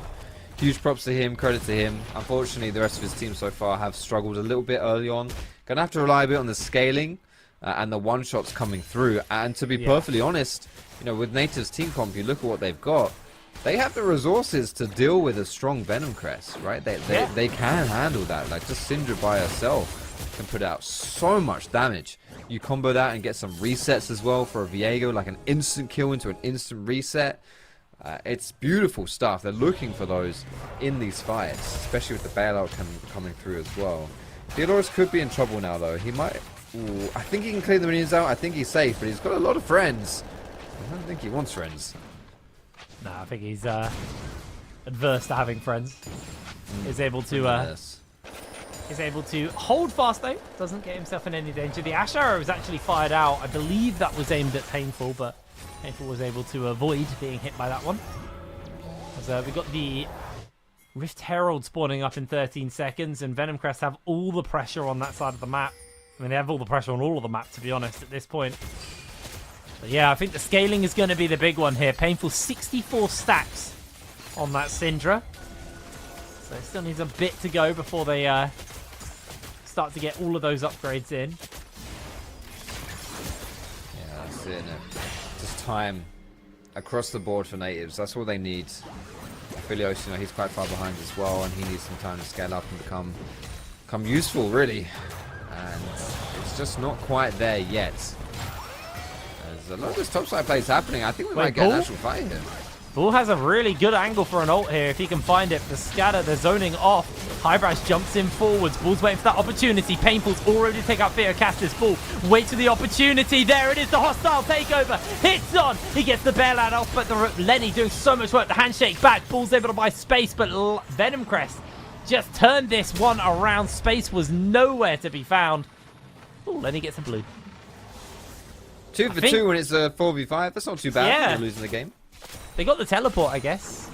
Yeah, no, honestly, and this is a lot of time for Space just to be farming bot as well, which is something he desperately needs right now. He's not really been able to get too much farm. He's pretty far behind in this game. So if he's able to just get a little bit, you know, buy himself some time, stall it out. I think that was good for natives overall. I agree with you though, to be perfectly honest, Jake. Like the hostile takeover, I think could have come down earlier. You know, like it seemed like they were in a really good spot, but maybe there was just, I don't know, a little bit of hesitation there. Not really too sure if natives even really wanted to go for that play. Oh, but it looks like Lenny's on the chopping block here. He's got no ultimate and no flash. Crikey, mate, we're going crocodile hunting. Lenny avoids the spectral maw. Handshake comes in to pull him back. Space has the murder guns, but he is not murdering anyone yet. Highbrash tries to jump forwards, takes the tower shot and goes down. What is he doing? And the rest of his team are going to pay the price for it. Space has the guns, but not the damage. That's another kill. Yeah. Turns out the crocodile is the apex predator here. He is, certainly. He evades a 3 versus 1. Somehow, considering he even whiffed his first slice, right? You know, like the E can give you 2 charges. He somehow missed that, so he couldn't get the second dash, and he still got out of it. Do you know why? I was a little bit tilted. Why? Because crocodiles are the mortal enemies of goths and emos. Why is that? Well, I mean, you got 2 emos. Yeah. In Viego. I get that, but why crocodile? Is there a reference? Well, no, that's not a reference to anything, mate. Okay. I think the joke didn't land. It's fine. I'll take my L. I'll take my L and walk away. No, I thought it was like a very I don't know. Fair play. I always think Renata quite goth with the mask. She's steampunk, I'd say. She is quite steampunk. But like goths are steampunk. They're a similar, I get goths that. Goths are steampunk. There's a lot of overlap between those two. I totally get that. Yeah, that's fair play. But there's, Philios is definitely goth, right? Well, he's emo. He's emo. And so is Viego. Painful's about to be pretty emo himself as he is in danger. Taken down. Theoloris, though, chasing in. Does have the ult. Comes in, Stormbringer goes wide. Fierce out of mana though, flashing away. Theocastus gets the lockdown as they're just trying to chase onto the zombie. He is cooked. Theoloris takes himself the kill. Highbrows not before losing half his HP. Alright. Finally, a rare native W in this game that comes at no price either. Well, actually, Painful did die. Never mind. But they did pick up the return kill. Yeah, there was a price, unfortunately, but they responded nicely. Now, the top side of the map, what are Venom Crest looking to get? I'm not sure if... Lingard should be able to solid this one, but it's going to take him a lot of time. And he's not really someone you want to take this, because it is incredibly slow, and as an ADC, you want to optimize your gold per minute, experience per minute, that kind of thing. So this is a little bit of a... By himself, at least, would have been a bit of a meh thing to do, but... Able to pick that one up. Venom Crest now 6,000 gold in the lead. You can see it's pretty well spread across the entire board as well. The only place that doesn't have an advantage really is topside with Theoloris, who was able to pick up some kills for himself. So far, Venom Crest being able to execute their game plan pretty nicely in this one as the game goes on as well. Could be looking to get a very early Dragon Soul if they keep up this pressure. Yeah, Mountain one as well will give them a bit of survivability versus that kind of burst we were talking about from the Syndra combined with the Viego. Slow down those resets heavily, but natives are going to be, they've still got scaling like we said. I mean, Aphelios, weak right now for space, unfortunately, but everybody's seen what happens when Viego gets the late game. It is very, very crazy how much damage that champion can do. Yes, and those resets are very, very strong. Here comes Highbridge now, ganking Lenny. Yeah, Lenny's under fire this time. I don't know about this. There's a Cinder in his pocket, and there's the unleashed power. Shut down for Highbridge, but... Oh, he is weak right now. Renekton is just that guy, isn't he, at this point in the game? He always is. Always so difficult. He is him. Fortunately for natives, they're able to just pick up the kill and not lose anything. So this is good. They're trending upwards right here. If I sound a little bit biased, I have put all my points on natives to win this game, so there is that. But here comes little flash engage. Theoloris. Yeah, Theoloris put the damage in. Stormbringer comes down. He's got so much healing. The flicker bait. Don't worry. Yeah, I was about to say flicker blades give you a lot of healing, but nope. He messed up the setup a little bit there, but that is certainly the kind of play that Volibear excels in. And that's why he can be so strong, right? Like, even though Fierce is incredibly strong right now, you know, Volibear, with the Flicker Blade and the Rower, gets some big shields and spams that W. Very difficult to beat him in a 1v1 in the side. But yeah, just got a little bit too chunked before he can make that play. It's just a bit of a waiting game for the next objective. This will be Dragon number 4 over to Venom Crest. See whether or not they're going to be able to get their hands onto this one. I just also want to kind of talk about your bias, because you mentioned that. I'm biased here. I'm not biased at all, because actually I put 5 points on Venom Crest, but I love me an underdog, so always going to be cheering for those guys. Space, though, might be making that a little bit hard for me as he's under fire. Forces simply to flash, throws down the ultimate, and immediately the bailout comes in. Scatter goes through. They don't catch enough with the hostile takeover. No damage comes out. Bull just avoiding and evading Fierce's damage. Venom Crest summon the Herald and everything. This game's about to get blown wide open off that. It is, and that's the Dragon as well, right? That's Dragon's Soul now. Gonna be in the pocket at Venom Crest right here.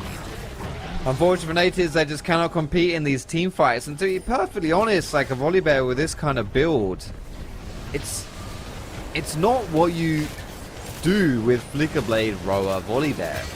He's not intending to be the Volibear of old, where you can just TP into a fight and jump forward, you know, and engage and be the big tank and soak up all that damage. You can't do that with this build.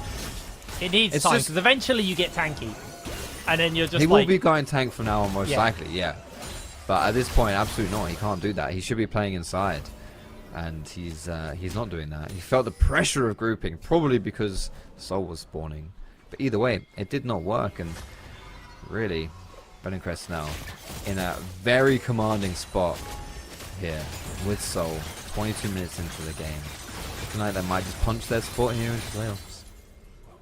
Yeah, chasing on. Lingard going to get himself caught out. Yeah, eventually you do get to a point with this Volibear where you are immortal, because your W is on such a short cooldown because of the Flicker Blades. And because you've got the Jack of all trades, you just have so much damage off the back of that. Yeah. So now, they're going for an old Death Rush. Unfortunately, there's an Ashe on the other team, so it's very hard to Death Rush versus Ashe. Nah, that's exactly it. It's tough. The thing is, with, as you're mentioning, unkillable, low cooldown, W, spam, Volibear, you have to be able to continuously right-click someone to be able to do it. So if you get blown up, that's why he's not good in team fights, for example, you get burst down, CC'd, etc., it doesn't work. This is why he wants to be in the side and taking those small skirmishes, right, where it's like a one-on-one, maybe someone joins and it's like a 1v2 or something. That's where he thrives. And Fierce has found himself a solo kill in the side lane against a Syndra. Shouldn't really be happening, but either way, here comes that. 2-level difference between the two mid laners. And that is just going to be Baron for Venom Crest. Another massive step towards qualifying into that top 4 under their belt. 9,000 gold ahead of natives right now. Natives finally have an Infinity Edge on space. They have the Void Staff on Painful. So my copium is they are starting to get items. My uncopium is 3 items on both Fierce and Lingard. They have an entire item up over their opponents. 2.7 gold lead over to them. Yeah, the copium is strong in this game if you're still rooting for natives. That is for sure. I mean, this gold differential speaks for itself. Oh, Lenny. Yeah, they're constantly attacking Lenny, though, and Lenny actually able to force a flash out. He may even be able to turn onto Hybrage. Hybrage goes down just in time, able to survive. But what cost? They're going to use everything to chase natives out, and natives are going to get their ADC to base, but they're going to lose a tower mid for this. Teleport coming in. Fierce is just going to be able to throw the Q over the wall. He's unstoppable. Theoloris, he is not tanky enough yet. Throws down the Stormbringer. Doesn't even turn the tower off, so Fierce will be able to make quick work of him here. Theoloris is healing up a fair amount, gets his abilities back. This is the potential of the build, though. That's it. Exactly. Can Space do anything? Reset. He should be able to reset, though. He's looking. Oh, he can. He's proxying. He's proxying this mid wave so that Venom Crest don't have a wave to push with. Teleport coming in. Can they actually do this? Bull did not fire the ultimate off. They don't know they're getting flanked, and now Fierce comes in on the flank. Space loses way too much HP. Down he goes. Bull flashes. And I think this might be end of days for their support. Slowed by the volley. Has the handshake, but he is donezo. Does throw out the ultimate just to get some damage off, but the bailout comes through. I don't know why he didn't hostile takeover earlier. He literally is so scared to press that R key. When he was chasing people down mid, I thought that would have been a pretty good time actually to use that hostile takeover. You know, when the handshake came out and he caught them under tower, any opportunity earlier than when he did would have been nice. Yeah, unfortunately it does not work, and Space plus Bull fall down right there. Fierce has so much damage right now though. You saw that he was like 3-shotting. Here comes the team fight. Just Natives running away, trying to hold on as long as they can. Oh, Fierce is gonna kill Space. Oh, has to flash to the fountain to heal. I don't know if they've got this in the tank. That's gonna be the Nexus. This is gonna be Venom Crest just taking themselves into playoffs. Very, very one-sided fashion there from Venom Crest, and Lightsight's hopes are dashed.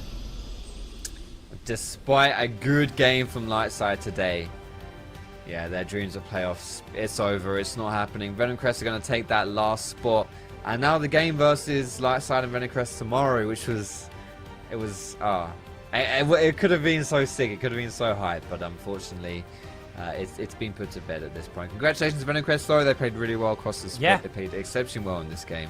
Well-deserved playoff spot. Very, very good game there from Venom Crest, but we are going to wrap it up here, pass it over to the desk. But before that, we have a little break, so we'll see you in a moment.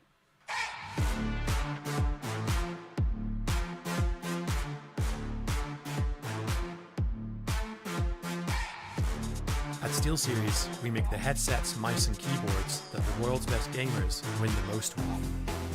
And we've been doing it since way back.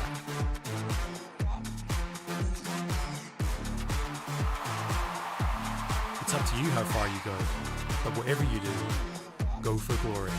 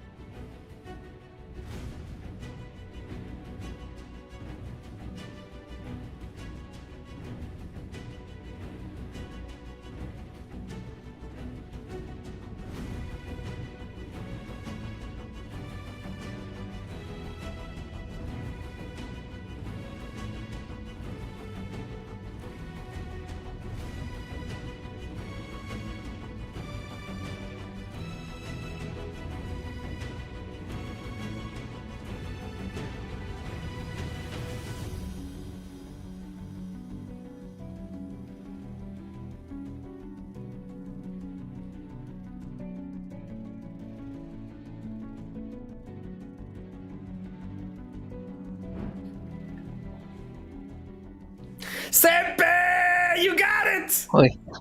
Hello. Oi, you didn't start with oi. You know what I mean? You made playoffs. You start with oi. Yeah. I mean, we knew, so. Oh, you knew. Oh, I didn't read the script. My bad. It's on me. I got the script late. Was it a hard one? Was it an easy one? It was comfortable, wasn't it? Yeah, I mean, we had some random moments in this game, but I think overall it was okay. Well, when you look into the past few weeks where, hey, our spot is not secured even though we worked really hard for this one, did you get nervous at all, or were you still comfortable? Like, we still have 2 shots and 1 versus LLS. No, I think we kinda knew it was in our hands. Like, we can beat everyone. So, if we lost, like if we didn't end up in playoffs, it's because we just missed it. And if we end up in playoffs, like now, it's because we did well. So, that's it. You're locked in for playoffs, so let's look ahead. Best of 5. Now the challenge begins. It's a best of 5. Is there any team you are afraid of the best of 5 scenario, of the way they can adapt their coaching and the way they can build up a meta within playoffs fight? No, I mean, we are not afraid of anyone. Like, I think we want to play. We really want to play via Rudy because we lost against them. But wait, you want to start off versus Ready straight off the bat? Yeah, exactly. Like we have to win against them. Okay. So let me know why. How can you win versus Ready? What makes you believe like, hey, we can beat Ready on the best of 5? We didn't do it on the best of 1, but we can surely do it on the best of 5. I mean, best of 1s, it's always like a bit flip. Like you go and maybe you troll the draft, or you troll in game one thing and then the game is fucked. Like you cannot adapt to anything, but in best of 5, it's kind of different. Like you can draft different or try stuff and see how the best of 5 like evolves while you are playing it, or see how they are playing. I don't know. There's a lot of room to be different in best of 5. I see. So when you bring this up, this is the last question I have for you, so you can rest as well and celebrate. This is a tough one with the information you brought it up. What's your favorite food? My favorite food? Okay. Maybe, I don't know if lasagna or macarons. I mean, I don't know how. I think it's called macarons. That's good. Okay. It's good. Yeah, it's good. But lasagna, good lasagna, homemade lasagna, Yeah, right? It's got like No, it is lasagna. You just looked at this guy like. Yeah, I think it's lasagna. I on you. I got you. So that's your favorite food. But if you could ban a food from existence, a plate, a dish, what plate would you ban for life? I gotcha. Okay, I mean, I don't know the word in English, but it's I don't know. I mean, I know in Spanish, but I don't know in English. Say in Spanish. Judías? I don't know. It's like green and like green balls. I don't know. It's really bad. It doesn't look good. It doesn't look good. Okay. No. CP, thank you so much for the interview. Congratulations on the victory. Congratulations on getting to playoffs and EMEA Masters as well. Let's see if you can fight off versus Ready. I'm going to hold you on to that. Yeah, after we win tomorrow, we go winner bracket against Rudy, and you will see. I'll see. Thank you so much. Have a lovely one. Thank you too as well. See you. Lasagna gang! Okay. I second banning green balls from my plate. Just period. I'm right there with you, Simpy buddy. Don't you worry. I was trying to find it on on Google. Please tell me you didn't Google green balls. Obviously not. Got him. Catpers! Right. I got it. Should we talk about the MVP? Yes, Yeah, sir! Theo yeah. Cax joining in! Why though? Why him?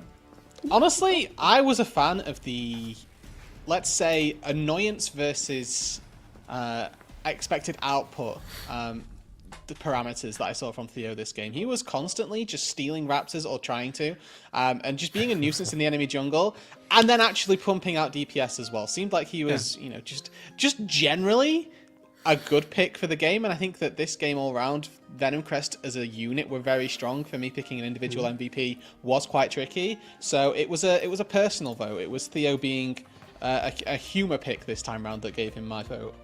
And one thing about the annoyance thing, right? I think generally the meds we're seeing with these AP junglers rise, like the Cats, the Syra, the Brand, all of these champions, if you don't draft the right tools to play against them, are so annoying, man. The Requiem, the ability they have, especially with the Faded Ashes, to clear and steal camps so quickly is just so annoying to deal with. And again, if you don't have like perfect lockdown, when they get that Ralize, it's so hard to either get out of their range or into attack range of them if you are immobile. And like, I just hate them in the jungle. Can we please nerf them to the ground? I know they're being nerfed in 14-14 at early Syra and Brand, so at least things should get a little better. So that means we might get that on playoffs. I think that's the patch we're going to be playing in. So let's hope that's going to be nerfed at least a little bit. Please. But before we go onto Sky, we need to look into Space. Let's talk with him. Natives, Space. Hello. We finally meet again. I Yeah, we missed you. Man. finally What meet happened? again. What happened? You've been What running happened? away from interviews. I mean, after I got benched, I didn't think I would come back to interview, so I was sad that we wouldn't have our 1-on-1 anymore after the games, you know? Oh. But yeah, now... I'm still waiting for the specific toy to be shown with batteries. What, you haven't? Man, oh man, no, I don't. Oh, you forgot about it! You promised me at the beginning of the I split! didn't even know I was gonna... Okay, tomorrow I'll do the interview, and tomorrow I have it. I promise you. I don't pinky file me, pinky man! promise. Pinky No, promise, we because I got still this. have it right here. It's still right there. It's just waiting. I love how everybody's like, wait, what is he talking about? Yeah, just Spice, go look tell at me my past something. interviews. This could have been it. You guys could have ruined the chances from Venom Crest, made everything interesting. It slipped. Why did it slip? I mean, there are a lot of reasons. I mean, Ooh. Look, I don't know. Like, it's just we aren't playing as a full team, I feel like. And I mean, since that we are out of playoffs, it's like we are. The mood is better, but it's more for fun, I would say. Not that we're playing for fun, of course, because that's one, not allowed, and two, that's kind of weird to do. But yeah, a lot of stress is just gone now that we are out of playoffs. So we are testing stuff out. For example, I'm getting Aphelios. Meanwhile, I'm not known for playing Aphelios at all. But yeah, and on this game, we just played not into our strong points. We had to get too early game and out of lane a little bit fine. And then at one item, we should start winning. And then we didn't take the chance of winning. And then they kind of became stronger than us. Makes sense. You're going to be fighting versus DMG tomorrow. What Yeah. can we expect? We are absolutely gonna smash them. There's no chance they win. Oh boy. Okay. If you could pick a champion, like your favorite champion, what champion would it be? Draven. Draven, for Wait, sure. Draven? Because Yeah, I you keep used to be a highlighting Draven one. Draven. I know you were a Draven one trick, and I keep seeing you highlighting him, and you never do it. Yeah, I mean, it requires a certain playstyle to play Draven as a team. And if I pick Draven, then it means we have to play around me, and if you look at our games, we never really play around the ADC, right? Like, we kind of weak side and we play for Theo. Which, if I'm gonna throw a random Draven in there, then it's not gonna work, you know? Then I'm on the weak side with Draven, and I'm gonna lose my sticks, or I can't CS, and then I'm just gonna cry in a bush or something, you know? Just like that, I got information of how the team works and where do you put the money. Thank you so much. I was searching for that. I was trying to bait you in. Thank you. Tell me something really important. Spice, this is it. Favorite food? Oof. Can it be a dessert? Yes, it can. Tiramisu. But I make it myself. Like You my make it homemade yourself? tiramisu. Where did you learn that? My sister is really good at cooking, so she taught me tiramisu, and then I kind of did my own things with it. And now I swear it's the best tiramisu you'll ever taste. Ladies, I'm just saying, he's single. I don't know, but probably is. I don't know. DM's open. But if you could ban a dessert, which dessert would you ban? Oh, ban a dessert. Yeah, for life. Never to be seen again. It's gone. But I like all desserts. What do you mean? It's like... What do you mean? Have you ever had a That's dessert based- that's bad? Yeah. What? Why are you I don't eating know. that your dessert is bad? No, I don't want to Duckling showed blame me your some choices, dessert but and I hate man. it. No, it's Duckling. It's Duckling's fault. It's always Duckling's fault. Okay. I was just saying, like some Danish thing he brought up. I don't know what he brought up. Like he's now screaming on my headset. So I'm just saying. So okay, if it's not a dessert, ban some sort of food. Ban. Oh, ban. Oh, I don't know the word in English. Another person brings it up. Okay. Tell me in your language. Wait. I tell Google me. it real fast. Okay.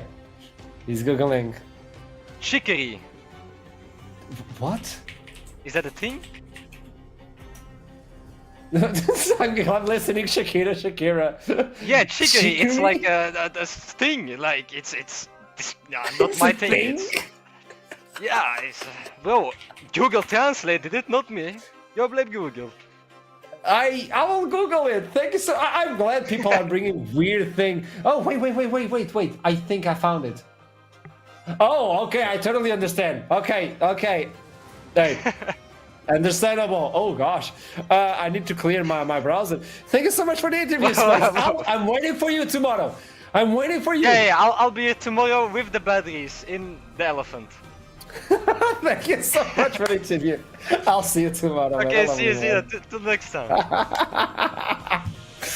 Sentences Chaos. you never thought you'd hear on the NLC. I'll be here tomorrow with the batteries in the elephant. Especially the first question. Do you have your battery-driven toy with you today, Spence?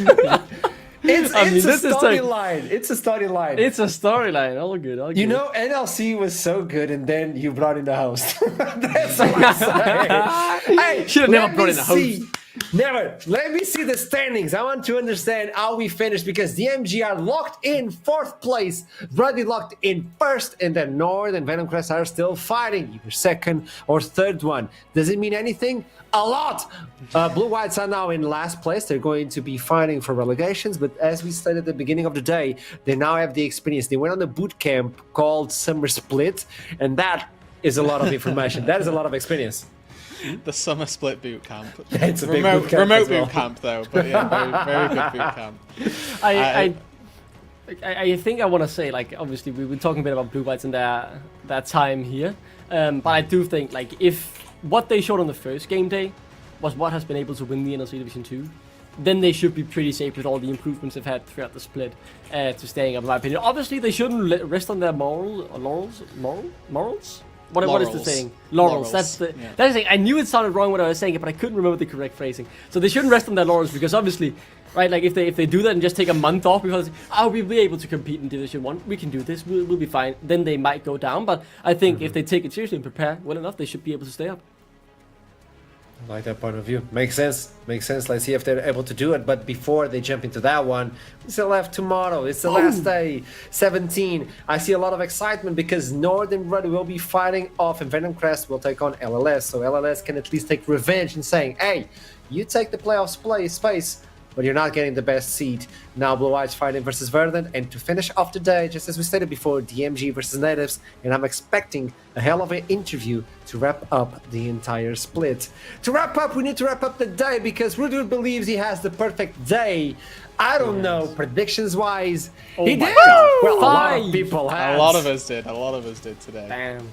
But hey, a perfect day is a perfect day. I'll take another one. I can't possibly get closed the gap on, you know? I'm still up at top. It's my first, by the way. I know it's not special because everybody had it, but it's my first. It's your Congratulations, man. Thank you. Shout out Foxdrop as well. He didn't lose points today. That's a big win for Foxdrop. He doesn't go more negative, and that's the really important part. You know. But I think Foxtrot is cosplaying a submarine, so let's showcase it for everyone. He's still under the bubble. Now only 58 points behind.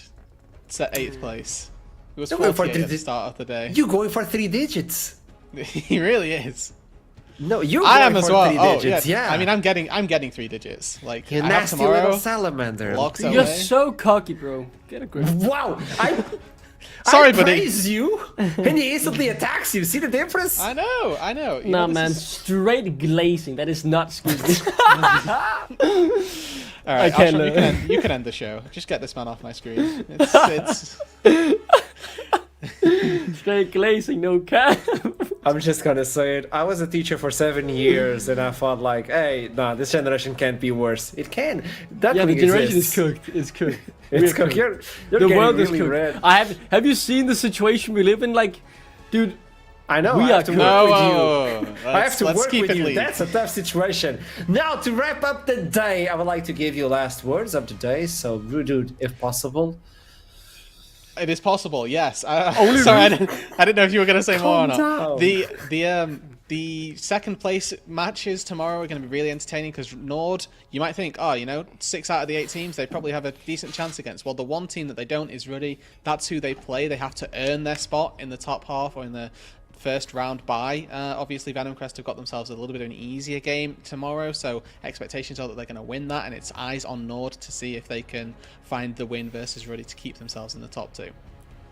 Duckling, now it's your turn. I have some actual words of League of Legends and not brain rot. I have like the main point I think that is very exciting tomorrow is we have exciting games, but the Nord Ruddy game in particular, like if Ruddy win that and go undefeated in the second half of the split, they would be the undisputed favorites to not just win the upper bracket final, but also take the real final and be our main hope heading into EMEA Masters. I'm gonna be honest, I really want Nord to win that just to remind Ruddy that they aren't invincible and keep the league a little bit more exciting. I do believe heading into playoffs that anyone can beat anyone, but instead of it being more like a group of 4, if Ruddy wins tomorrow, I think everyone will be Ruddy, and then you have everyone else just below him. Interesting. Another good thing about tomorrow is we might have someone on the desk you're not expecting. That is interesting. But for that one, you have to wait and see and join us as well. And it's the same time, same hour, same everything, same spot. And if you don't know it, join us on the social media so you can be up to par with every single information. Follow Duckling if you have some sort of issue, I don't know. And also, come on, man. Until then, keep That's climbing, crazy. never stop, keep playing, and I'll see you tomorrow. Have a lovely one. Skibbity tomorrow. I can't. Oh my god, yeah, get him off. Bring it down, bring it down. Step on the gas, let's get out of town. We gonna break out and have some fun. We gonna do what you never done. Oh yeah. Come on, take your body with you. It's a money weekend. Everything we